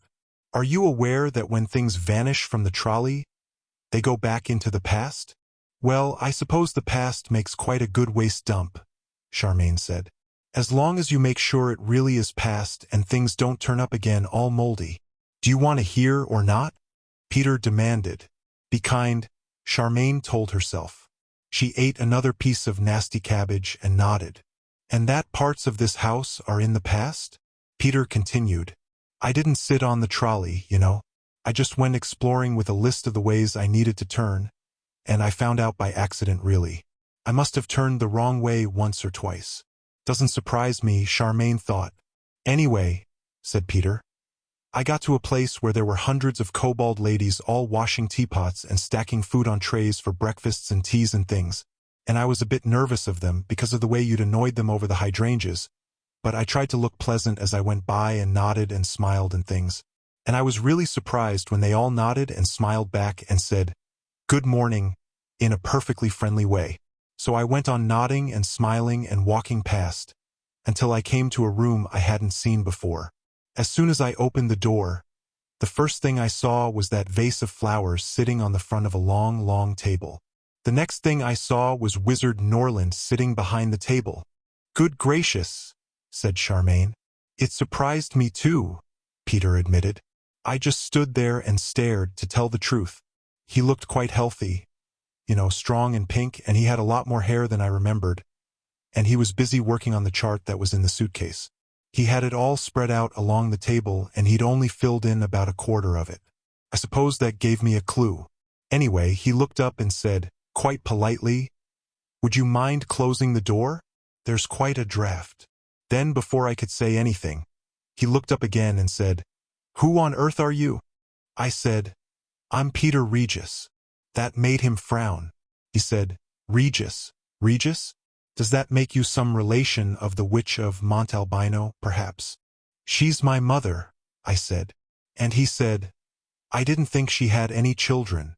'She only has me,' I said. 'My dad was killed in a big avalanche at Transmontane just after I was born.' He frowned some more and said, 'But that avalanche was only last month, young man. They're saying that a Lubbock set it off and it certainly killed a lot of people? Or are we talking about the avalanche 40 years ago?' And he looked very stern and disbelieving at me. I wondered how I could make him believe what had happened. I said, 'I promise it's true. Some of your house must go back in time. It's where the afternoon teas disappear to. And this should prove it,' We put that vase of flowers on the trolley the other day and it came back here to you. He looked at the vase, but he didn't say anything. I said, I came here to your house because my mother arranged for me to be your apprentice.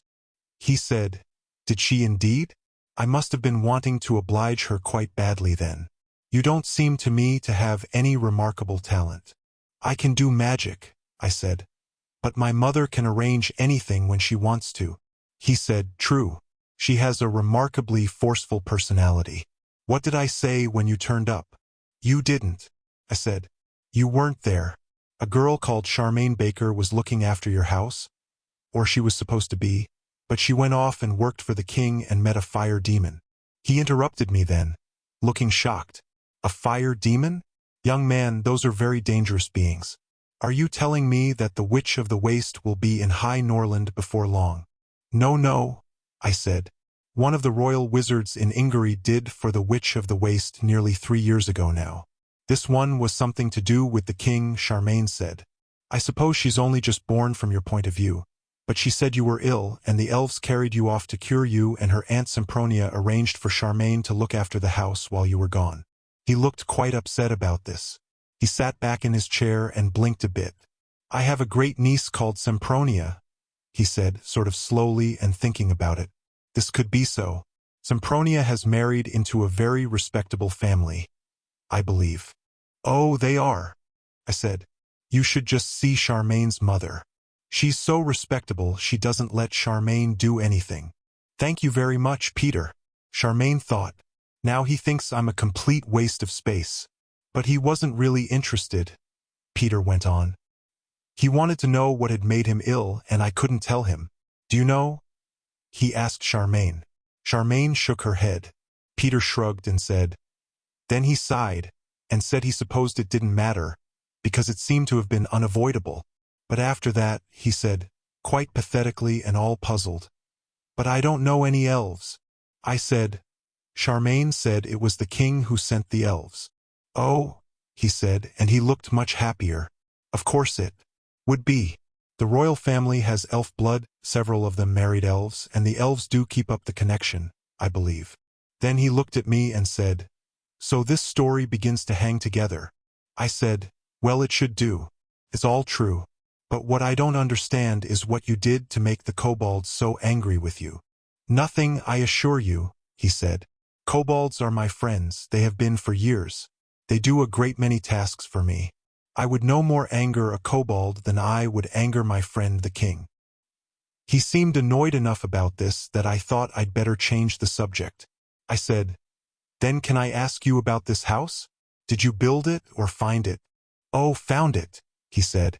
Or at least I bought it when I was quite a young, struggling wizard because it seemed small and cheap. Then I found it was a labyrinth of many ways. It was a delightful discovery, I can tell you. It seems once to have belonged to a wizard Melicott, the same man who made the roof of the royal mansion appear to be gold. I have always hoped that, somewhere inside this house, there is hidden the actual gold that was in the royal treasury at the time. The king has been looking for that for years, you know. And you can guess how that made me prick up my ears, Peter said. But I never got to ask any more because he said, looking at the vase on the table, so these are really flowers from the future, then? Do you mind telling me what sort they are? I was quite astonished he didn't know. I told him they were hydrangeas from his own garden. The colored ones the kobolds cut off, I said. And he looked at them and murmured that they were quite magnificent, particularly the way they were so many different colors. I shall have to start growing them for myself, he said. They have more colors than roses. You can get them to grow blue too, I said. My mother uses a spell with copper powder for hours. And while he was murmuring about that, I asked him if I could take them back with me so that I could prove to you that I'd met him. Certainly, certainly, he said. They are rather in the way here. And tell your young lady who knows the fire demon that I hope to have my chart of the house finished by the time she is grown up enough to need it. So, Peter said, I took the flowers and came away. Wasn't that extraordinary? Very, said Charmain. He wouldn't have grown hydrangeas if the kobolds hadn't cut them off and I hadn't picked them up and you hadn't got lost. It makes my head go round. She pushed aside her bowlful of cabbage and turnip. I shall be nice to him. I shall. Peter, how would it be if I called in on my father on my way home tomorrow and asked him for a cookery book? He must have hundreds. He's the best cook in town. Peter looked utterly relieved. Good idea, he said. My mother's never told me much about cooking. She always does it all. And I shan't object to the way he's made great Uncle William think of me, Charmain vowed. I shall be kind. But if he does that once again... Chapter 10, in which Twinkle takes to the roof. In the night, a worrying thought struck Charmain. If you could travel in time in Great Uncle William's house, what was to stop her arriving in the royal mansion 10 years ago, to find that the king was not expecting her? Or 10 years in the future to find that Prince Ludovic was ruling now? It was enough to make her decide to walk to the mansion in the usual way. So, the next morning, Charmain set off along the road with Waif pattering behind her, until they came by the cliff where the Lubbock's meadow was, when Waif became so breathless and pathetic that Charmain picked her up. As usual, Charmain thought, I feel like a proper grown-up working girl. She added to herself as she strode towards town with Waif happily trying to lick her chin.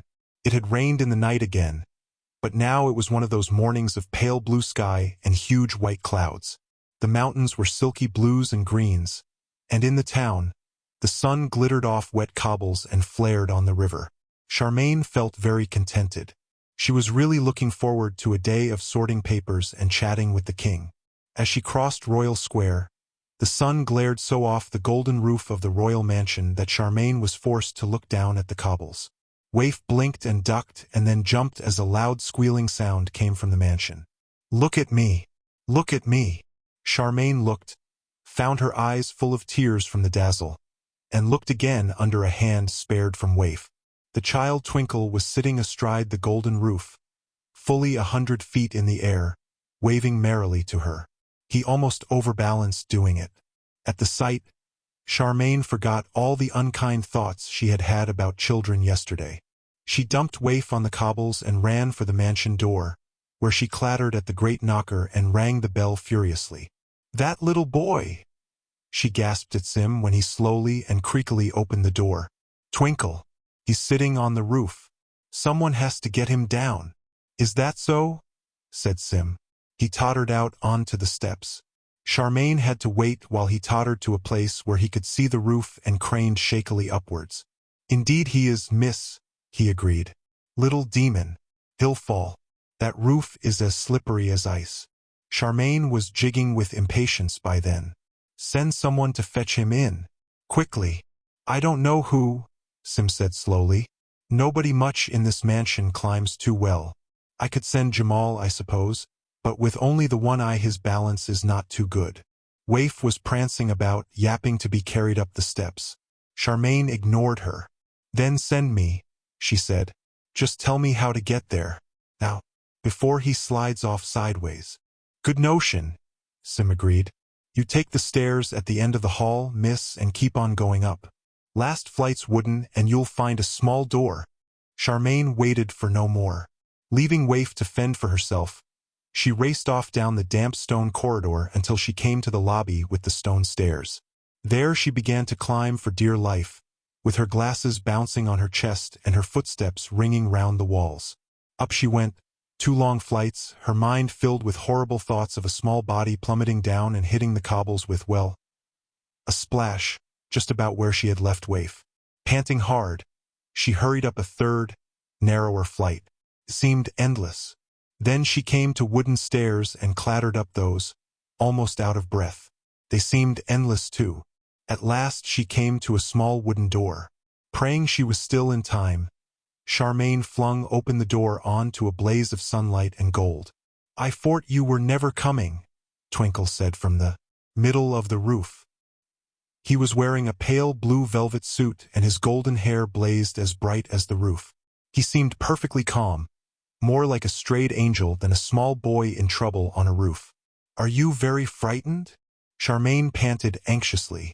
Hold on very tight and don't move and I'll crawl out and get you. Please do that, Twinkle said politely. He doesn't know the danger he's in. Charmain thought, I shall have to keep very calm. Very cautiously, she climbed out through the wooden door and maneuvered until she was sitting astride the roof like Twinkle. It was highly uncomfortable. Charmain did not know which was worse: the fact that the tin tiles were hot, wet, sharp, and slippery, or the way the roof seemed to be cutting her in two. When she snatched a sideways look at Royal Square, far, far below, she had to remind herself very seriously that she had worked a spell only 3 days ago that had saved her from the Lubbock and proved that she could fly. She might be able to grab Twinkle round his waist and float down with him. Here she realized that Twinkle was moving backwards away from her as she worked her way towards him. "Stop that," she said.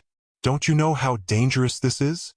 "Of course I do," Twinkle retorted. "Height care me filly. But thith is the only place where I can talk to you without anyone overhearing. Just get yourself to the middle of the roof where I don't have to thout. And be quick. Princess Hilda hath hired a nurse-maid for Morgan and me. The wretched girl will be along any minute now." This sounded so grown-up that Charmain blinked and stared at him. Twinkle smiled blindingly back, all big blue eyes and enchanting rosy lips. "Are you an infant genius or something?" she asked him. "Well, I am now," Twinkle said. "When I wath really 6 years old, I wath about average, I think. With a strong gift for magic, of course. Move along, can't you?" "I'm trying." Charmain set herself to shunting along the roof until she was only a foot or so away from the child.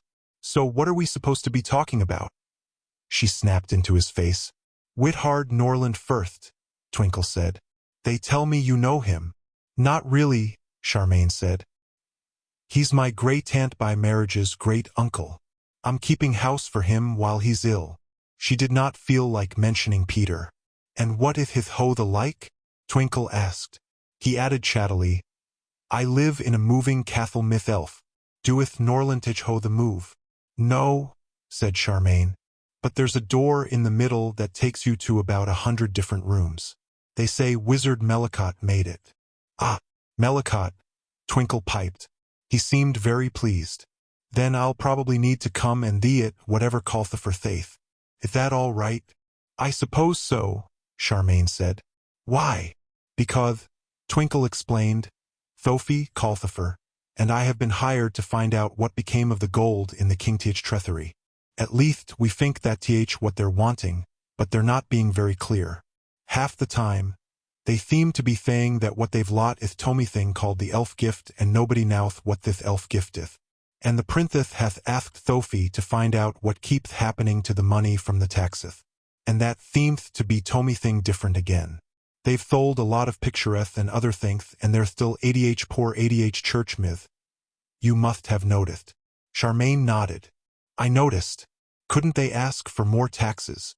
Or they'll Tomy of their library," Twinkle suggested. He shrugged. This made him sway about so precariously that Charmain shut her eyes.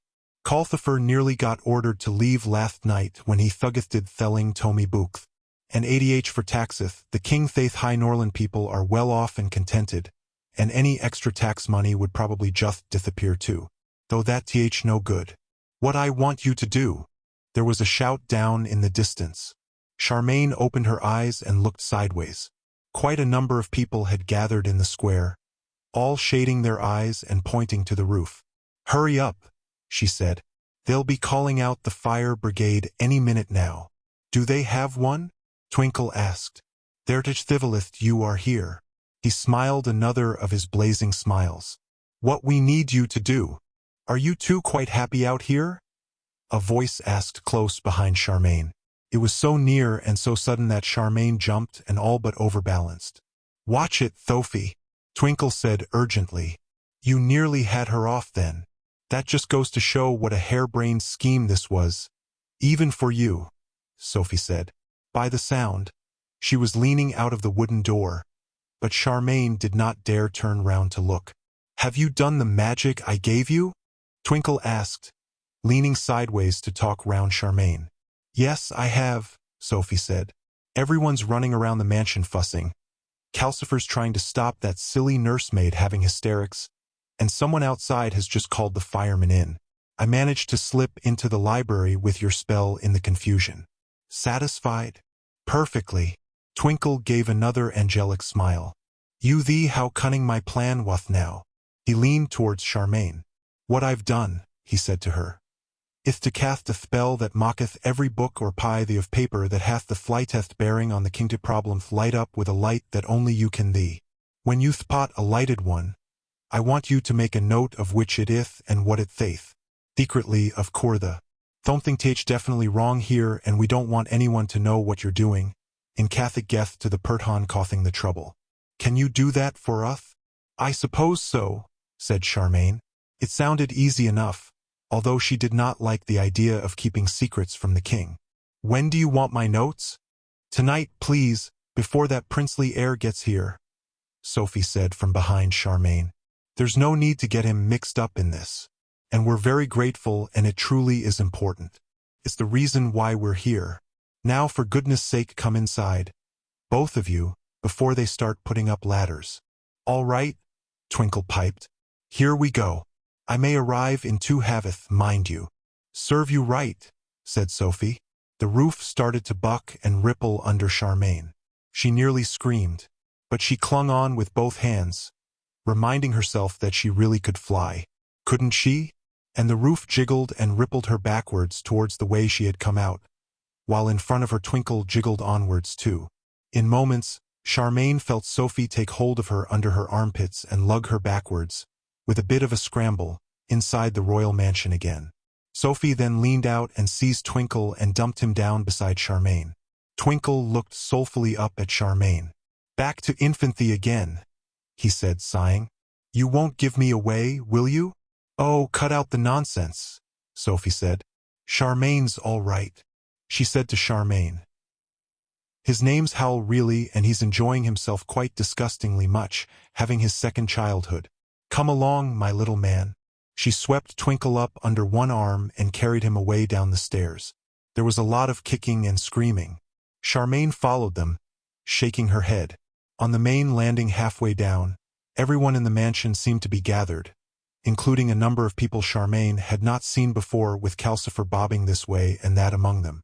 Even the king was there, carrying waif in an absent-minded way. Princess Hilda pushed aside a fat young woman, who was holding Morgan and sobbing, and shook Charmain's hand. My dear Miss Charming, thank you so very much. We were in such a panic. Sim, go and tell the firemen we don't need the ladders, and we certainly don't need the hoses. Charmain could hardly hear her. Waif had seen Charmain, and she promptly leaped from the king's arms, yapping with hysterical relief that Charmain was safe. From somewhere in the background Jamal's dog answered with mournful howlings. The fat nursemaid went, sniff, hoof. Morgan bellowed, oof, oof, and everyone else jabbered. In the distance, Twinkle was yelling, I am not naughty. I was very frightened. I tell you. Charmain cut down some of the noise by scooping waif up. Princess Hilda silenced most of the rest by clapping her hands and saying, Back to work, everyone. Nancy, take Morgan away before he deafens us all, and make it very clear to him that he is not going out on the roof too. Sophie, dear, can you shut Twinkle up? Everyone moved away. Twinkle went, I am not a naughty, and then stopped as if a hand had been clapped across his mouth. In next to no time, Charmain found herself walking down the rest of the stairs with the king, on the way to the library, with waif ecstatically trying to lick her chin. It takes me right back, the king remarked. I got out on the roof several times when I was a boy, never failed to cause a silly panic. Firemen nearly hosed me off once by mistake. Boys will be boys, my dear. Are you ready to get down to work? Or will you want to sit and recover a bit? No, I'm fine, Charmain assured him. She felt completely at home today as she settled into her seat in the library, surrounded by the smell of old books, with waif toasting her tummy at the brazier, and the king sitting opposite investigating a ragged pile of old diaries. So peaceful was it that Charmain all but forgot about Twinkle's spell. She became immersed in peeling apart a damp pile of old letters. They were all from a long-ago prince who was breeding horses and wanted his mother to coax more money out of the king.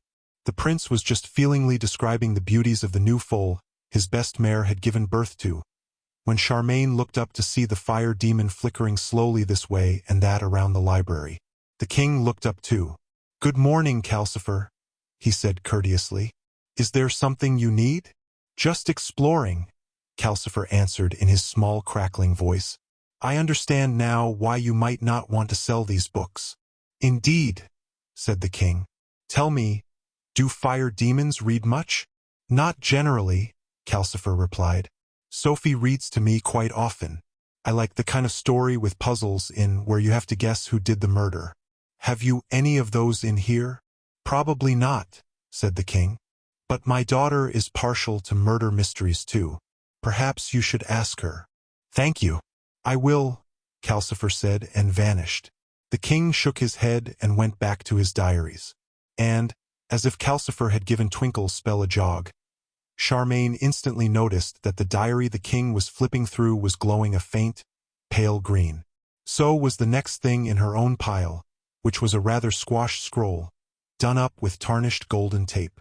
Charmain took a large breath and asked, "Anything interesting in that diary, sire?" "Well," said the king, "it's rather nasty really. This is the diary of one of my great-grandmother's ladies-in-waiting. Full of gossip. Just now, she's dreadfully shocked because the king's sister died giving birth to a son and the midwife seems to have killed the baby. Said it was purple and it frightened her. They're going to put the poor silly soul on trial for murder." Charmain's mind flew to herself and Peter looking up Lubbock in Great-Uncle William's encyclopedia. She said, "I suppose she thought the baby was a Lubbockin." "Yes, very superstitious and ignorant," the king said. "No one believes in Lubbockins these days." He went back to reading. Charmain wondered whether to say that that long-ago midwife may have been quite right. Lubbocks existed. Why not Lubbockins too? But she was sure the king would not believe her and she scribbled a note about it instead. Then she picked up the squashed scroll. But before she unrolled it, it occurred to her to look along the row of boxes where she had put the papers she had already read, in case any of them glowed too. Only one did quite faintly. When Charmain pulled it out, she found it was the bill from Wizard Mellicott for making the roof look like gold. This was puzzling, but Charmain made a note about that too, before she finally undid the tarnished gold tape and spread the scroll out. It was a family tree of the kings of High Norland. Rather scribbly and hasty, as if it was only a plan for a much more careful copy. Charmain had trouble reading it. It was full of crossings out and little arrows leading to scribbled additions and lopsided circles with notes inside them. "Sire," she said, "can you explain this to me?" "Let's see." The king took the scroll and spread it out on the table. "Ah," he said, "we've got the fair copy of this hanging in the throne room. I haven't properly looked at it for years, but I know it's much plainer than this family tree. Just names of rulers and who they married and so on. This one seems to have notes on it, written by several different people by the looks of it.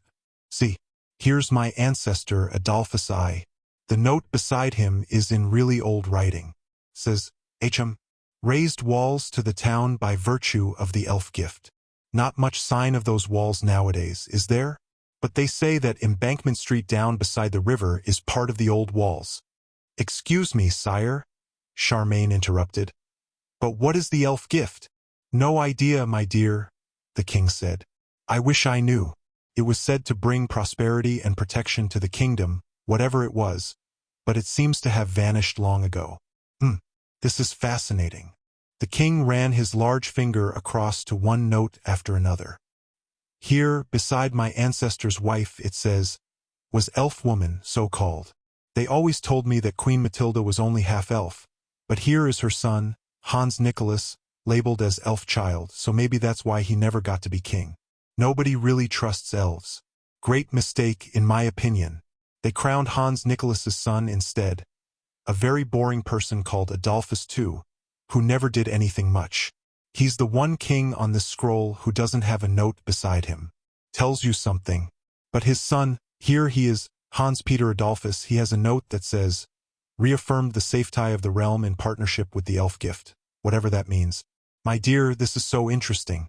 Would you do me the favor of making a good readable copy of all these people's names and the notes beside them? You can miss out cousins and things if they don't have notes. Would you mind very much?" "Not at all, sire," Charmain said. She had been wondering how she could write all this down secretly for Sophie and Twinkle, and this was how. She spent the rest of that day making 2 copies of the scroll. One was a muddly first draft, where she was constantly having to ask the king about this note or that one, and the second copy was in her best writing for the king himself. She became as interested as the king was. Why did Hans Peter III's nephew take to banditry in the hills? What made Queen Gertrude a witch to be feared? And why was her daughter Princess Isala labeled Blue Man Lover?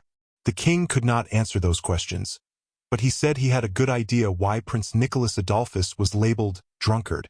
Had Charmain looked at where it said the prince's father, Peter Hans IV, was called a dark tyrant and a wizard besides?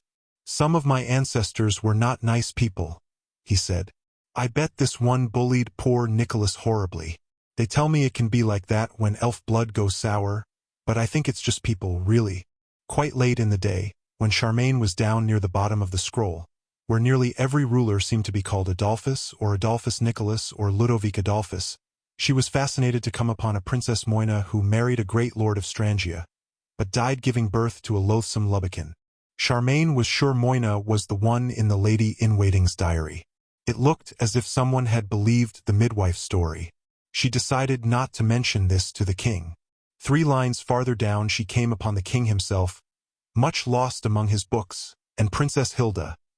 Refused marriage with a kinge, 3 lords and a wizard. They were rather squeezed to one side to make room for the descendants of the king's uncle, Nicholas Peter, who seemed to have had a great many children. The children's children filled the whole bottom row. How on earth do they remember who is which? Charmain wondered. Half the girls were called Matilda and the other half Isala, while the boys were mostly Hans or Hans Adolphus. You could only tell them apart by the tiny scribbled notes, calling one Hans a great lout, drowned, and another murdered by accident, and yet another died abroad. The girls were worse. One Matilda was a tedious proud girl, another to be feared like Gertrude, and a third of no good nature. The Isalas were all either poisoned or of evil ways.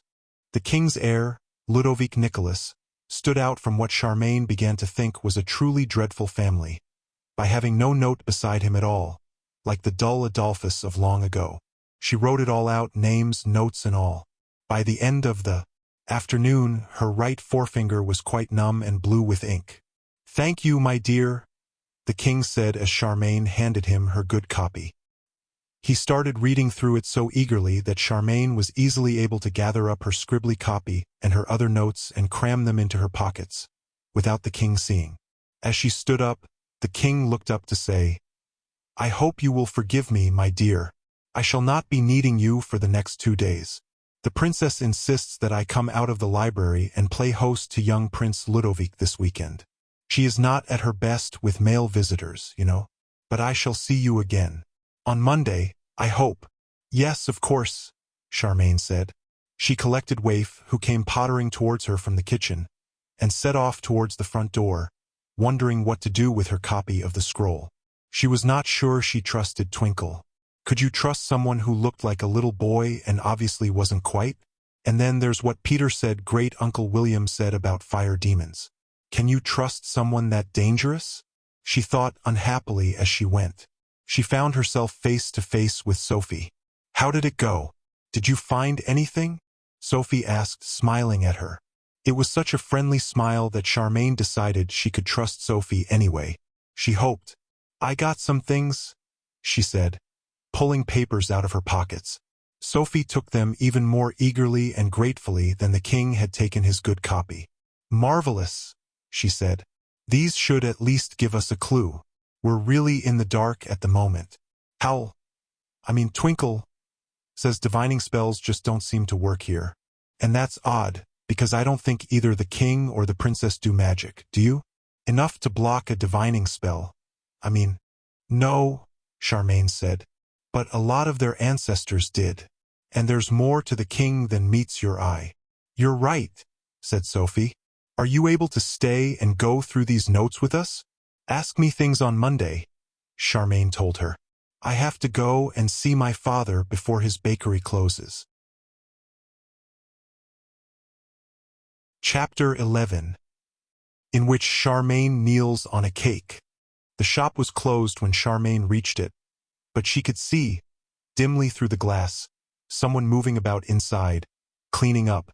Charmain rapped on the door and, when that did no good, put her face to the glass and shouted, "Let me in!"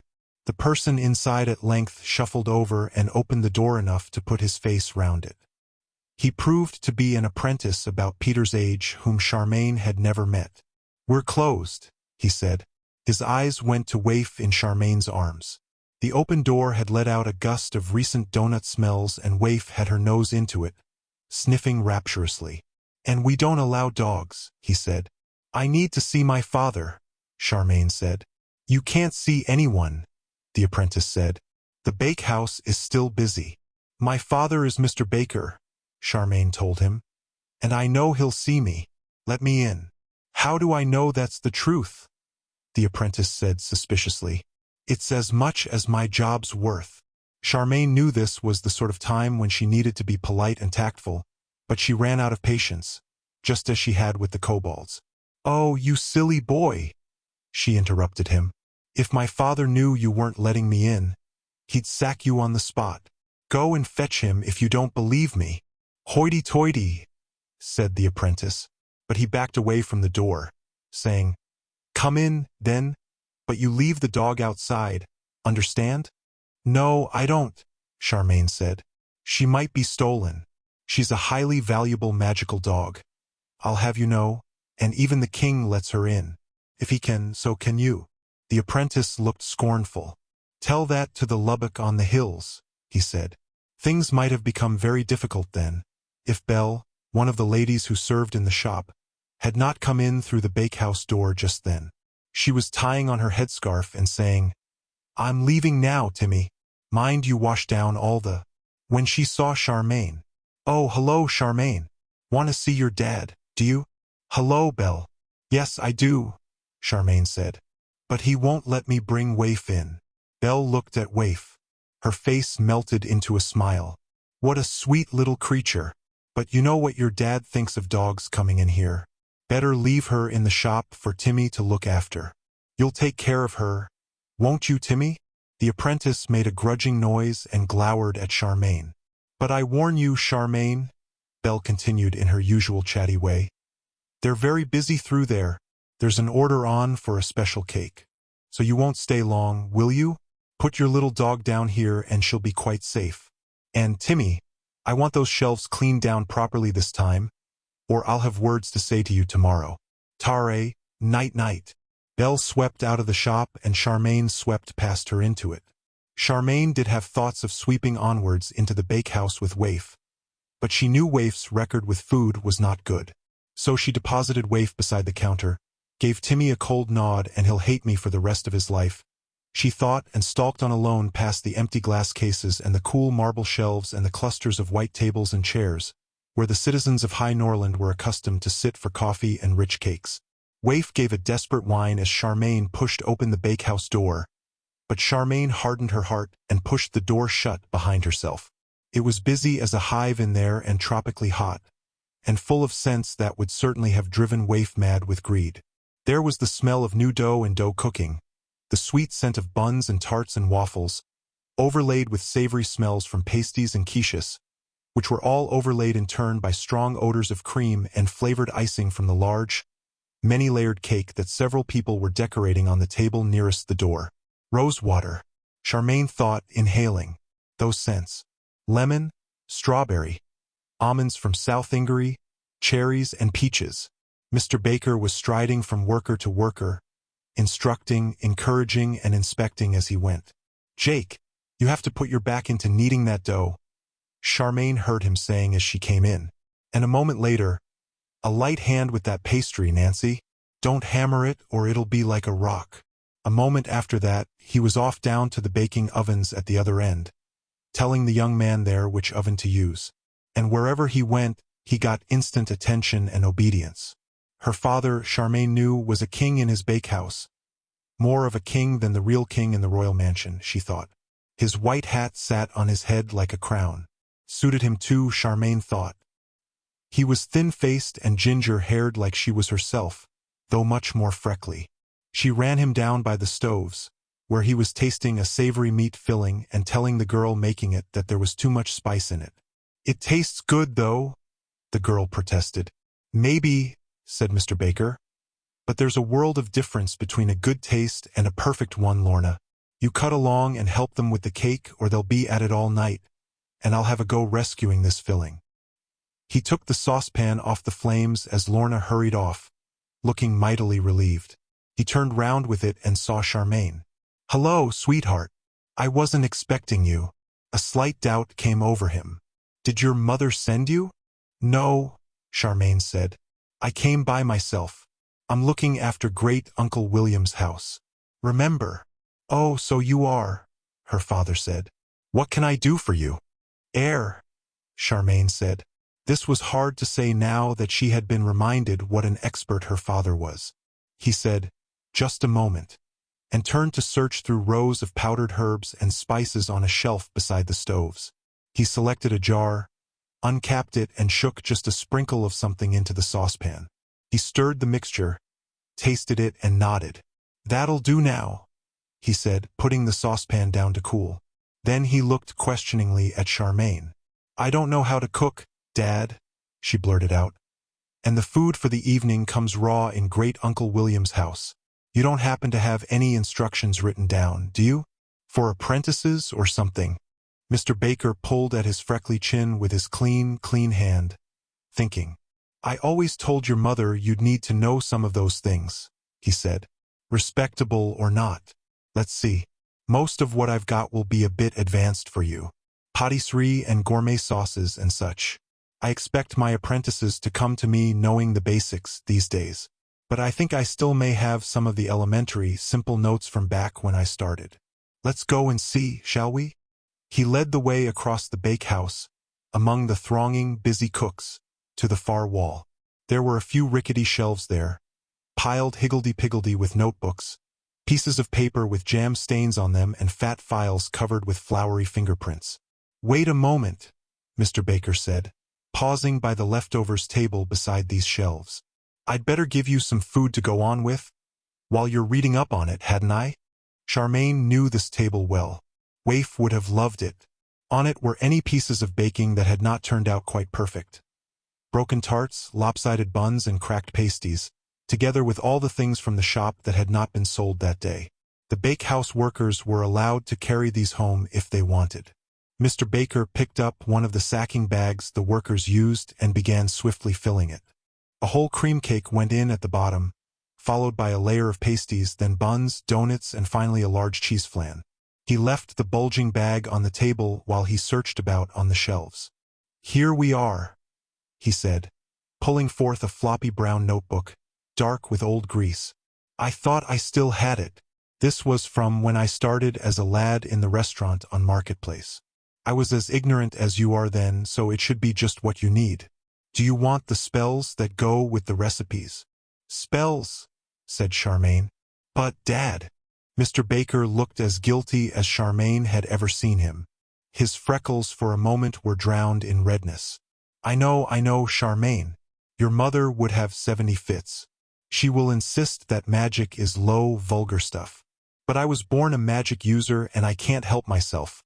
Not when I'm cooking. We use magic all the time here in the bakehouse. Be a good, kind girl and don't let your mother know. Please." He pulled a thin yellow notebook off the shelves and flapped it wistfully. "These in here are all plain, simple spells that work. Do you want this?" "Yes, please," Charmain said. "And of course I won't say a word to Mother.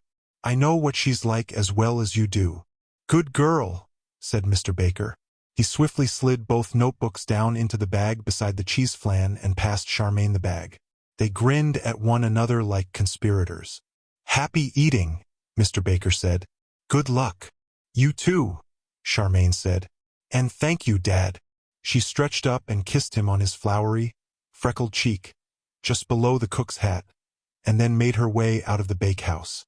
"You lucky thing," Lorna called out to her while Charmain was pushing open the door. "I had my eye on that cream cake he gave you." "There were 2 of them," Charmain called over her shoulder, as she went through into the shop. There, to her surprise, she found Timmy sitting on the glass and marble counter with Waif in his arms. He explained, rather defensively, "She was really upset when you left her. Started howling her head off. Perhaps we won't be lifelong enemies after all." Charmain thought, as Waif leaped out of Timmy's arms, shrieking with delight. She danced about Charmain's ankles and generally made such a noise that Timmy evidently did not hear Charmain thank him. Charmain made sure to give a great smile and to nod at him as she went out into the street, with Waif frisking and squeaking round her feet. The shop and bakehouse were on the other side of the town from the river and the embankment. Charmain could have cut across to there, but it was shorter with Waif having to walk, because Charmain was carrying the bulging bag, to go along High Street instead. High Street, although it was one of the main streets, was far from seeming that way. It was twisting and narrow with no sidewalks, but the shops on either side were some of the best. Charmain walked slowly along, looking into shops to give Waif time to keep up, dodging late shoppers and people just strolling before supper, and thinking. Her thoughts were divided between satisfaction Peter has no excuse now for making any more horrible food, and amazement. Dad is a magic user. He always has been. Up until then, Charmain had felt a lot of hidden guilt at the way she had experimented with the Book of Palimpsest, but she found that had gone now. "I think I may have inherited Dad's magic." "Oh great, then I know I can do spells. But why does Dad always do what Mother says? He insists on me being respectable as much as Mother does. Honestly, parents." Charmain found she was feeling very jolly altogether about this.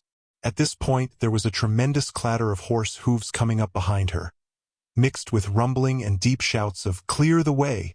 Clear the way!"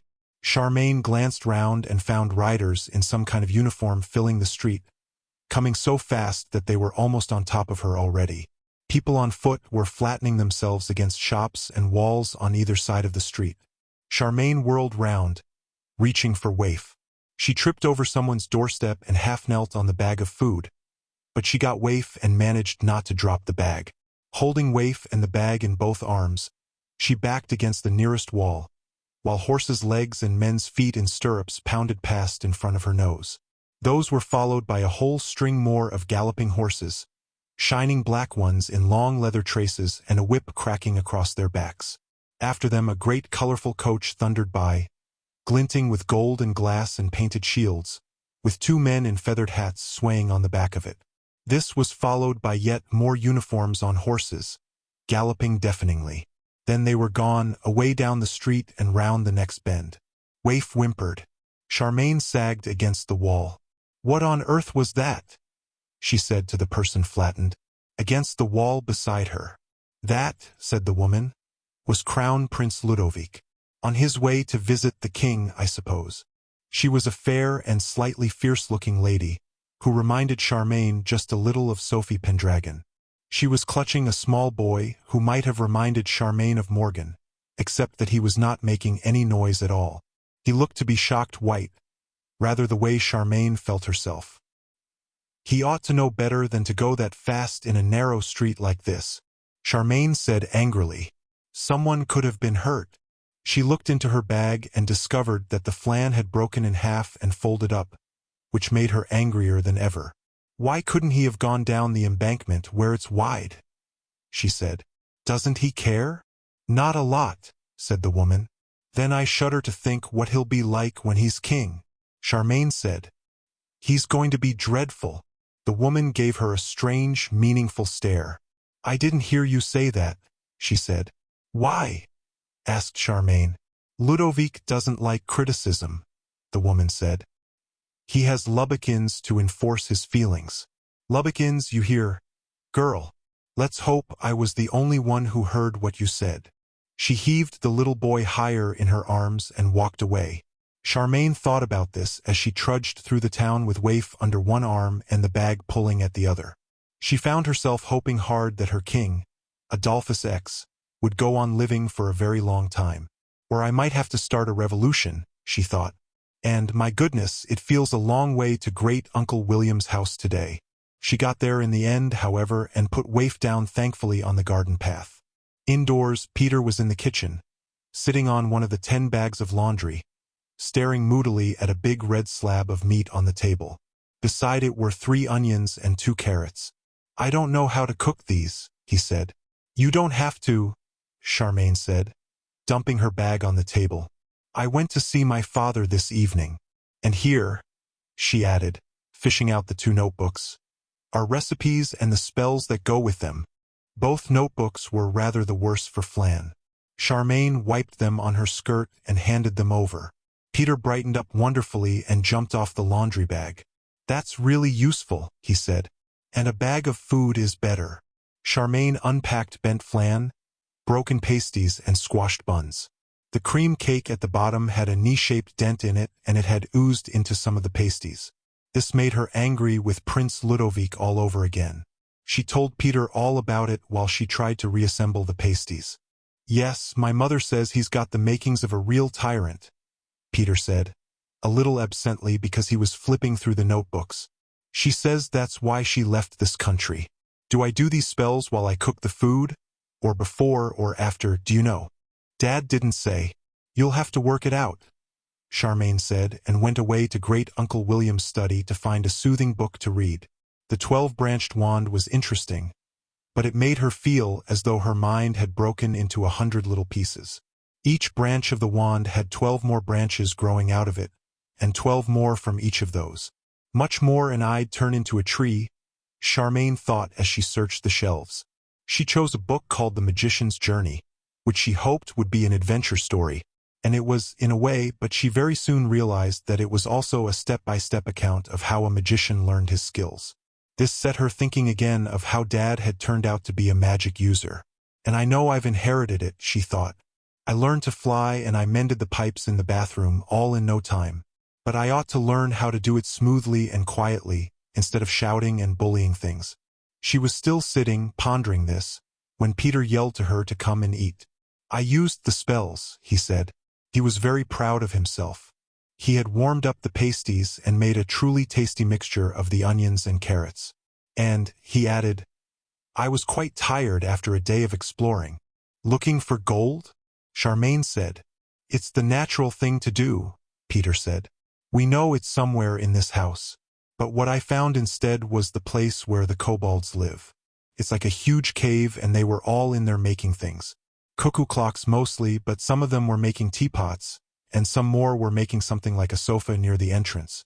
I didn't speak to them. I didn't know if they were in the past or nowadays, so I just smiled and watched. I didn't want them angry again." "What did you do today?" "Oh, goodness," Charmain said. "It was quite a day. It started with Twinkle out on the roof. I was so scared," and she told him all the rest. Peter frowned. "This Twinkle," he said, "and this Sophie, are you quite sure they're not up to something sinister?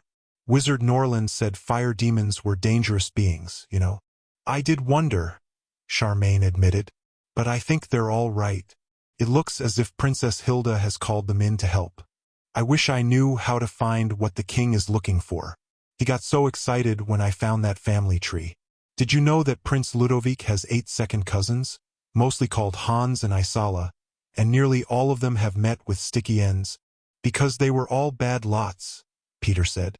"My mother says that Hans the Cruel was poisoned by Isala the murderess, and she was killed by Hans the Drunkard when he was drunk. Then that Hans fell downstairs and broke his neck. His sister Isala was hanged over in Strangia for trying to kill the lord she married there. How many am I up to?"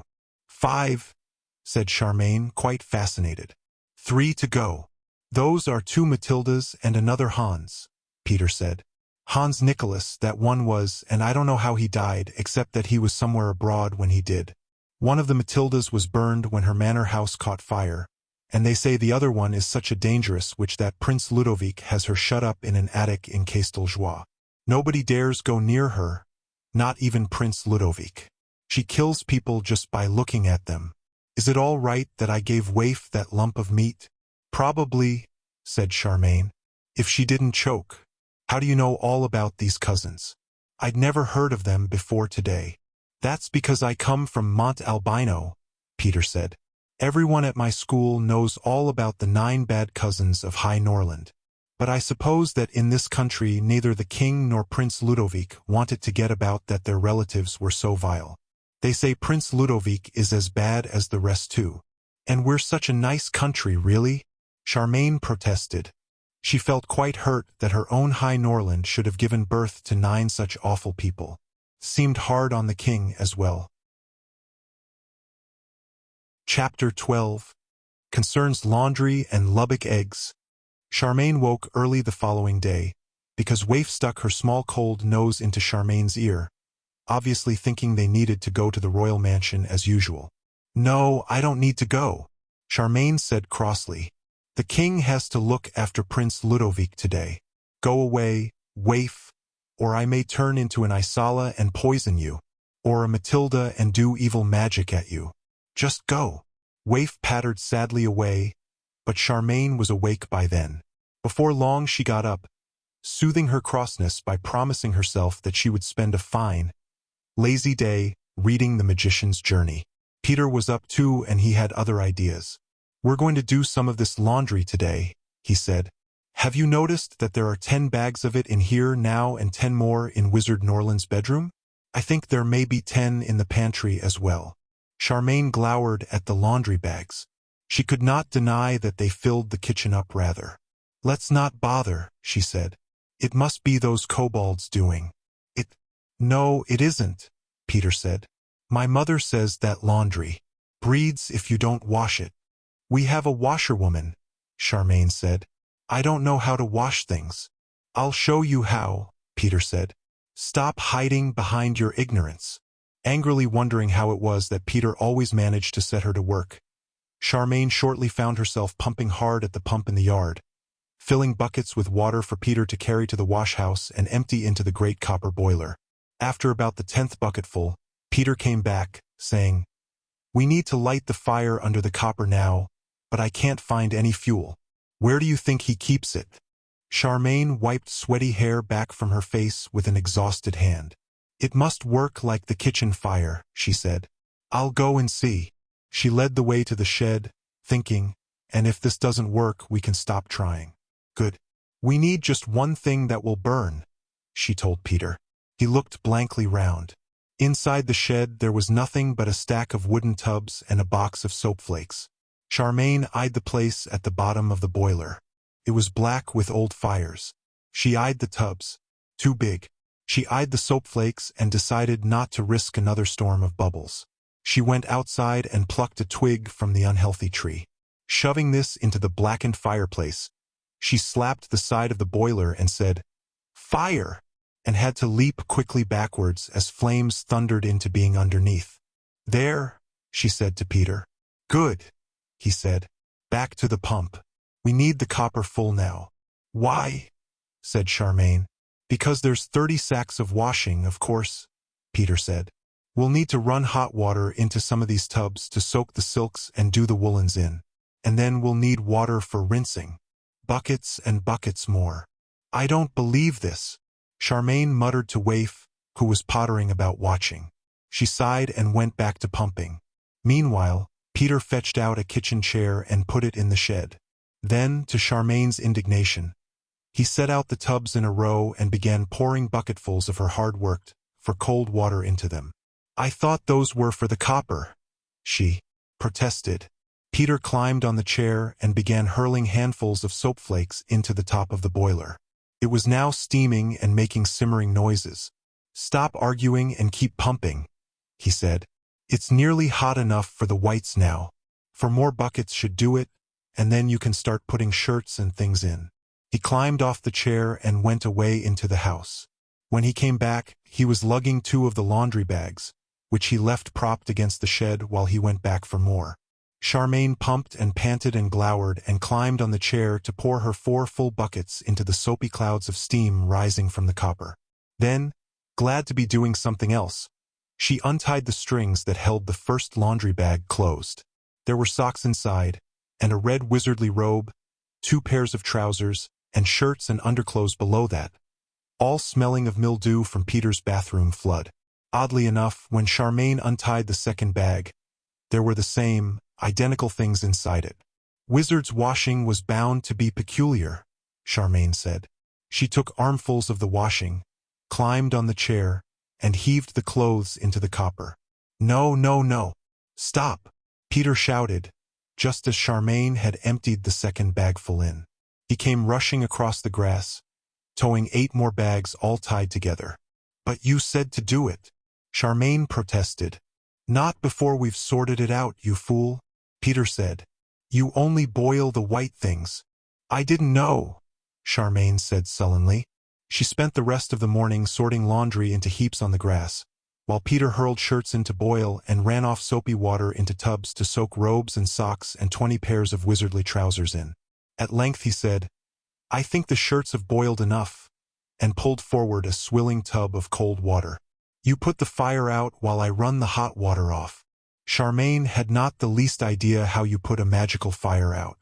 Experimentally, she slapped the side of the copper. It burned her hand. She said, Ow! Fire, go out! In a sort of scream, and the fire obediently flickered down and disappeared.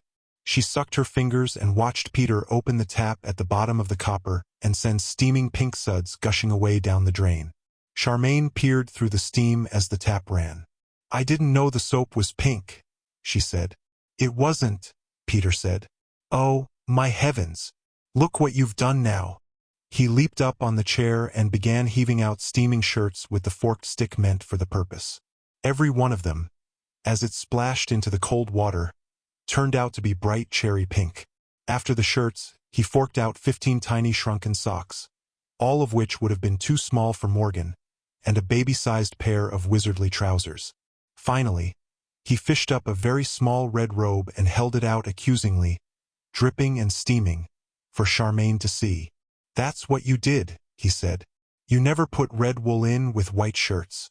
The dye runs, and it's turned out almost too small for a kobold. You are an utter fool. How was I to know?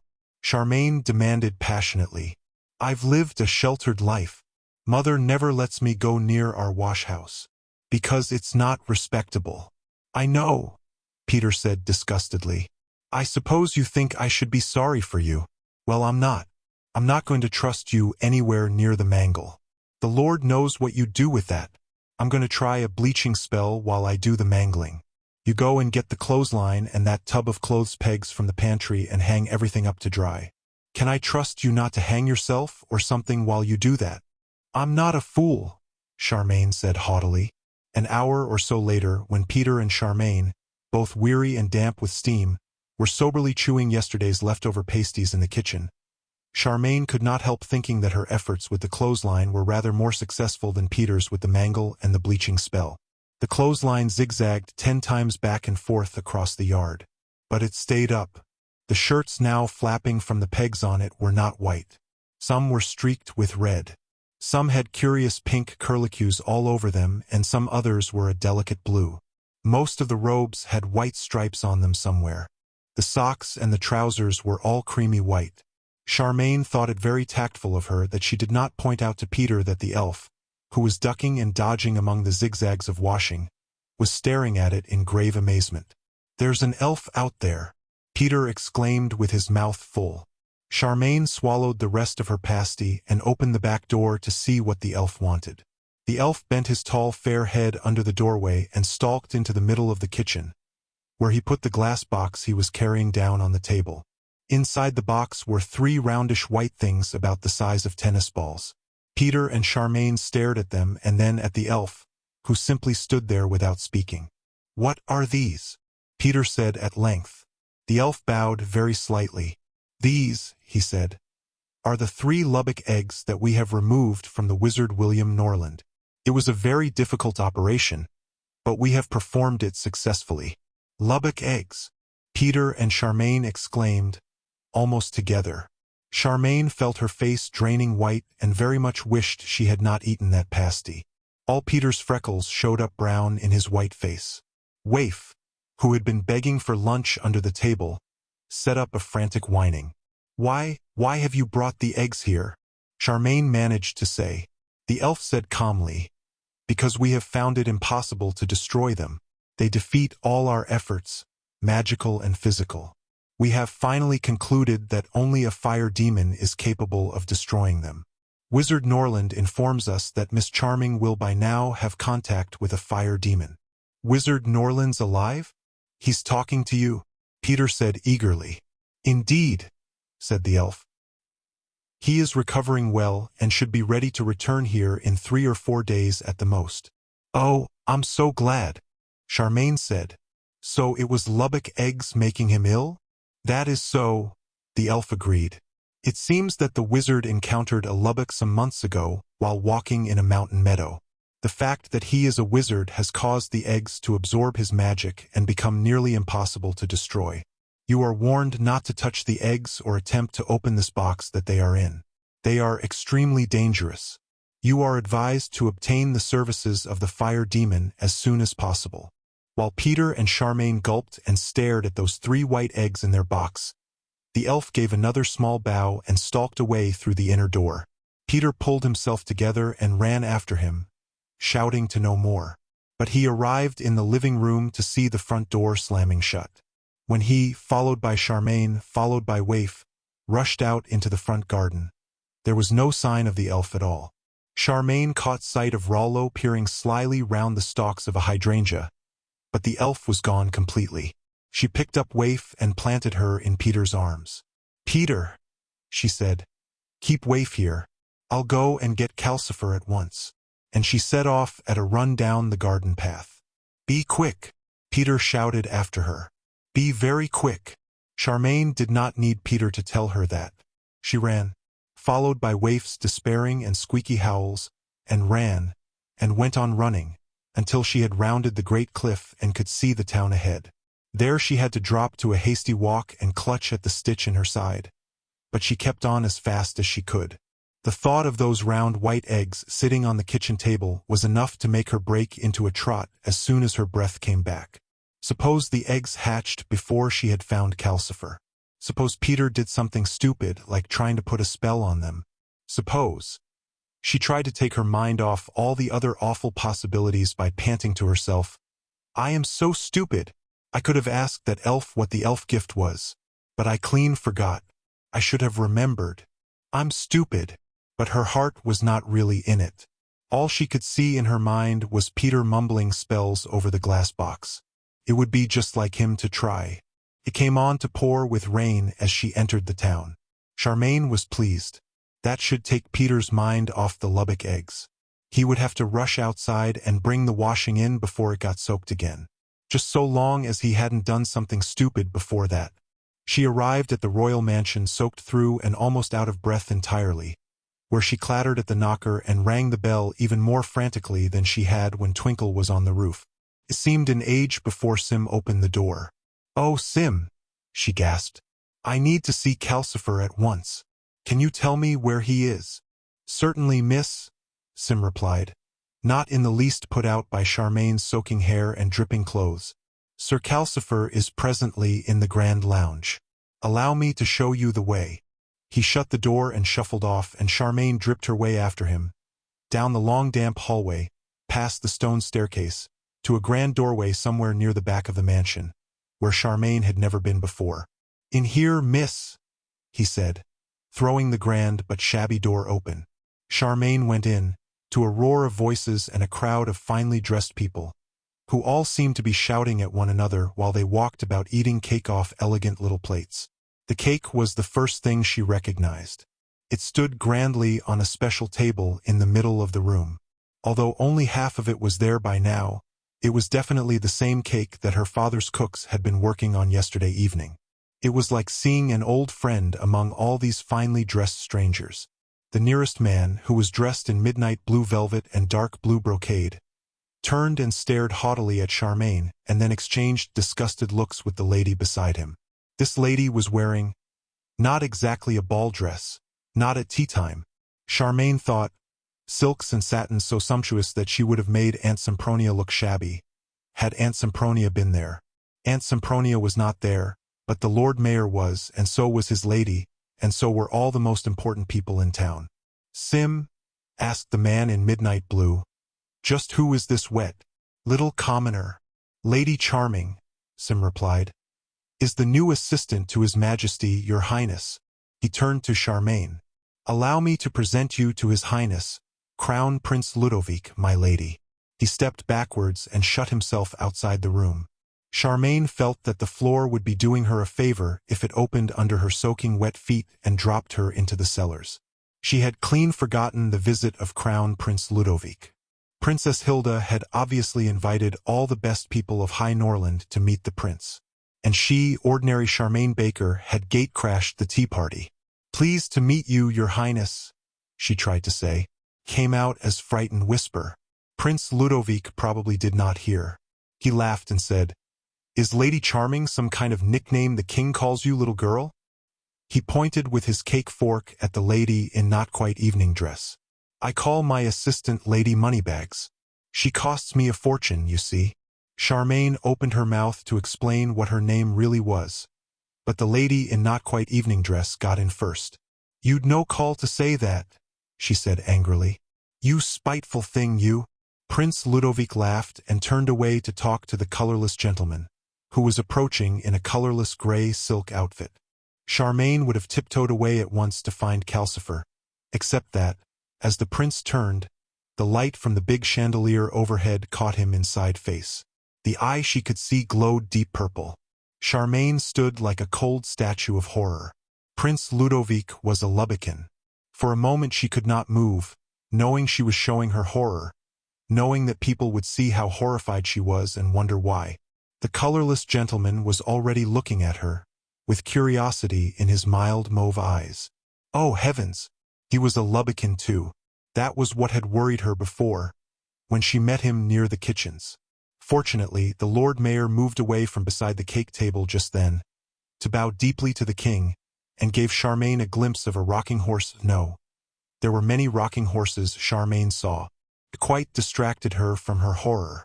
For some reason, rocking horses were lined up all round the walls of the grand room. Twinkle was sitting on the one nearest to the large marble fireplace, staring at her earnestly.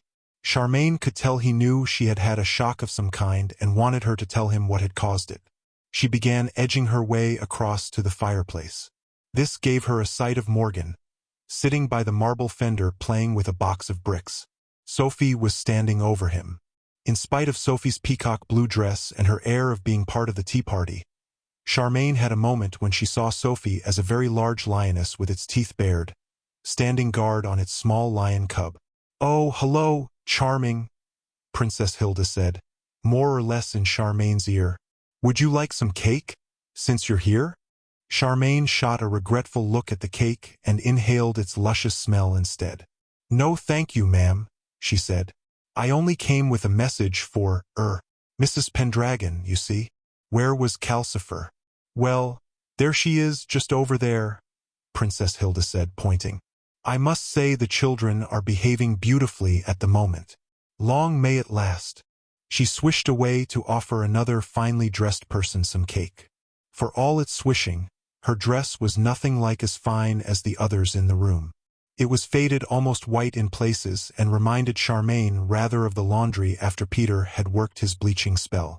Oh, please don't let Peter try any spells on those Lubbock eggs, Charmain prayed as she walked over to Sophie. Hello, Sophie said, smiling rather tensely.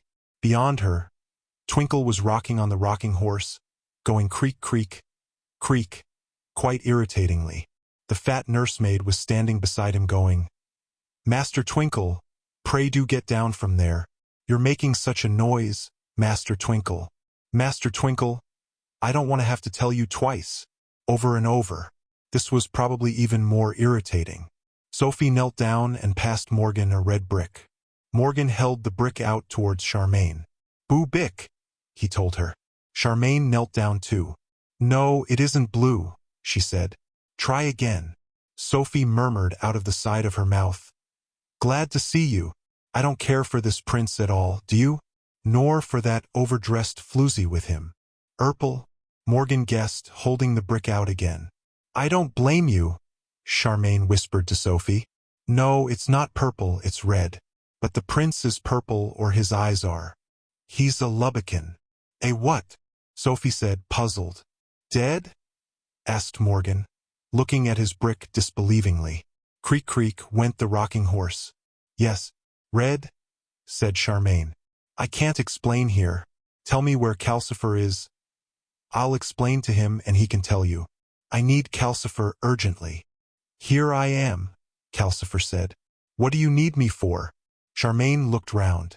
Calcifer was roosting among the flaming logs in the fireplace, mingling his blue flames with the orange ones from the logs and looking so peaceful that Charmain had quite failed to notice him until he spoke.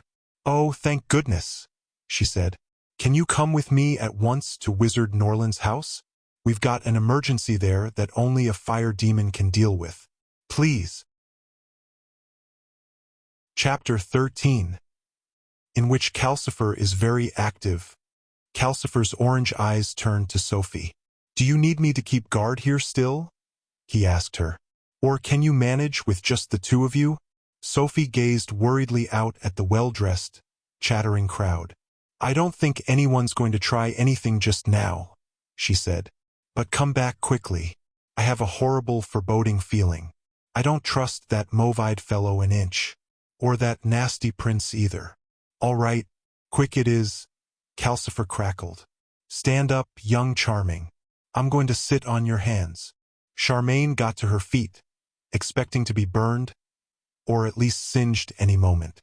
Morgan objected to her going by waving a yellow brick at her and raising a booming shout of, Geen, geen, geen. Shush, Sophie and Twinkle said together, and the fat nursemaid added, Master Morgan, we don't shout. Not here in front of the king. It's yellow, Charmain said, waiting for all the staring faces to turn away. She was beginning to see that none of the fine guests knew that Calcifer was part of the fire and that Calcifer wanted to keep it that way. As soon as everyone lost interest and turned back to their chatter, Calcifer hopped up out of the fire and landed just slightly above Charmain's nervous fingers in the exact likeness of a plate of cake. He did not hurt a bit. In fact, Charmain could scarcely feel him. Clever, she said. Pretend to hold me, Calcifer replied, and walk out of the room with me. Charmain curled her fingers round the false plate and walked towards the door. Prince Ludovic, to her relief, had moved away, but the king was coming towards her instead. He nodded and smiled at Charmain. Got yourself some cake, I see, he said. Good, isn't it? Wish I knew why we have all these rocking horses. Don't happen to know, do you? Charmain shook her head and the king turned away, still smiling. Why do we, Charmain asked, have all these rocking horses? Protection, said the plate of cake. Open the door and let's get out of here. Charmain took one hand from the false plate, opened the door and slipped out into the damp, echoing hallway. But who's being protected from what? She asked, closing the door as quietly as possible. Morgan, said the plate of cake. Sophie got an anonymous note this morning. It said, Stop your investigation and leave High Norland, or your child suffers. But we can't leave, because Sophie's promised the princess she'll stay until we find out where all the money's gone. Tomorrow we're going to pretend to go. Calcifer was interrupted by shrill barking. Waif came dashing round the corner and hurled herself delightedly on to Charmain's ankles. Calcifer jumped and floated free in his own shape, as a fiery blue teardrop hovering by Charmain's shoulder. Charmain scooped Waif up. How did you? She began, trying to keep her face out of the way of Waif's eager tongue. Then she realized that Waif was not in the least wet. Oh, Calcifer, she must have come the quick way through the house. Can you find me the conference room? I can get us back from there. Easy. Calcifer darted off like a blue comet, so fast that Charmain had trouble keeping up. He whirled round several corners and into the corridor where the kitchen smells were. In next to no time, Charmain was standing with her back to the door of the conference room with Waif in her arms and Calcifer floating by her shoulder, while she tried to remember just what you did from here. Calcifer said, It's like this, and zigzagged away in front of her. Charmain followed as best she could and found herself in the corridor where the bedrooms were. Sunlight was blazing in the window beyond Great Uncle William's study. Peter came dashing towards them, looking pale and urgent. Oh, good dog Waif, he said. I sent her to fetch you. Just come and take a look at this. He turned and galloped back to the other end of the corridor, where he pointed rather shakily at the view out of the window. Out in the mountain meadow, the rain was just passing away in big, melting, dark gray clouds that were obviously still raining below on the town. A rainbow arched across the mountains, lurid in front of the clouds and pale and misty across the meadow. The meadow grass blazed and twinkled so with sunlit wetness that Charmain was dazzled for a moment and could not see what Peter was pointing at. "That's the Lubbock," Peter said rather hoarsely. "Right?" The Lubbock was there, towering huge and purple in the middle of the meadow. It was bending slightly to listen to a kobold, who was hopping up and down, pointing at the rainbow and evidently shouting at the Lubbock. "That's the Lubbock, all right," Charmain said, shivering. "And that's Rollo." As she said it, the Lubbock laughed and rolled its bundles of insect eyes towards the rainbow. It stepped carefully backwards until the misty rainbow stripes seemed to be right beside its insect feet. There it bent and dragged a small earthenware pot out of the turf. Rollo capered about. "That must be the crock of gold at the end of the rainbow," Peter said wonderingly. They watched the Lubbock pass the pot to Rollo, who took it in both arms. It was evidently heavy. Rollo stopped capering and staggered about with his head thrown back in greedy joy. He turned to stagger away. He did not see the Lubbock slyly extend its long purple proboscis behind him. He did not seem to notice when the proboscis stabbed into his back. He just sank away into the meadow grass, still clutching the pot and laughing. The Lubbock laughed too, standing in the middle of the meadow and waving its insect arms. "It's just laid its eggs in Rollo," Charmain whispered. "And he didn't even notice." She felt ill. The same thing had so nearly happened to her. Peter looked quite green and Waif was shivering. "You know," she said, "I think the Lubbock may have promised Rollo a crock of gold for making trouble between the kobolds and Great-Uncle William." "I'm sure it did," Peter said.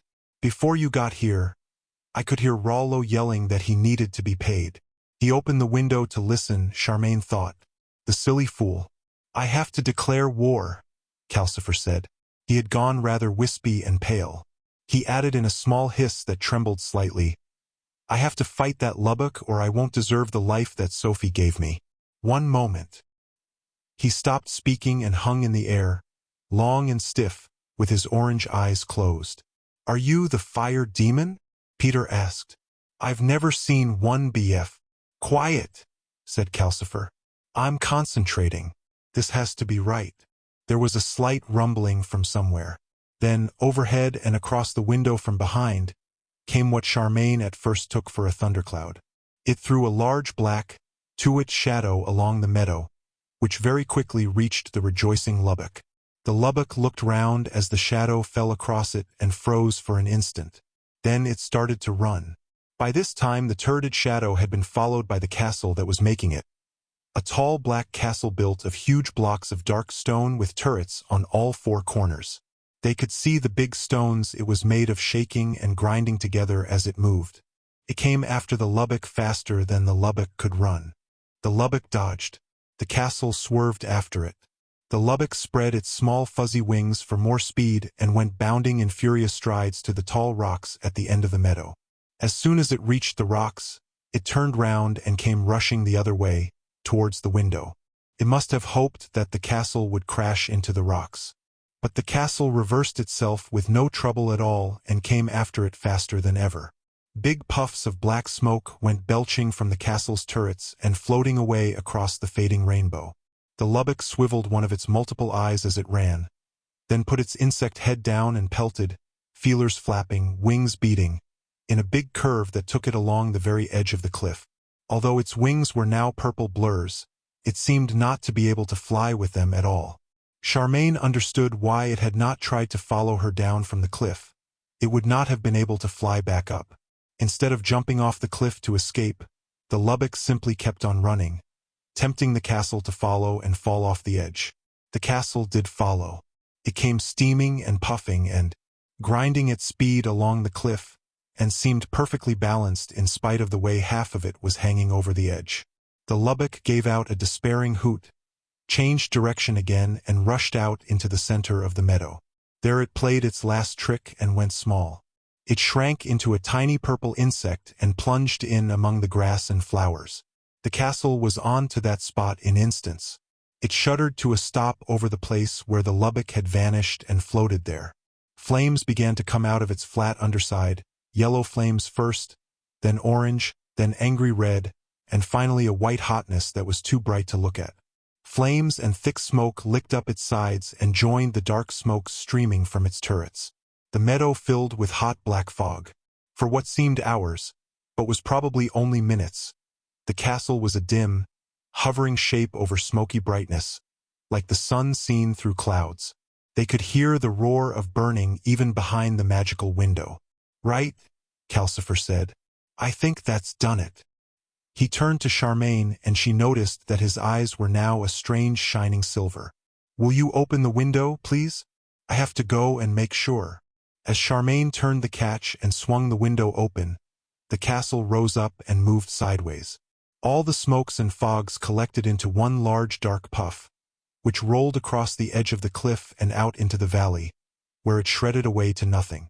When Calcifer floated forward into the meadow, the castle was standing demurely, with only a wisp of smoke coming from each turret, beside a big square patch of black earth.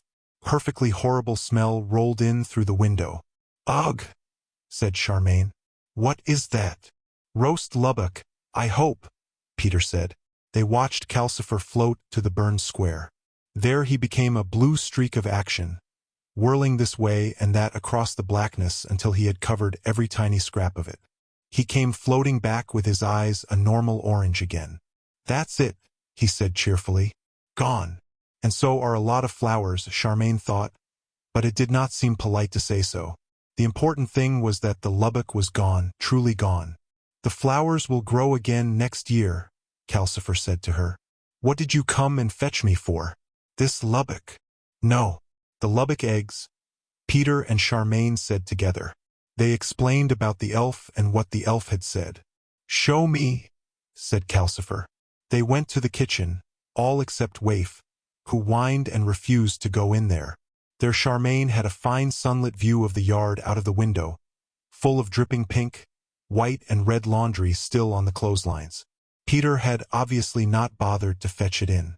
She wondered what he had been doing. The glass box was still on the table, still with the eggs in it, but it had sunk into the table somehow so that only half of it was showing. "What made it do that?" Charmain asked. "The magic in the eggs?" Peter looked a little self-conscious. "Not exactly," he said. "That happened when I put my safety spell on it. I was going back to the study to look up another spell when I saw Rollo talking to the Lubbock. Isn't that typical?" Charmain thought. This fool always thinks he knows best. "The elf spells would have been quite enough," Calcifer said, floating above the embedded glass box.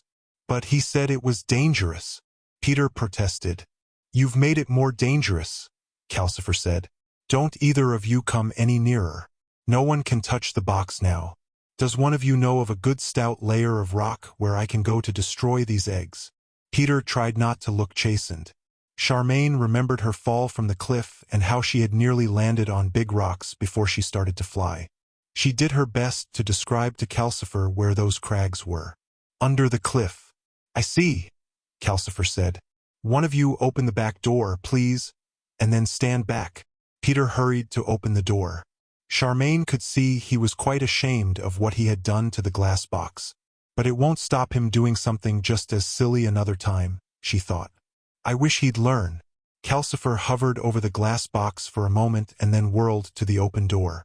Halfway through the doorway, he seemed to stick, jerking and trembling, until he gave a mighty heave, doubling himself up like a large blue tadpole and then slamming himself straight again, and shot forward across the colorful washing.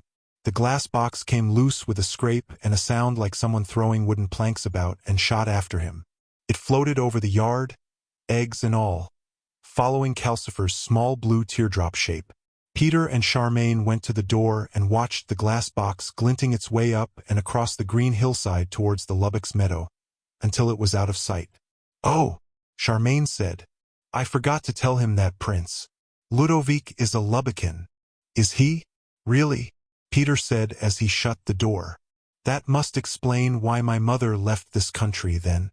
Charmain had never had much interest in Peter's mother. She turned impatiently away and saw that the table was now flat again. That was a relief. She had been wondering what you did with a table that had a square trench in the middle of it. "What safety spell did you use?" she said. "I'll show you," Peter said. "I want to have another sight of that castle anyway. Do you think we dare open the window and climb out near to it?" "No," said Charmain. "But the Lubbock's definitely dead," Peter said. "There can't be any harm in it." Charmain had a very strong feeling that Peter was asking for trouble. "How do you know there was only one Lubbock?" she said. "The encyclopedia said," Peter argued. "Lubbocks are solitary." Arguing fiercely about it, they wrangled their way through the inner door and turned left into the corridor. There Peter made a defiant dash for the window. Charmain dashed after him and held him back by his jacket. Waif dashed after them, squeaking with distress, and contrived to tangle herself with Peter's feet so that he fell forward with both hands on the window. Charmain looked nervously out at the meadow, gleaming peacefully in orange sunset light, where the castle was still squatting beside the burned black patch. It was one of the queerest buildings she had ever seen. There was a flash of light so bright that it blinded them. Instants later there came the clap of an explosion as loud as the light was bright. The floor beneath them jiggled and the window blurred in its frame. Everything shook. Through tears of dazzle mixed with blots of blindness, Charmain thought she saw the castle vibrating all over. With ears fuzzy and deaf, she thought she heard rocks crash and grind and tumble. Clever waif, she thought. If Peter had been outside, he might be dead by now. "What do you think that was?" Peter asked when they could almost hear again. "Calcifer destroying the Lubbock eggs, of course," said Charmain. "The rocks he went to are straight under the meadow." They both blinked and blinked, trying to clear away blobs of blue and gray and yellow dazzle that would keep floating inside their eyes. They both peered and peered. It was hard to believe it, but nearly half the meadow was now missing. A curved piece, like a huge bite, had gone from the sloping green space. Below that, there must have been quite a landslide. Said Peter. "You don't think he destroyed himself as well, do you?" Charmain said, "I hope not." They waited and watched. Sounds came back to their ears, almost as usual apart from a little fizzing. The blots gradually faded from their eyes.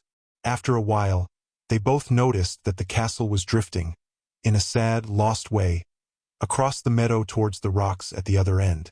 They waited and watched until it drifted up over the rocks and out of sight along the mountainside.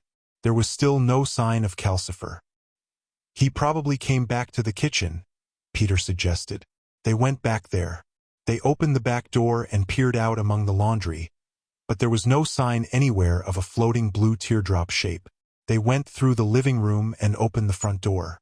But the only blue out there was the hydrangeas. "Do fire demons die?" Peter said. "I've no idea," Charmain said. As always, in times of trouble, she knew what she wanted to do. "I'm going to read a book," she said. She sat on the nearest sofa, pulled her glasses up, and picked The Magician's Journey up off the floor. Peter gave an angry sigh and went away. But it was no good. Charmain could not concentrate. She kept thinking of Sophie, and of Morgan too. It was quite plain to her that Calcifer was, in some strange way, part of Sophie's family. "It would be even worse than losing you," she said to Waif, who had come to sit on her shoes. She wondered if she should go to the royal mansion and tell Sophie what had happened. But it was dark now. Sophie was probably having to have formal supper, sitting opposite the Lubbocan prince with candles and things. Charmain did not think she dared interrupt another occasion in the mansion. Besides, Sophie was worried sick about that threat to Morgan. Charmain did not want to worry her more, and perhaps Calcifer would turn up in the morning. He was made of fire after all. On the other hand, that explosion was enough to blow anything to bits. Charmain thought of bits of blue flame scattered about inside a landslide. Peter came back into the living room. "I know what we ought to do," he said. "Yes," Charmain said eagerly. "We ought to go and tell the kobolds about Rollo," Peter said. Charmain stared, took her glasses off and stared more clearly. "What have the kobolds got to do with Calcifer?" "Nothing," Peter said, rather puzzled. But we can prove that the Lubbock paid Rollo to make trouble. Charmain wondered whether to spring up and hit him round the head with the magician's journey. Bother the kobolds. We ought to go now, Peter began persuasively. In the morning, Charmain said, firmly and definitely. In the morning, after we've been up to those rocks to see what happened to Calcifer. But, said Peter. Because, Charmain said, quickly thinking of reasons. Rollo's going to be off somewhere hiding his crock of gold. He ought to be there when you accuse him. To her surprise, Peter thought about this and agreed with her. And we ought to tidy Wizard Norland's bedroom, he said, in case they bring him back tomorrow. You go and do that, Charmain said. Before I throw my book at you, she thought, and probably the vase of flowers after that. Instants later there came the clap of an explosion as loud as the light was bright. The floor beneath them jiggled and the window blurred in its frame. Everything shook. Through tears of dazzle mixed with blots of blindness, Charmain thought she saw the castle vibrating all over. With ears fuzzy and deaf, she thought she heard rocks crash and grind and tumble. Clever waif, she thought. If Peter had been outside, he might be dead by now. What do you think that was? Peter asked when they could almost hear again. Calcifer destroying the Lubbock eggs, of course, said Charmain. The rocks he went to are straight under the meadow. They both blinked and blinked, trying to clear away blobs of blue and gray and yellow dazzle that would keep floating inside their eyes. They both peered and peered. It was hard to believe it, but nearly half the meadow was now missing. A curved piece, like a huge bite, had gone from the sloping green space. Below that, there must have been quite a landslide. Said Peter. You don't think he destroyed himself as well, do you? Charmain said. I hope not. They waited and watched. Sounds came back to their ears, almost as usual apart from a little fizzing. The blots gradually faded from their eyes. After a while, they both noticed that the castle was drifting, in a sad, lost way, across the meadow towards the rocks at the other end. They waited and watched until it drifted up over the rocks and out of sight along the mountainside. There was still no sign of Calcifer. He probably came back to the kitchen, Peter suggested. They went back there. They opened the back door and peered out among the laundry, but there was no sign anywhere of a floating blue teardrop shape. They went through the living room and opened the front door. But the only blue out there was the hydrangeas. Do fire demons die? Peter said. I've no idea, Charmain said. As always, in times of trouble, she knew what she wanted to do. I'm going to read a book, she said. She sat on the nearest sofa, pulled her glasses up, and picked the magician's journey up off the floor. Peter gave an angry sigh and went away. But it was no good. Charmain could not concentrate. She kept thinking of Sophie, and of Morgan too. It was quite plain to her that Calcifer was, in some strange way, part of Sophie's family. It would be even worse than losing you, she said to Waif, who had come to sit on her shoes. She wondered if she should go to the royal mansion and tell Sophie what had happened. But it was dark now. Sophie was probably having to have formal supper, sitting opposite the Lubbocan prince with candles and things. Charmain did not think she dared interrupt another occasion in the mansion. Besides, Sophie was worried, sick about that threat to Morgan. Charmain did not want to worry her more, and perhaps Calcifer would turn up in the morning. He was made of fire after all. On the other hand, that explosion was enough to blow anything to bits. Charmain thought of bits of blue flame scattered about inside a landslide. Peter came back into the living room. I know what we ought to do, he said. Yes, Charmain said eagerly. We ought to go and tell the kobolds about Rollo, Peter said. Charmain stared, took her glasses off and stared more clearly. What have the kobolds got to do with Calcifer? Nothing, Peter said, rather puzzled. But we can prove that the Lubbock paid Rollo to make trouble. Charmain wondered whether to spring up and hit him round the head with the magician's journey. Bother the kobolds. We ought to go now, Peter began persuasively. In the morning, Charmain said, firmly and definitely. In the morning, after we've been up to those rocks to see what happened to Calcifer. But, said Peter. Because, Charmain said, quickly thinking of reasons. Rollo's going to be off somewhere hiding his crock of gold. He ought to be there when you accuse him. To her surprise, Peter thought about this and agreed with her. And we ought to tidy Wizard Norland's bedroom, he said, in case they bring him back tomorrow. You go and do that, Charmain said. Before I throw my book at you, she thought, and probably the vase of flowers after that. Chapter 14, which is full of kobolds again. Charmain was still thinking of Calcifer when she got up next morning. As she came out of the bathroom, she saw that Peter was busily engaged in changing the sheets on Great Uncle William's bed and stuffing the old sheets into a laundry bag.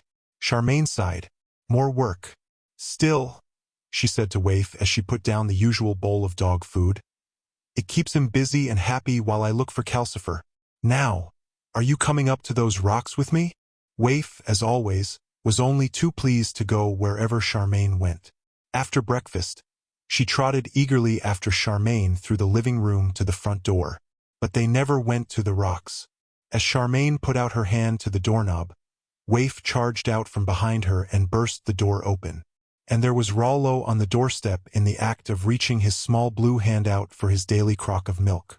Uttering tiny snarls, Waif sprang upon him, got her jaws round Rollo's neck and pinned him to the ground.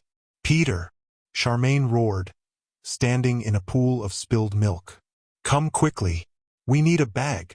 She put one foot on Rollo to keep him in place. Bag! Bag! She screamed.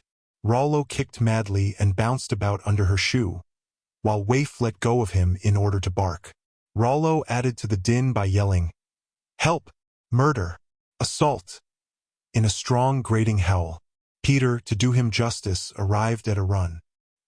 He took one look at the scene in the doorway and snatched up one of Mrs. Baker's embroidered food bags, which he managed to get over Rollo's flailing legs before Charmain could draw breath to explain. Next second, Peter had the bag entirely over Rollo and was holding it up, bulging, twisting, and dripping milk, while he tried to reach one of his own pockets. Nice work, he said. Get some string out of that pocket, will you? We don't want him getting away. And when Charmain had fumbled out a length of purple string from the pocket, he added, Have you had breakfast? Good. Tie the top of the bag really tight. Then take it and hold it fast while I get ready. Then we can go straight there. Hluff, hruther, uttered the bag as Peter passed it over. Shut up, Charmain said to it and hung on to the bag with both hands just above the purple string. The bag twisted this way and that, while Charmain watched Peter drag loops of colored string from pockets all over his coat. He put red string round his left thumb and green round his right, then purple, yellow and pink round the first 3 fingers of his right hand, followed by black, white and blue around the first 3 fingers of his left hand. Waif stood on the doorstep, frayed ears cocked, staring up at the process with interest. Are we going to find the end of the rainbow or something? Charmain asked. No, but this is how I've memorized the way to the kobolds, Peter explained. Right? Shut the front door and let's go. Harabluff, shouted the bag. And the same to you, Peter said, leading the way to the inner door. Waif trotted after and Charmain followed with the writhing bag. They turned right through the door. Charmain was too preoccupied to say she thought that was the way to the conference room. She was remembering how easily all the kobolds had vanished and reappeared, and how Rollo himself had sunk into the earth of the mountain meadow. It seemed to her that it was only a matter of time before Rollo sank out of the bottom of the embroidered bag. She kept one hand underneath it, but she was sure that was not enough. With milk dripping between her fingers, she tried to keep Rollo in with a spell. The trouble was, she had no idea how you did this. The only thing she could think of was to use the way she had dealt with Peter's leaking pipe spells. Stay inside. Stay inside. She thought at Rollo massaging the bottom of the bag. Each massaging produced another muffled yell from the bag, which made her surer than ever that Rollo was getting away. So she simply followed Peter as he turned this way or that and never noticed how you got to the kobolds at all. She only noticed when they were there. They were standing outside a large, well-lighted cave full of little blue people rushing about. It was hard to see what most of them were doing because the view was partly blocked by a very strange object in the entrance. This object looked a little like one of the horse-drawn sleds that people used in High Norland when the winter snows came down and made it impossible to use a cart or a carriage, except that this thing had no way to hitch a horse to it. It had a huge curvy handle at the back instead. It had curls and curvy bits all over it. Dozens of kobolds were working at it, climbing this way and that over it as they worked. Some were lining the inside with padding and sheepskin, some were hammering and carving, and the rest were painting the outside with curly blue flowers on a gold background. It was going to be very magnificent when it was finished, whatever it was. Peter said to Charmain, "Can I trust you to be polite this time?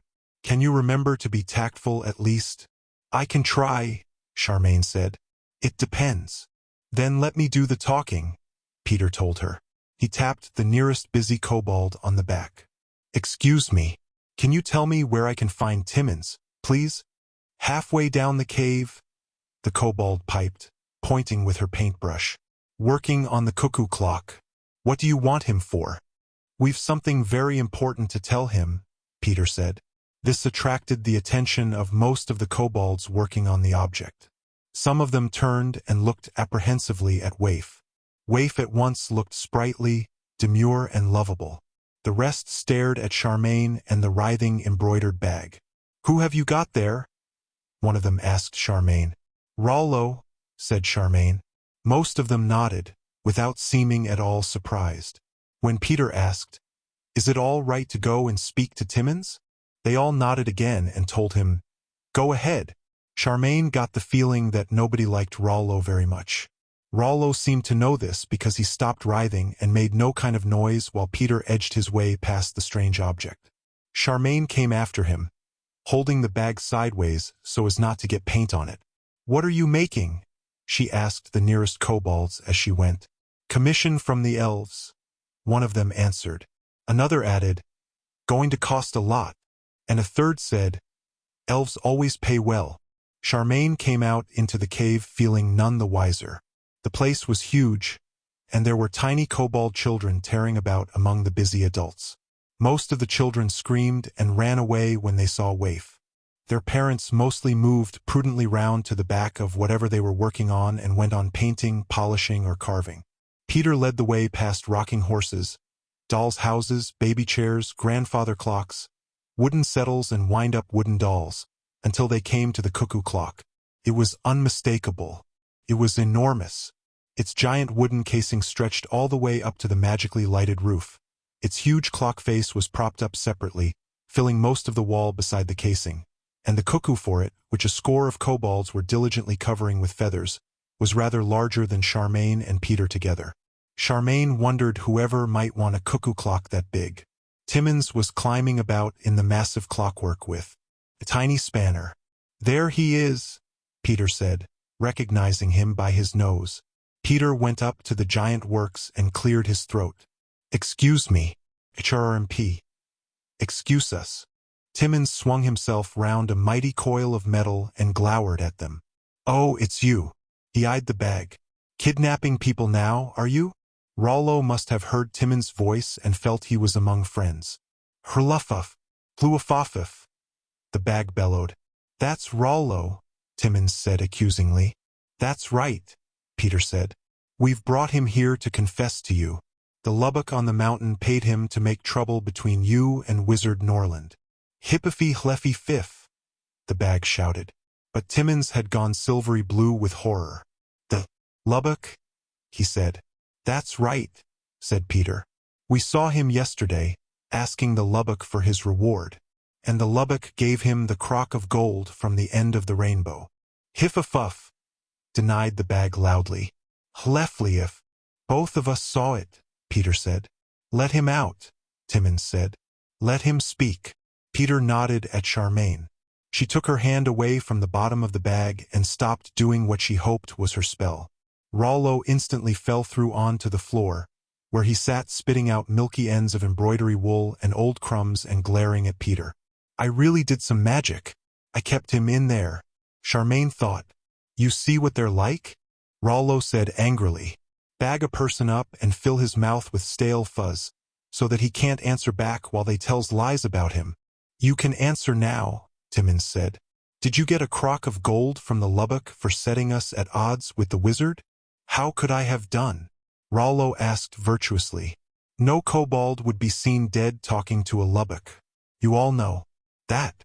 Quite a crowd of kobolds had gathered around by now, at a safe distance from Waif, and Rollo waved dramatic arms at them. Bear witness, he said. I'm victim of a pack of lies. Go and search his grotto, some of you, Timmins ordered. Several kobolds set off at once. Rollo jumped to his feet. I'll go with you, he cried out. I'll prove there's nothing there. Rollo had gone 3 steps when Waif seized him by the back of his blue jacket and bumped him to the floor again. She stayed there, teeth in Rollo's jacket, frayed tail wagging, with one ear cocked towards Charmain as if to say, Didn't I do well?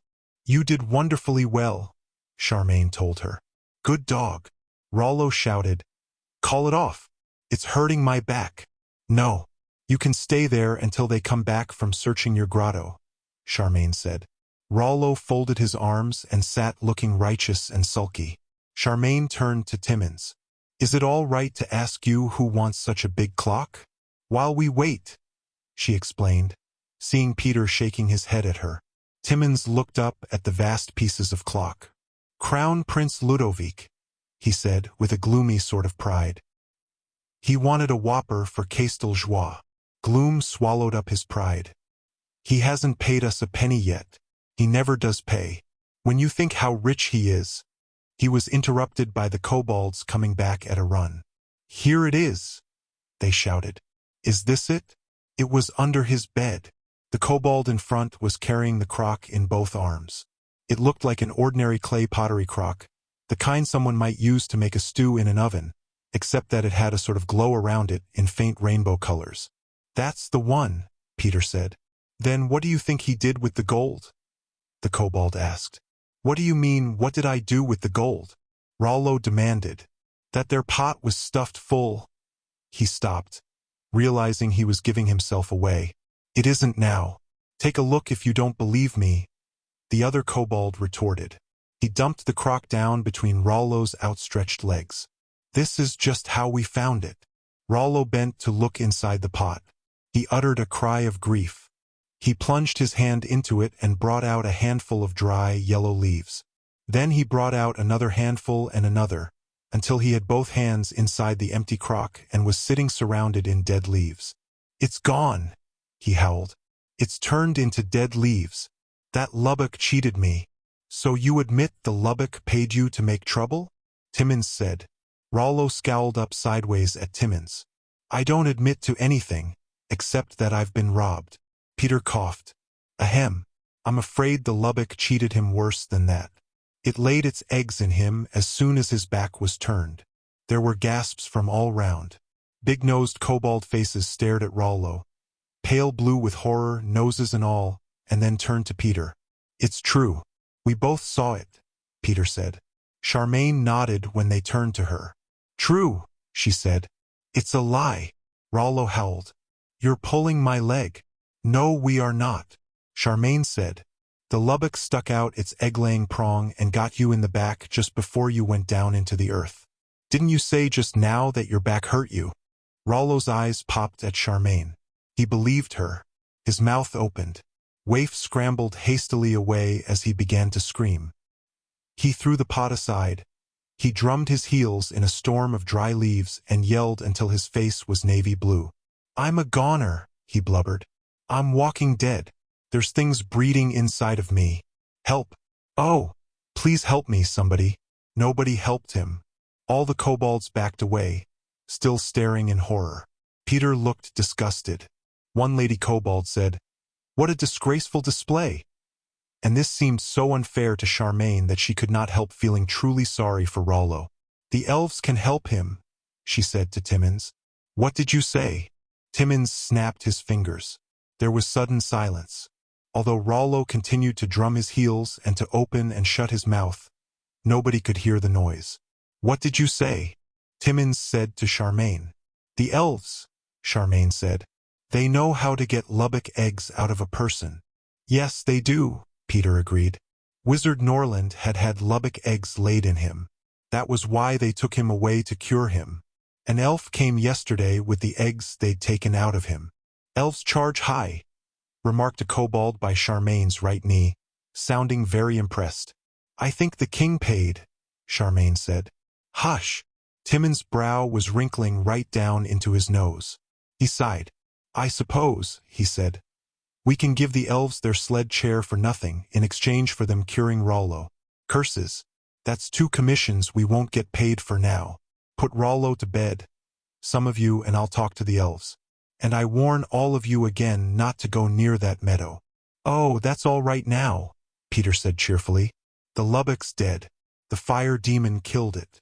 What? Shrieked all the other kobolds. Dead? They clamored. Really? You mean the fire demon that's visiting the king? Did he actually kill it? Yes. Really? Peter shouted through the noise. He killed the Lubbock and then he destroyed the eggs the elf brought. And we think he destroyed himself too, Charmain added. She was fairly sure none of the kobolds heard her. They were all too busy dancing, cheering and throwing their small blue hats into the air. When the noise had died down a little and 4 sturdy kobolds had carried Rollo away, still soundlessly kicking and screaming, Timon said seriously to Peter, that Lubbock kept all of us in fear, it being the parent of the crown prince and all. What can we give the fire demon to show our gratitude, do you think? Put Wizard Norland's kitchen taps back, Peter said promptly. That, said Timmons, goes without saying. It was Rollo's doing they were taken away. I meant, what can mere kobolds do for a fire demon that it can't do for itself? I know, Charmain said. Everyone was respectfully quiet as she went on. Calcifer and his family were trying to find out where all the king's money keeps disappearing to. Can you help them do that? There were murmurs from all round Charmain's knees of, easy that is, and that's no problem, and quite a ripple of laughter, as if Charmain had asked a stupid question. Timmons was so relieved that his brow unwrinkled entirely, making his nose and his whole face twice as long. That is easy to do, he said, and costs nothing. He glanced across to the other side of the cave, where at least 60 cuckoo clocks hung, all wagging their pendulums in 60 different rhythms. If you come with me now, I think we should be just in time to see the money going. Are you sure the fire demon would be pleased by this? Absolutely, Charmain said. Then follow me, please, Timon said. He led the way towards the back of the cave. Wherever they were going to turned out to be quite a long walk. Charmain became as confused as she had been on the way to the kobold's cave. They were in half-dark the whole distance, and the route seemed to be all bends and sharp turns and hairpin corners. Every so often Timmons would say, 3 short steps and turn right, or count 8 human-sized steps and turn left, then sharp right, then left again. And this went on for so long that Waif became tired out and whined to be picked up. Charmain carried her for what seemed more than half the way. I must explain that the kobolds here belong to a different clan, Timmons said, when at last there seemed to be a little daylight ahead. I like to think that my clan would have managed better than they do. Then, before Charmain could ask what he meant, he went into a flurry of sharp rights and slow lefts, with a couple of zigzags thrown in, and she found they were at the end of an underground passage in cool, green daylight. Marble steps all greened over with mildew led up into some bushes. The bushes must once have been planted on either side of the steps, but they had grown to fill the space entirely. Waif began to growl, sounding like a dog twice her size. Hush! Timmons whispered. No noise at all from here onward. Waif stopped growling at once, but Charmain could feel her small, hot body throbbing with hidden growls. Charmain turned to Peter to make sure he had the sense to keep quiet too. Peter was not there. There was only herself, Waif, and Timmons. Charmain, wholly exasperated, knew just what had happened. Somewhere along the confusing way, when Timmons had said, turn left, Peter had turned right, or the other way round. Charmain had no idea at what point this had happened, but she knew it had. Never mind, she thought. He has enough colored string round his fingers to find his way to Ingery and back. He'll probably arrive at Great Uncle William's house long before I do. So she forgot about Peter and concentrated on tiptoeing up the slippery, mildewed steps, and then on peering out from among the bushes without rustling so much as one leaf. There was blazing sunlight beyond, blazing on very green, very beautifully kept grass, with a blindingly white garden path beyond that. The path led up between trees that had been carved into knobs and points and cones and discs, like a lesson in geometry, to a small storybook palace, one that had many small pointed towers with little blue roofs. Charmain recognized it as Casteljoie, where Crown Prince Ludovic lived. She was slightly ashamed to realize that it was the building she always thought of when any book she was reading mentioned a palace. I must be very unimaginative, she thought. Then no. Whenever her father made shortbreads to sell in boxes for May Day, a picture of Casteljoie always appeared on the top of the box. Casteljoie was, after all, the pride of High Norland. No wonder it was so far to walk, she thought.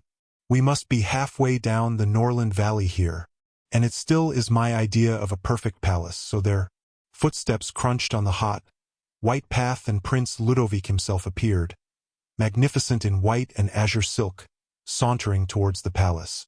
Just before he was level with the bush where Charmain was, he stopped and turned. "Come along, can't you?" he said angrily. "Get a move on."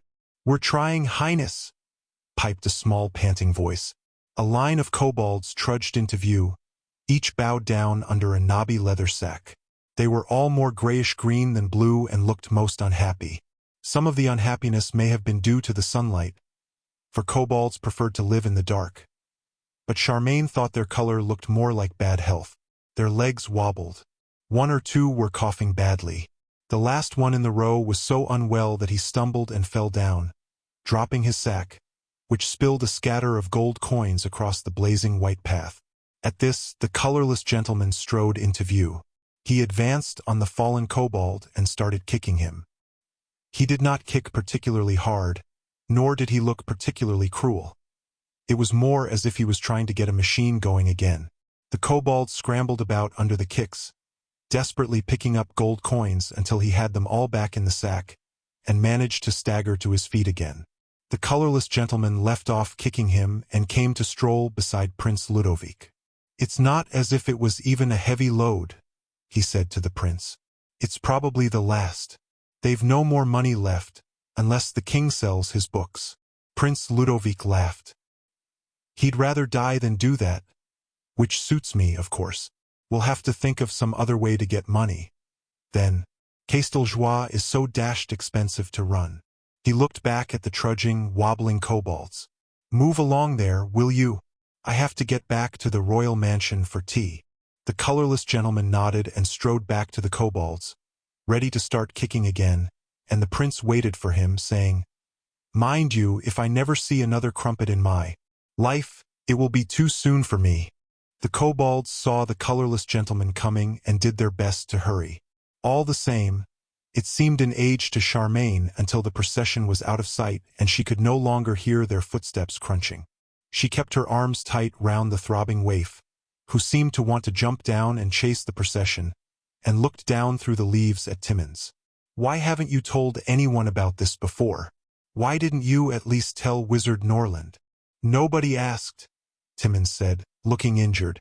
No, of course nobody asked. Charmain thought. This was why Rollo was paid to make the kobolds angry with Great Uncle William. He'd have got round to asking them in the end, if he hadn't been ill. She thought it was just as well that the Lubbock was dead. If it was Prince Ludovic's parent, as Timmins had said, then it had probably meant to kill the crown prince and rule the country instead of him. It had more or less told her so, after all. But that still leaves Prince Ludovic to deal with, she thought. I really have to tell the king about him. It seems a bit hard on those kobolds, she said to Timmins. It is, Timmins agreed. But they have not asked for help yet. And of course it never occurred to you to help them without being asked. Did it? Charmain thought. Honestly, I give up. Can you show me the way home? She asked. Timmins hesitated. Do you think the fire demon will be glad to know the money goes to Casteljoie? He asked. Yes, Charmain said. Or his family will. Chapter 15. Wherein the child Twinkle is kidnapped. Timmins, rather grudgingly, took Charmain along, confusing way back to the kobold's cave. "There," he said cheerfully, "you'll know the way from here," and disappeared inside the cave, leaving Charmain alone with Waif. Charmain did not know the way from there.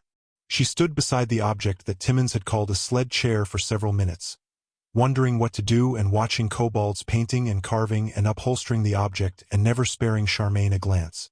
At length it occurred to her to put Waif down on the ground. "Show me the way to Great Uncle William's house, Waif," she said. "Be clever." Waif trotted off with a will, but Charmain soon began seriously to doubt that Waif was being clever. Waif trotted and Charmain walked, and they turned left and then right and right again for what seemed hours. Charmain was so busy thinking about what she had discovered that, several times, she missed the moment when Waif turned left or right and had to wait, standing in the near dark, shouting, "Waif! Waif!" until Waif came back and found her. Quite probably, Charmain doubled the distance like this. Waif began toiling and panting, with her tongue hanging out longer and longer, but Charmain did not dare pick her up in case they never got home at all. She talked to Waif instead to encourage them both. "Waif, I must tell Sophie what has happened. She must be worrying about Calcifer by now, and I must tell the king about the money too. But if I go to the royal mansion as soon as I get home, horrible Prince Ludovic will be there, pretending to like crumpets. Why doesn't he like them? Crumpets are nice. Because he's a Lubbocan, I suppose. I don't dare tell the king in front of him. We'll have to wait to go until tomorrow, I think. When do you think Prince Ludovic means to leave? Tonight? The king did tell me to come back in 2 days, so Ludovic should be gone by then. If I get there early, I can speak to Sophie first. Oh dear, I've just remembered. Calcifer said they were going to pretend to leave, so we may not find Sophie there. Oh, Waif, I wish I knew what to do." The more Charmain talked about it, the less she knew what to do. In the end, she was too tired to talk and just stumbled after the pale shape of the limping, panting Waif, pattering along in front of her. Until at long last, Waif barged a door open and they were in Great Uncle William's living room, where Waif gave a moan and fell over on her side, breathing in hundreds of quick little gasping breaths. Charmain stared out of the windows at the hydrangeas all pink and purple in sunset light. "We've been all day," she thought. "No wonder Waif's so tired. No wonder my feet hurt. At least Peter should be home by now, and I do hope he's got supper ready." "Peter!" she shouted. When there was no answer, Charmain picked Waif up and went into the kitchen. Waif feebly licked Charmain's hand in gratitude for not having to walk a step farther. Here the sunset light was falling on the zigzags of pink and white washing, still hanging gently flapping in the yard outside. There was no sign of Peter. "Peter!" Charmain called. There was no answer. Charmain sighed. Evidently Peter had got thoroughly lost, even worse than she had, and there was no knowing when he would turn up now. Too many pieces of colored string. Charmain muttered to Waif as she tapped the fireplace for dog food. Stupid boy. She felt far too tired to do any cooking. When Waif had eaten 2 dishes of food and drunk the water Charmain fetched from the bathroom, Charmain staggered into the living room and had afternoon tea. After some thought, she had afternoon tea a second time. Then she had morning coffee. Then she wondered whether to go to the kitchen and have breakfast, but found she was too tired and picked up a book instead. A long time later, Waif woke her up by climbing on the sofa beside her. "Oh, bother this," Charmain said. She went to bed without even trying to wash and fell asleep with her glasses still on her nose. When she woke next morning, she could hear that Peter was back. There were bathroom noises and footsteps and the sound of doors opening and shutting. He sounds awfully brisk, Charmain thought. I wish I did. But she knew she really had to get to the royal mansion today, so she groaned and got up.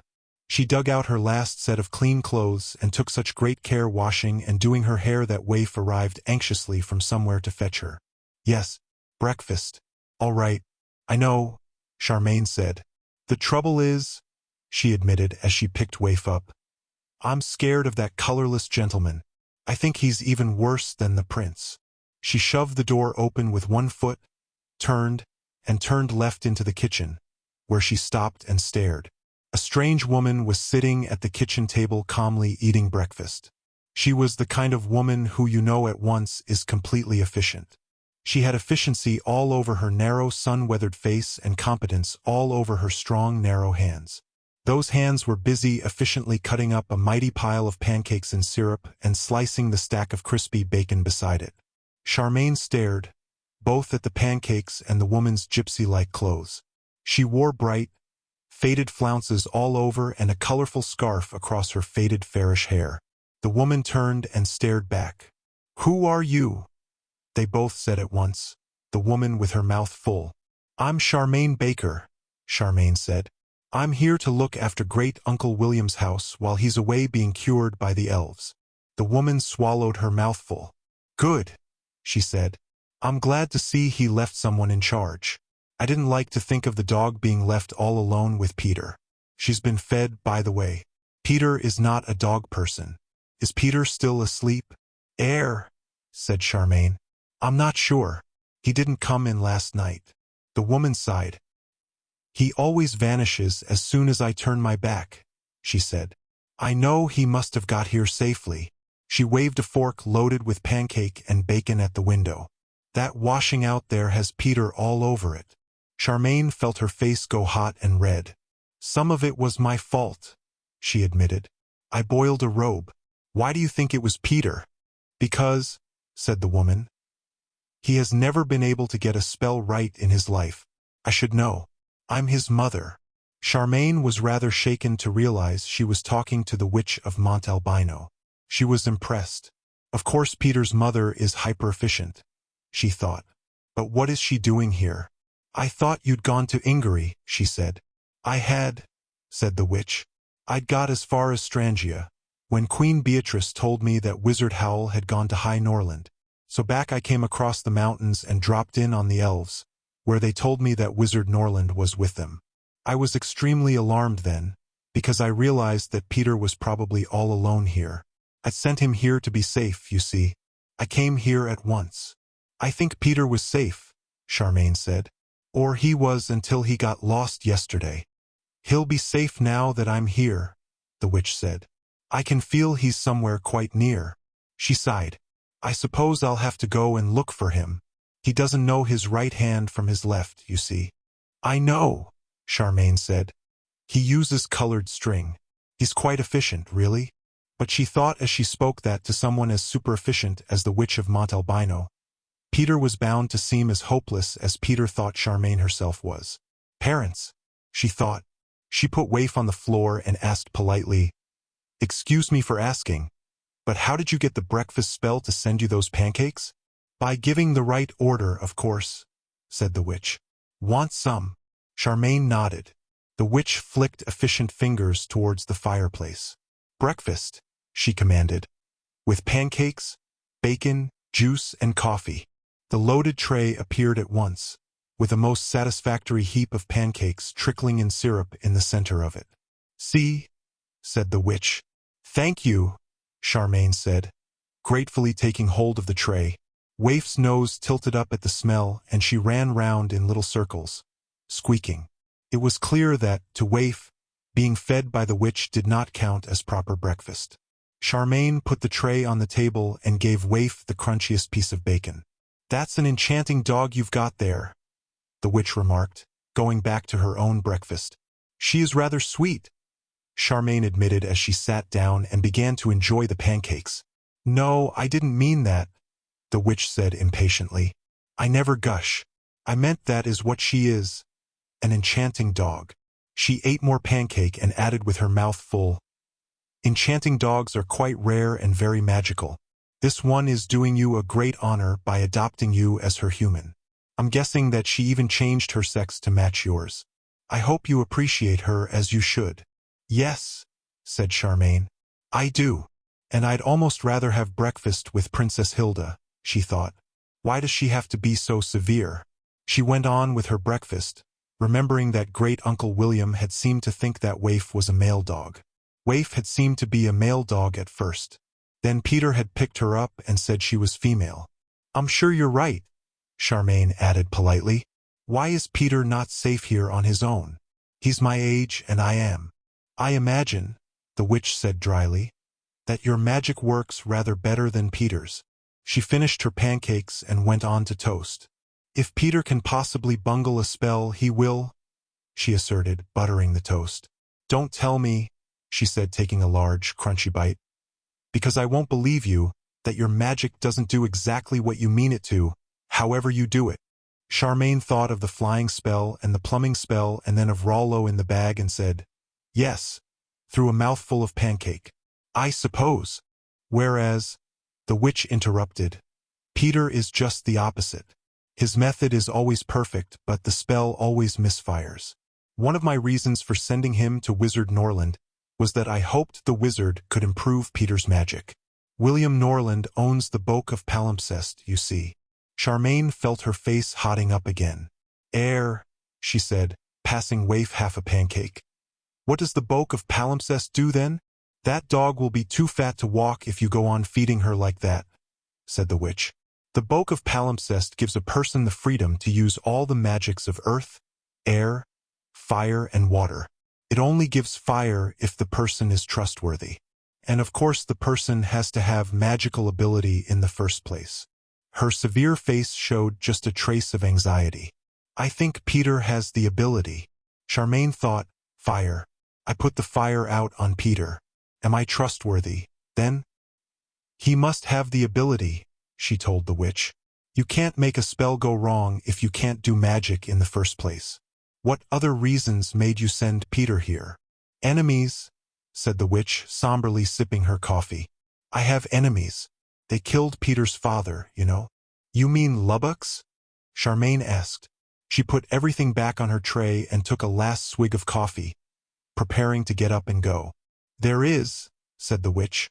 Only the one Lubbock so far as I know. It seems to have killed all its rivals. But yes, it was the Lubbock that started the avalanche. I saw it. Then you can stop worrying, Charmain said, standing up. The Lubbock's dead. Calcifer destroyed it the day before yesterday. The witch was astonished. Tell me, she said eagerly. Although she was itching to be off to the royal mansion, Charmain found she had to sit down, pour herself another cup of coffee and tell the witch the whole story, not only about the Lubbock and the Lubbock eggs, but also about Rollo and the Lubbock. And this is unfair use of witchcraft, she thought as she found herself telling the witch how Calcifer seemed to be missing.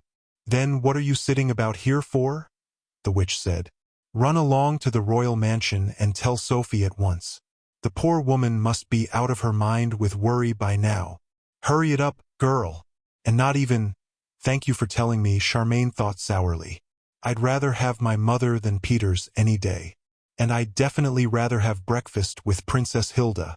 She got up and said a polite goodbye.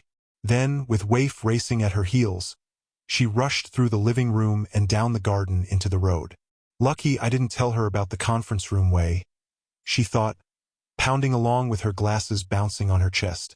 Or she'd make me go that way and I'd never get a chance to look for Calcifer. Just before the road bent, she came to the place where Calcifer had exploded the Lubbock eggs. A huge lump of the cliff had fallen off there, sending a hill of boulders almost as far as the road.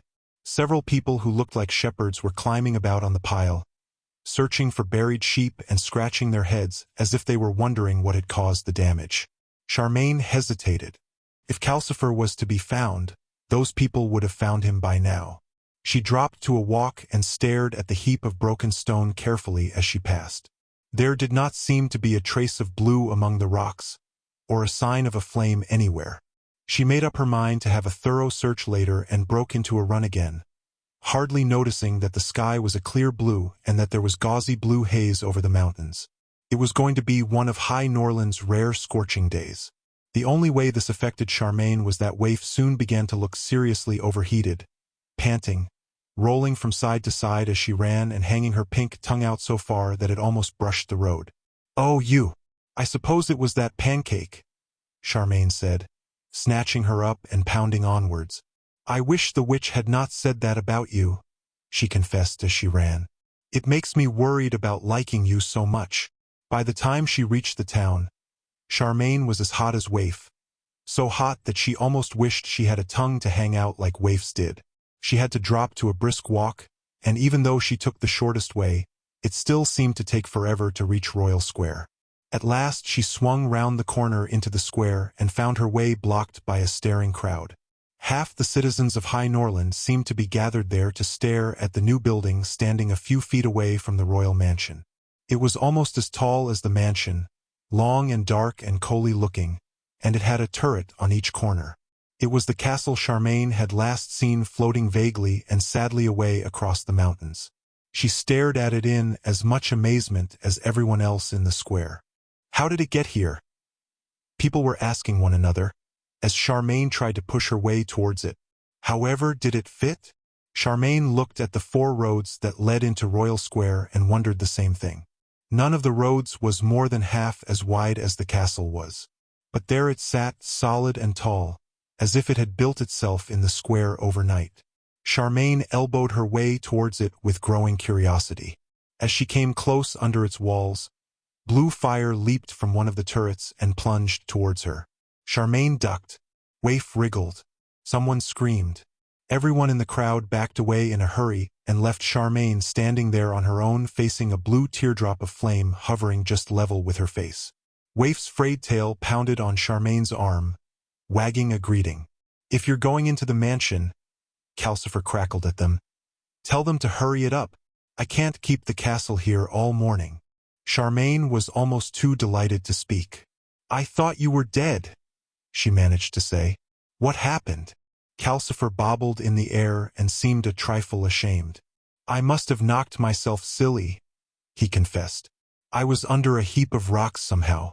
Took me all yesterday to worm my way out. When I did get out, I had to find the castle. It had gone drifting off for miles. I've only just got it here, really. Tell Sophie. She was supposed to be pretending to leave today. And tell her I'm almost out of logs to burn. That should fetch her." "I will," Charmain promised. "Are you sure you're all right?" "Just hungry," Calcifer said. "Logs. Remember. Logs." Charmain agreed and went up the steps to the mansion door, feeling suddenly that life was very much better and happier and freer than it had seemed before. Sim opened the great door to her surprisingly quickly. He looked out at the castle and the staring crowd and shook his head. "Ah, Miss Charming," he said. "This is surely becoming a rather difficult morning. I'm not sure that His Majesty is quite ready to begin work in the library yet, but do please to come inside." "Thanks," Charmain said, putting Waif down on the floor. "I don't mind waiting. I have to speak to Sophie first anyway." "Sophie Mrs. Pendragon, that is to say," Sim said as he heaved the door shut. "Seems to be some of the difficulty this morning. The princess is highly put out but come this way and you will see what I mean." He shuffled away down the damp corridor, beckoning Charmain to follow. Before they even got to the corner, to the place where the stone stairs came down, Charmain could hear the voice of Jamal the cook, saying, "And how is a person to know what to cook when guests are always leaving and not leaving and then leaving again, I ask you?" This was followed by fruity growls from Jamal's dog and quite a chorus of other voices. Sophie was standing in the space below the stairs, holding Morgan in her arms, with Twinkle clinging anxiously and angelically to her skirt, while the fat nursemaid stood by looking useless as usual. Princess Hilda stood by the stairs, more intensely royal and polite than Charmain had ever seen her. And the king was there too, red in the face and obviously in a right royal rage. One look at all their faces and Charmain knew that there was no point in mentioning logs here yet.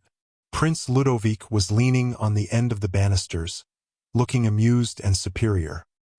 His lady was beside him, looking disdainful in what was very nearly a ball dress, and to Charmain's dismay, the colorless gentleman was there too, respectfully beside the prince. You wouldn't think he'd just been robbing the king of all his money. The beast, Charmain thought. "I call this an utter abuse of my daughter's hospitality," the king was saying. "You had no right to make promises you don't intend to keep. If you were one of our subjects, we would forbid you to leave." Sophie said, trying to sound dignified, "I do mean to keep my promise, sire, but you can't expect me to stay when my child has been threatened. If you'll let me take him away to safety first, then I'll be free to do whatever Princess Hilda wants." Charmain saw Sophie's problem. With Prince Ludovic and the colorless gentleman standing there, She dared not say that she was only pretending to leave. And she did have to keep Morgan safe somehow. The king said angrily, "Don't give us any more false promises, young woman." By Charmain's feet, Waif suddenly began growling. Behind the king, Prince Ludovic laughed and clicked his fingers. What followed took everyone by surprise. The nursemaid and the prince's young lady both burst out of their dresses. The nursemaid became a burly purple person with glistening muscles and bare, clawed feet.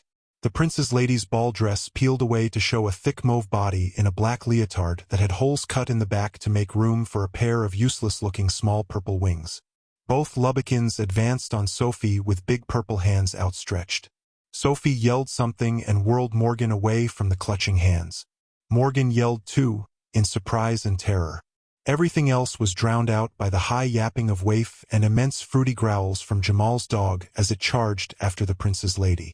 Before the dog could get near either Lubbekin, the prince's lady, little wings whirring, had dived on Twinkle and snatched him up. Twinkle screamed and flailed blue velvet legs. The nursemaid Lubbekin put herself in front of Sophie to stop her trying to rescue Twinkle. "You see," Prince Ludovic said, "you are leaving or your child suffers." Chapter 16, which is full of escapes and discoveries. "This," said Princess Hilda, "is an outro." She had got this far when Twinkle somehow got away. He twisted out of the Lubbekin's purple arms and went racing away up the stairs, shrieking, "Help! Help! Don't let them touch me!" Both Lubbekins pushed Princess Hilda aside and charged upstairs after Twinkle. Princess Hilda reeled into the banisters and clung there, red in the face and suddenly far from stately. Charmain found herself racing upstairs after the Lubbekins, shouting, "Leave him alone! How dare you!" Afterwards, she thought it was the sight of Princess Hilda looking like an ordinary person that did it. Down below, Sophie hovered a second and then shoved Morgan into the arms of the king. "Keep him safe," she gasped at the king. Then she hauled her skirts up and raced upstairs after Charmain, shouting, "You just stop that! Do you hear?" Jamal loyally labored up after them, yelling, "Stop, thief! Stop, thief!" and panting hugely. Behind him clambered his dog, as loyal as its master, uttering huge rasping growls, while Waif ran backwards and forwards at the bottom of the stairs making a soprano thunderstorm of barking. Prince Ludovic hung over the banisters opposite Princess Hilda and laughed at the lot of them. The two Lubbekins caught Twinkle near the top of the flight, in a blur of uselessly fanning wings and shiny mauve muscles. Twinkle surged and kicked mightily. For a moment, his blue velvet legs seemed to be big, strong man-sized legs. One big leg landed hard in the nursemaid Lubbekin's stomach. The other came down on the stairs and braced him while Twinkle's right fist landed on the second Lubbekin's nose with a meaty man-sized smack. Leaving both Lubbekins in a heap on the landing, Twinkle sped nimbly on upwards. Charmain saw him look earnestly backwards and down as he whirled on to the next flight of stairs, making sure that she and Sophie and Jamal were still following. They followed because the two Lubbekins picked themselves up with incredible speed and pelted upwards after Twinkle. Charmain and Sophie pelted upstairs too, and Jamal and the dog toiled on behind. Halfway up that next flight, the Lubbekins caught Twinkle again.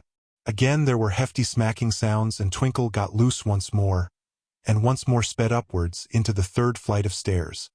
He made it most of the way to the top of those, before the Lubbekins reached him and threw themselves on top of him. All three went down into a walloping, writhing heap of legs, arms and fluttering purple wings. By this time, Charmain and Sophie were flagging and nearly out of breath. Charmain distinctly saw Twinkle's angelic face emerge from the tangle of bodies and watched them carefully. When Charmain had toiled across the landing and started on that flight, followed by Sophie, who was clutching a stitch in her side, the bundle of bodies suddenly exploded apart. The purple bodies rolled aside and Twinkle, loose again, went fleeting up the final flight of wooden stairs. By the time the Lubbekins had picked themselves up and started after him, Charmain and Sophie were not far behind. Jamal and his dog were a long way in the rear. Up the wooden stairs they clattered, all the front five. Twinkle was climbing quite slowly now. Charmain was fairly sure this was artistic. But the Lubbekins gave shouts of triumph and put on speed. "Oh no! Not again!" Sophie groaned, as Twinkle banged open the door at the top and shot out onto the roof. The Lubbekins shot out after him. When Charmain and Sophie toiled their way up there and stared out through the open door while they tried to get their breath back, they saw the two Lubbekins sitting astride the golden roof. They were about halfway along and looking very much as if they wished they were anywhere else. There was no sign of Twinkle. "Now what is he up to?" Sophie said. Almost as she said it, Twinkle appeared in the doorway, flushed and laughing angelic laughter, with his golden curls in a wind-blown halo. "Come and thee what I've found," he said gleefully. "Just follow me." Sophie clutched her side and pointed out at the roof. "What about those two?" she panted. "Do we just hope they fall off?" Twinkle grinned enchantingly. "Wait and thee." He cocked his golden head, listening. Down below, the growling and scrabbling of the cook's dog was getting louder. It had overtaken its master and was now snarling and clattering its way up the wooden stairs, panting horribly. Twinkle nodded and turned towards the roof. He made a small gesture and muttered a word. The two Lubbekins perched out there suddenly shrank, with an unpleasant squelching sound, and became two purplish small flopping things, wagging about on the ridge of the golden roof. "What?" said Charmain. Twinkle's grin grew, if possible, even more angelic. "Thquid," he said blissfully. "The cooktich dog will fell if thul for thquid." Sophie said, "Eh? Oh squids. I get you." The cook's dog arrived as she spoke, with its legs going like pistons and drool hanging from its gnarly jaws.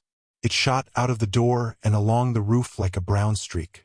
Halfway along, its jaws went snap-crunch, and then snap-crunch again, and the squids were gone. Only then did the dog seem to notice where it was. It froze, with two legs on one side of the roof and two legs stiffly on the other, and whined piteously. "Oh, poor thing," Charmain said. "The cook will rescue it," Twinkle said. "You two follow me closely. You have to turn left through the door before your foot toucheth the roof." He stepped through the door leftward and vanished. "Oh, I think I understand," Charmain thought. This was like the doors in Great Uncle William's house, except that it was unervingly high up. She let Sophie step through first so that she could catch hold of Sophie's skirt if Sophie went wrong. But Sophie was more used to magic than Charmain. She stepped left and vanished with no trouble at all. Charmain had a distinctly wobbly moment before she dared to follow. She shut her eyes and stepped, but her eyes shot open of their own accord as she went, and she had a sideways, sliding view of the golden roof giddily blazing past her. Before she could decide to scream "Welef" to invoke the flying spell, she was elsewhere, in a warm triangular space with rafters in the roof. Sophie said a bad word. In the dim light she had stubbed her toe on one of the many dusty bricks piled around the place. "Naughty, naughty," Twinkle said. "Oh, shut up," Sophie said, standing on one leg to hold her toe. "Why don't you grow up?" "Not yet. I told you," Twinkle said. "We still have Pwynd Ludovic to deceive." "Ah, look, this happened when I was here just now too." A golden light was spreading over the largest pile of bricks. The bricks picked up the light and glowed golden as well, under the dust. Charmain realized that they were not bricks at all but ingots of solid gold. To make this quite clear, a golden banner appeared, floating in front of the ingots. Old-fashioned letters on it said, "Praef the Wizard Mellicott who hidda the kinge hif gold." "Ha!" Sophie snorted, letting go of her toe. "Mellicott must have lisped just like you. Proper soulmates, you and he would have been. Same size in swelled heads. He couldn't resist having his name up in lights, could he?" "I don't need my name up in light," Twinkle said with great dignity. "Doh," said Sophie. "Where are we?" Charmain asked quickly, because it rather looked as if Sophie was going to pick up a golden brick and brain Twinkle with it. "Is this the royal treasury?" "No, under the golden roof," Twinkle told her. "Cunning, isn't it? Everyone knowth the roof isn't really gold, though nobody thinks of looking for the gold here." He tipped up one golden brick, thumped it on the floor to knock the dust off, and dumped it into Charmain's hands. It was so heavy that she nearly dropped it. "You carry the evidence," he said. "I think the king is going to be very glad to thee fifth." Sophie, who seemed to have recovered her temper a little, said, "That lisp, it's driving me crazy. I think I hate it even more than I hate those golden curls." "But think how youthful," Twinkle said. "Nasty Ludovic tried to kidnap me and forgot all about Morgan." He turned his big blue eyes soulfully up at Charmain. "I had a miserable childhood. Nobody loved me. I think I have a right to try again. Looking prettier. Don't you?" "Don't listen to him," Sophie said. "It's all a pose. Howl, how do we get out of here? I left Morgan with the king and Ludovic's down there too. If we don't get back downstairs quickly, Ludovic's going to be thinking of grabbing Morgan any moment now." "And Calcifer asked me to tell you to be quick," Charmain put in. "The castle's waiting in Royal Square. I really came to tell you." Before she could finish her sentence, Twinkle had done something that made the dusty loft rotate around them, so that they were once more standing beside the open door to the roof. Beyond the door, Jamal was lying on his face along the roof ridge, shaking all over, with one hand stretched out, clutching his dog's left hind leg. The dog was growling horrendously. It hated having its leg held and it hated the roof, but it was too frightened of falling to move. Sophie said, "Howl, he's only got one eye and he's not balanced at all." "I know," Twinkle said. I know." He waved a hand and Jamal came sliding backwards towards the door, towing the snarling dog. "I may be dead," Jamal gasped, as the two landed in a heap by Twinkle's feet. "Why are we not dead?" "Goodneth nouth," Twinkle said. "Excuse us. We need to thee a king about a flab of gold." He went pattering away down the stairs. Sophie raced after him and Charmain followed, lumbering rather because of the weight of the gold brick. Down they rushed and down again until they swung round the corner at the top of the final flight. They arrived there just at the moment when Prince Ludovic shouldered Princess Hilda aside, barged past Sim and pulled Morgan out of the king's arms. "Bad man," Morgan boomed. He seized Prince Ludovic's beautifully curled hair and dragged. The hair came off, leaving the prince's head smooth, bald and purple.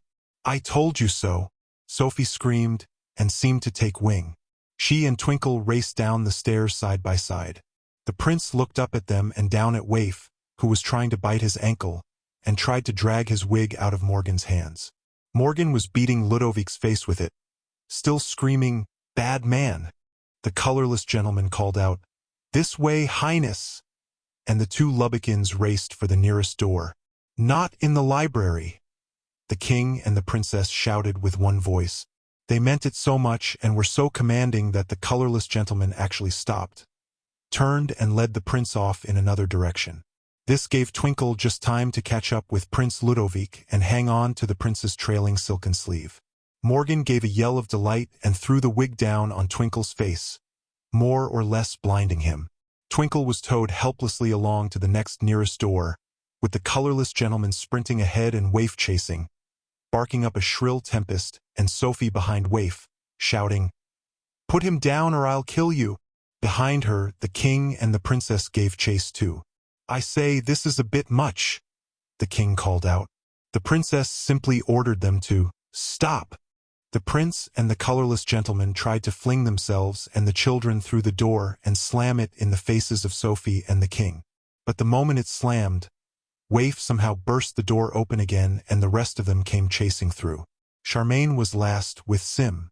By this time her arms were aching. "Can you hold this?" she said to Sim. "It's evidence." She passed Sim the gold brick while he was saying, "Certainly, miss." His hands and arms went right down with the weight of it. Charmain left him juggling with it and scuttled into what turned out to be the big room with the rocking horses lining the walls. Prince Ludovic was standing in the middle of it, looking very strange with his bald purple head. He was now holding Morgan with one arm across Morgan's neck and Waif was jumping and dancing round his feet, trying to reach Morgan. The wig was lying on the carpet like a dead animal. "You'll do what I say," the prince was saying, "or this child suffers." Charmain's eye was caught by a sudden plunging blue flash from the fireplace. She looked and saw it was Calcifer, who must have come down the chimney in search of logs. He settled in among the unlighted wood there with a sigh of pleasure.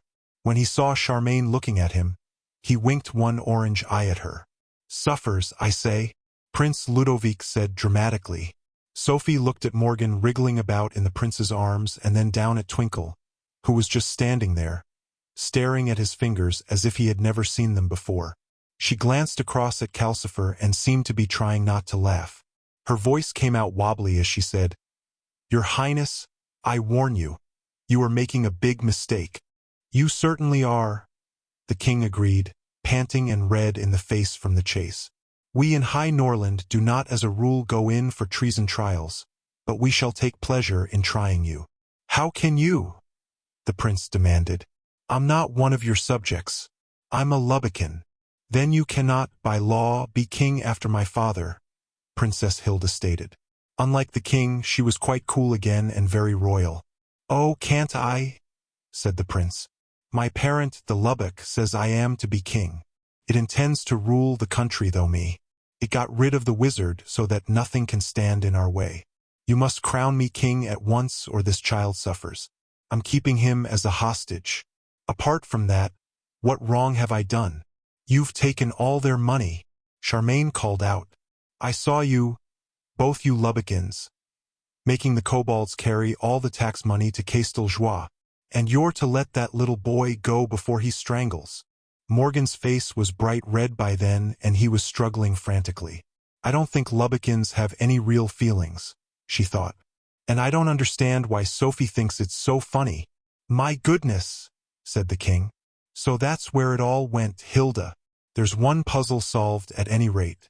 "Thank you, my dear," Prince Ludovic said disgustedly. "Why are you so pleased? Didn't you listen to me?" He turned to the colorless gentleman. "He'll be offering us all crumpets next. Get on and work your spell. Get me out of here." The colorless gentleman nodded and spread his faintly purple hands out in front of him. But that was the moment when Sim shuffled in with the gold brick in his arms. He shuffled swiftly across to the colorless gentleman and dropped the gold brick on the gentleman's toe. After that, a lot of things happened very quickly.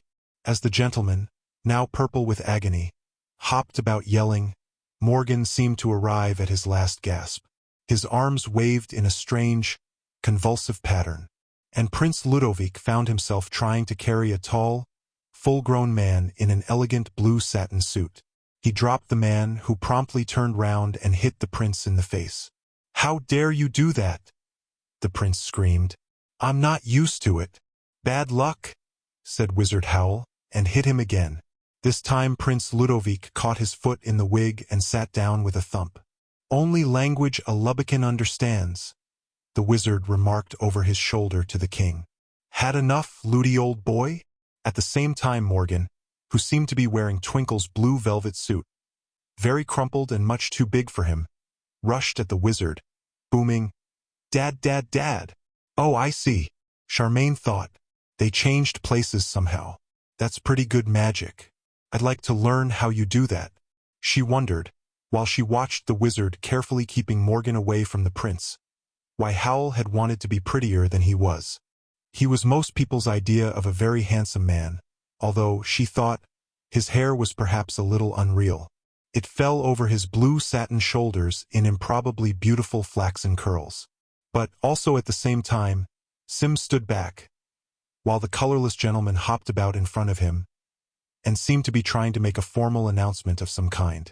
But Morgan was raising such a clamor and Waif was barking so hard that all anyone could hear was, "Your Majesty and Royal Highness." While Sim was speaking, Wizard Howl looked across at the fireplace and nodded. There was something that happened then between the wizard and Calcifer that was not exactly a flash of light and not exactly a flash of invisible light either. While Charmain was still trying to describe it to herself, Prince Ludovic humped into himself and vanished downwards. So did the colorless gentleman. In their places were two rabbits. Wizard Howl looked at them and then at Calcifer. "Why rabbits?" he asked, swinging Morgan up into his arms. Morgan at once stopped yelling and there was a moment of silence. "All that hopping about," Calcifer said. "It put me in mind of rabbits." The colorless gentleman was still hopping about, but he was now hopping as a large white rabbit with bulging purple eyes. Prince Ludovic, who was a pale fawn color with even bigger purple eyes, seemed too astonished to move. He twitched his ears and wobbled his nose. This was when Waif attacked. Meanwhile, the visitors Sim had been trying to announce were already in the room. Waif killed the fawn-colored rabbit almost under the runners of the kobold's painted sled chair, which was being pushed by the Witch of Montalbino. Great Uncle William, rather pale and thin but evidently much better, was propped on a pile of blue cushions inside the chair. He and the witch and Timmins, who was standing on the cushions, all leaned over the chair's carved blue side to watch Waif give a tiny snarl and toss the fawn-colored rabbit sideways by its neck and then, with another miniature snarl, hurl it across her back to land with a flump, dead on the carpet.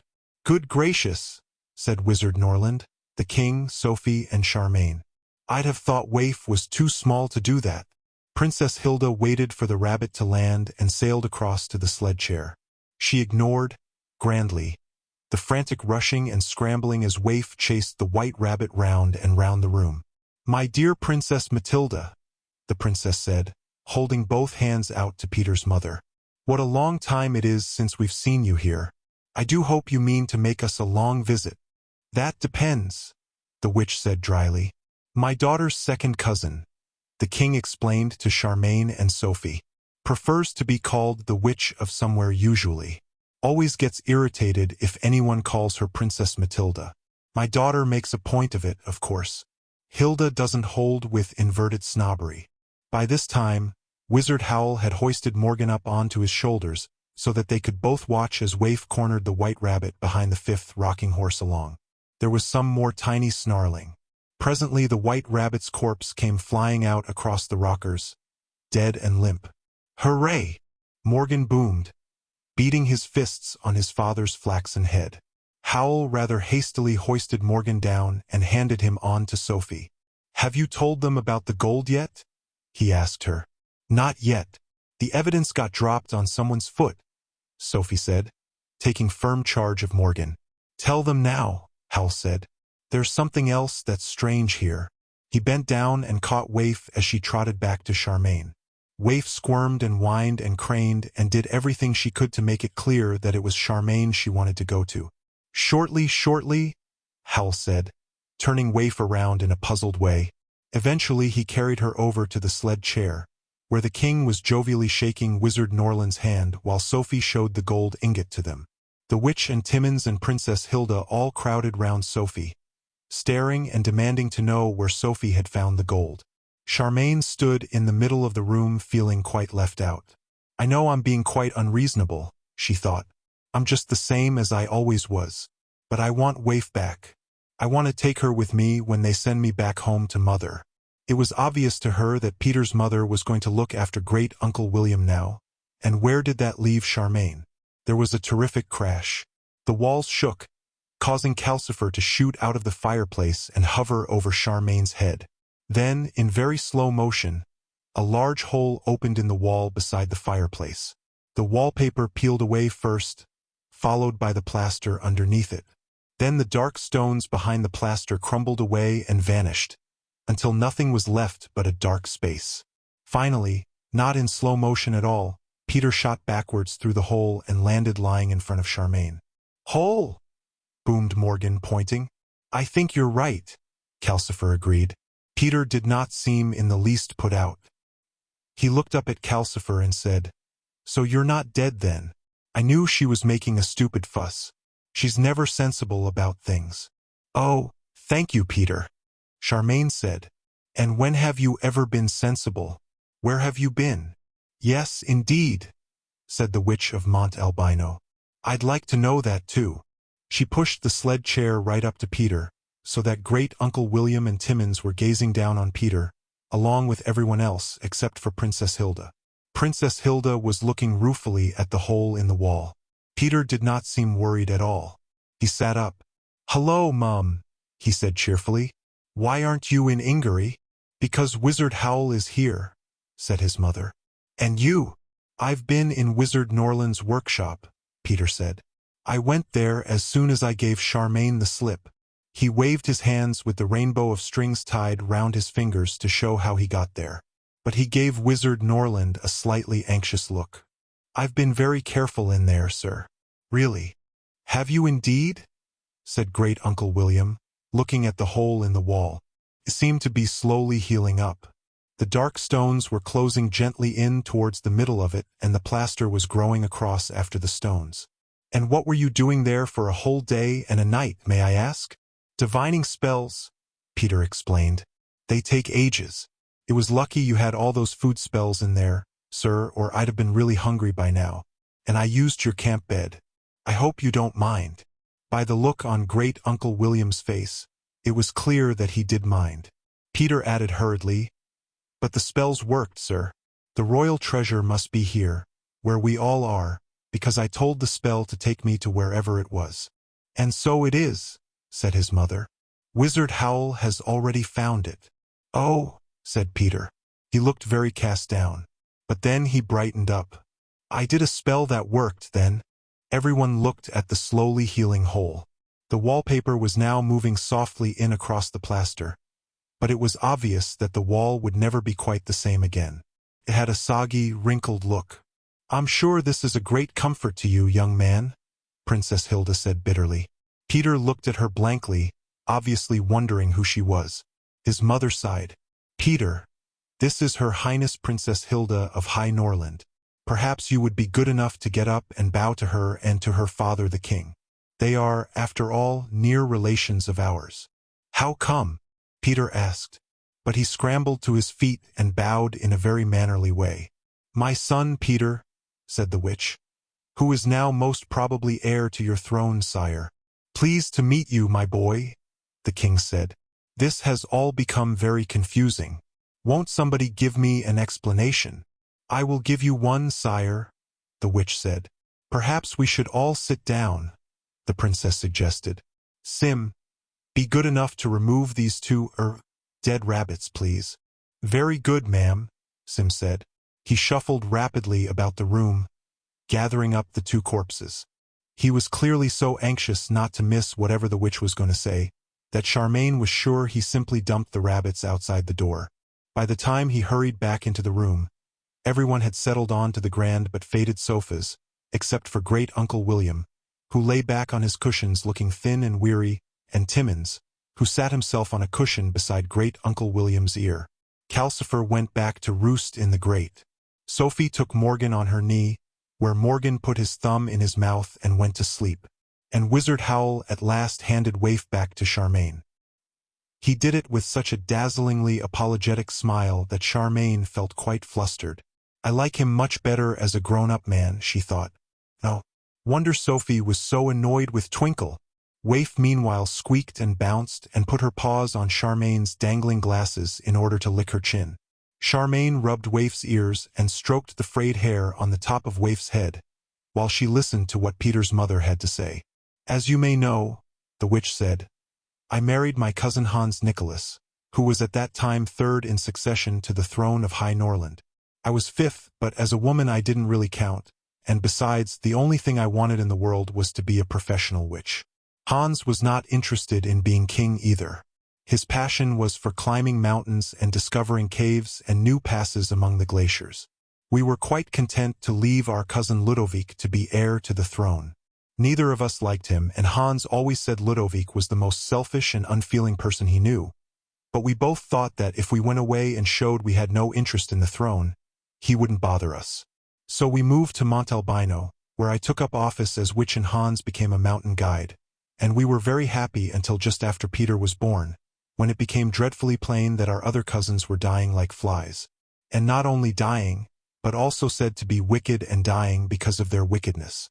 When my cousin Isala Matilda, who was the kindest and gentlest of girls, was killed while apparently attempting to murder someone, Hans became positive that Ludovic was doing it.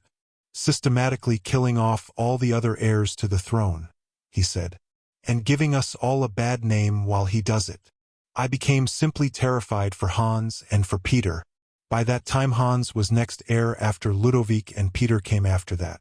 So I got out my broomstick, put Peter into a sling on my back, and flew all the way down to Ingery to consult Mrs. Pentstemon, who had trained me as a witch. I believe, the witch said, turning to Howl, that she trained you too, Wizard Howl. Howl gave her one of his scintillating smiles. That was much later. I was her very last pupil. Then you know that she was the best, said the witch of Montalbino. You agree? Howl nodded. You could trust everything she told you, the witch went on. She was always right. Sophie nodded too at this, a little ruefully. But when I consulted her, said the witch, she was not sure that there was anything I could do except take Peter and go very far away. Inico, she thought. I said, but what about Hans? And she agreed I was right to be worried. Give me half a day, she said, to find an answer for you. And she went and shut herself into her workroom.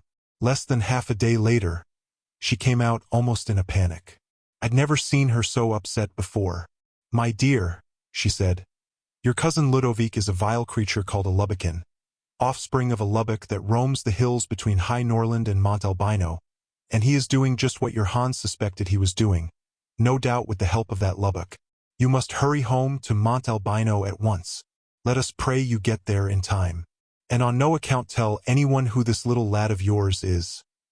Don't tell him or anyone else, or the Lubbock will try to kill him too. Oh, is that why you never told me all this before? Peter said. You should have done. I can look after myself. That, said his mother, is exactly what poor Hans thought too. I should have made him come to Ingery with us. Don't interrupt, Peter.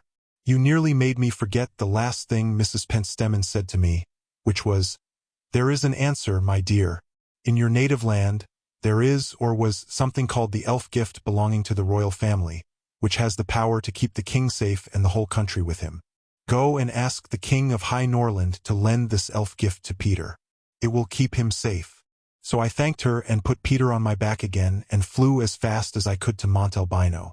I meant to ask Hans to come with me to High Norland to ask for the elf gift. But when I got home they told me Hans was up in the Gretterhorns with the mountain rescue team. I had the most horrible premonition then. I flew straight on up into the mountains with Peter still on my back.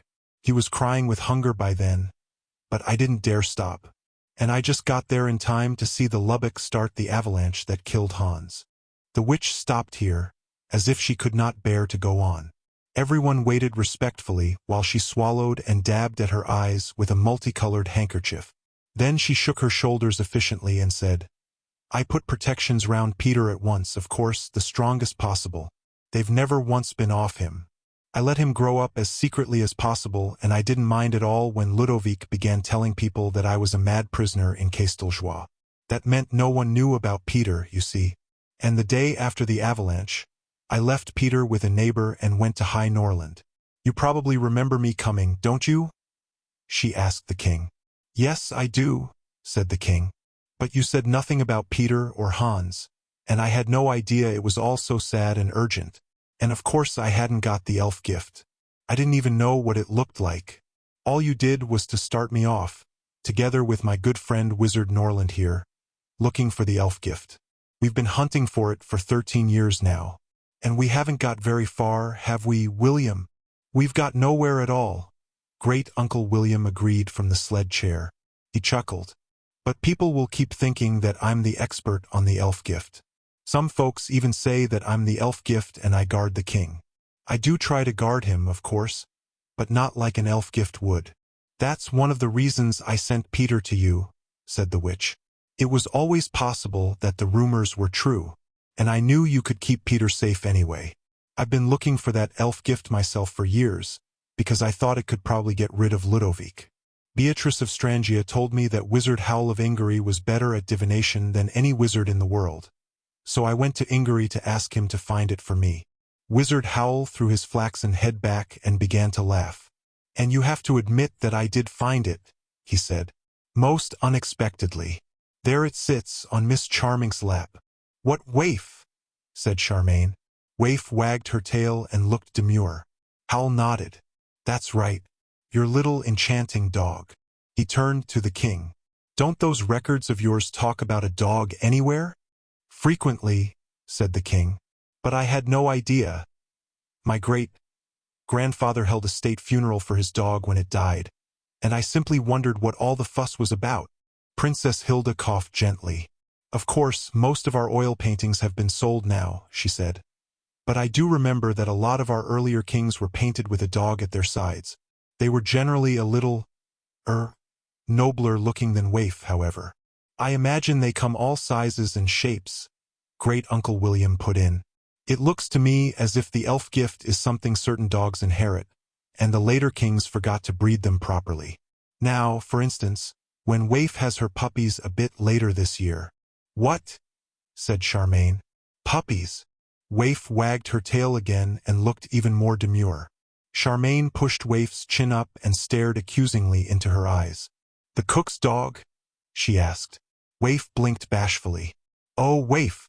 Charmain wailed. Goodness knows what they'll look like. We must wait and hope, said Great Uncle William. One of those pups will have inherited the elf gift. But there is one other important aspect to this, my dear. Waif has adopted you, and this makes you High Norland's elf gift guardian. Also, since the Witch of Montalbino here tells me that the Boke of Palimpsest has adopted you too, it has, hasn't it? It did make me do spells out of it, Charmain admitted. Then that settles it, Great Uncle William said, nestling contentedly back on his cushions.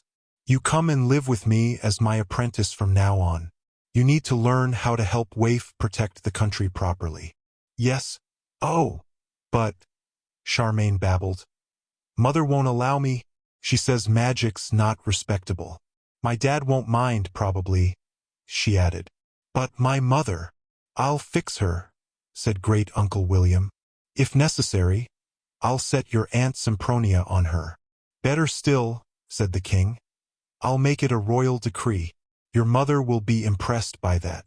You see, we need you, my dear. Yes, but I want to help you with the books, Charmain cried out. Princess Hilda gave another of her gentle coughs. I shall be rather busy, she said, redecorating and renovating this mansion. The gold ingot was lying on the carpet by her feet.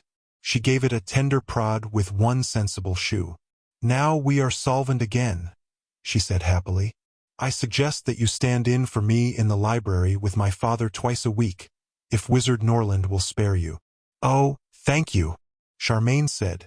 And, added the princess, as for Peter, there's no need to concern yourself with Peter, the witch interrupted. I shall be staying with Peter and Charmain to look after the house at least until Wizard Norland is back on his feet. Maybe I shall live there permanently. Charmain, Peter, and Great Uncle William exchanged looks of horror. I see why she got to be so efficient, being left all alone with Peter to protect, Charmain thought. But if she stays in that house, I'll go back to live with Mother. Nonsense, Matilda, said Princess Hilda. Peter is very much our concern, now that it is clear that he is our crown prince. Peter will live here and commute to Wizard Norland for lessons in magic. You must go back to Montalbino, Matilda. They need you there. And us kobolds will look after the house, the way we always used to, Timmins piped. Oh good, Charmain thought. I don't think I'm really house-trained yet. And Peter certainly isn't. Bless you, Timmins. Bless you, Hilda. Great Uncle William murmured. The thought of all that efficiency in my house. I shall be fine, Mum, Peter said. You don't have to protect me any more. If you're sure, the witch said. It seems to me. Now, said Princess Hilda, at least as efficiently as the witch. It only remains for us to say goodbye to our kind, helpful, if somewhat eccentric guests, and wave them off in their castle. Come along, all of you. Whoops, said Calcifer and shot away up the chimney. Sophie stood up, dislodging Morgan's thumb from his mouth. Morgan woke, looked round, saw that his father was there, and looked round some more. His face crumpled up. Dinkle, he said. Where Dinkle? He started to cry. Now look what you've started, Sophie said to Howl. I can always turn into Twinkle again, Howl suggested. Don't you dare, Sophie said, and marched away into the damp hallway after Sim. 5 minutes later, they were all gathered on the front steps of the mansion to watch Sophie and Howl hauling the struggling, crying Morgan through the door of the castle. As the door shut on Morgan's yells of, Dinkle, Dinkle, Dinkle, Charmain bent and murmured to Waif in her arms. You did protect the country, didn't you? And I never even noticed. By this time, half the people in High Norland were gathered in Royal Square to stare at the castle. They all watched with disbelief as the castle rose slightly into the air and glided towards the road that led southward. It was hardly more than an alley, really. It'll never fit, people said. But the castle somehow squeezed itself narrow enough to drift away along it and out of sight. The citizens of High Norland gave it a cheer as it went. Here ends the novel, House of Many Ways, third book in the Howl's Moving Castle series, by Diana Wynne Jones. Dear listener, we close the pages on another tale, a journey through words, imagination, and emotion. Here at the Falls Audiobook, where stories flow like a river's current, carrying you to distant worlds and uncharted depths, we thank you for joining us. As always, we invite you to linger a little longer. Subscribe to our channel to discover more stories waiting to be heard, each a cascade of voices, ideas, and artistry. And remember, every great story begins with a single word. Perhaps the next one will begin with you. Until our voices meet again, may your days be filled with quiet moments, rich pages, and the soothing sound of a story well told. This is the Falls Audiobook, signing off.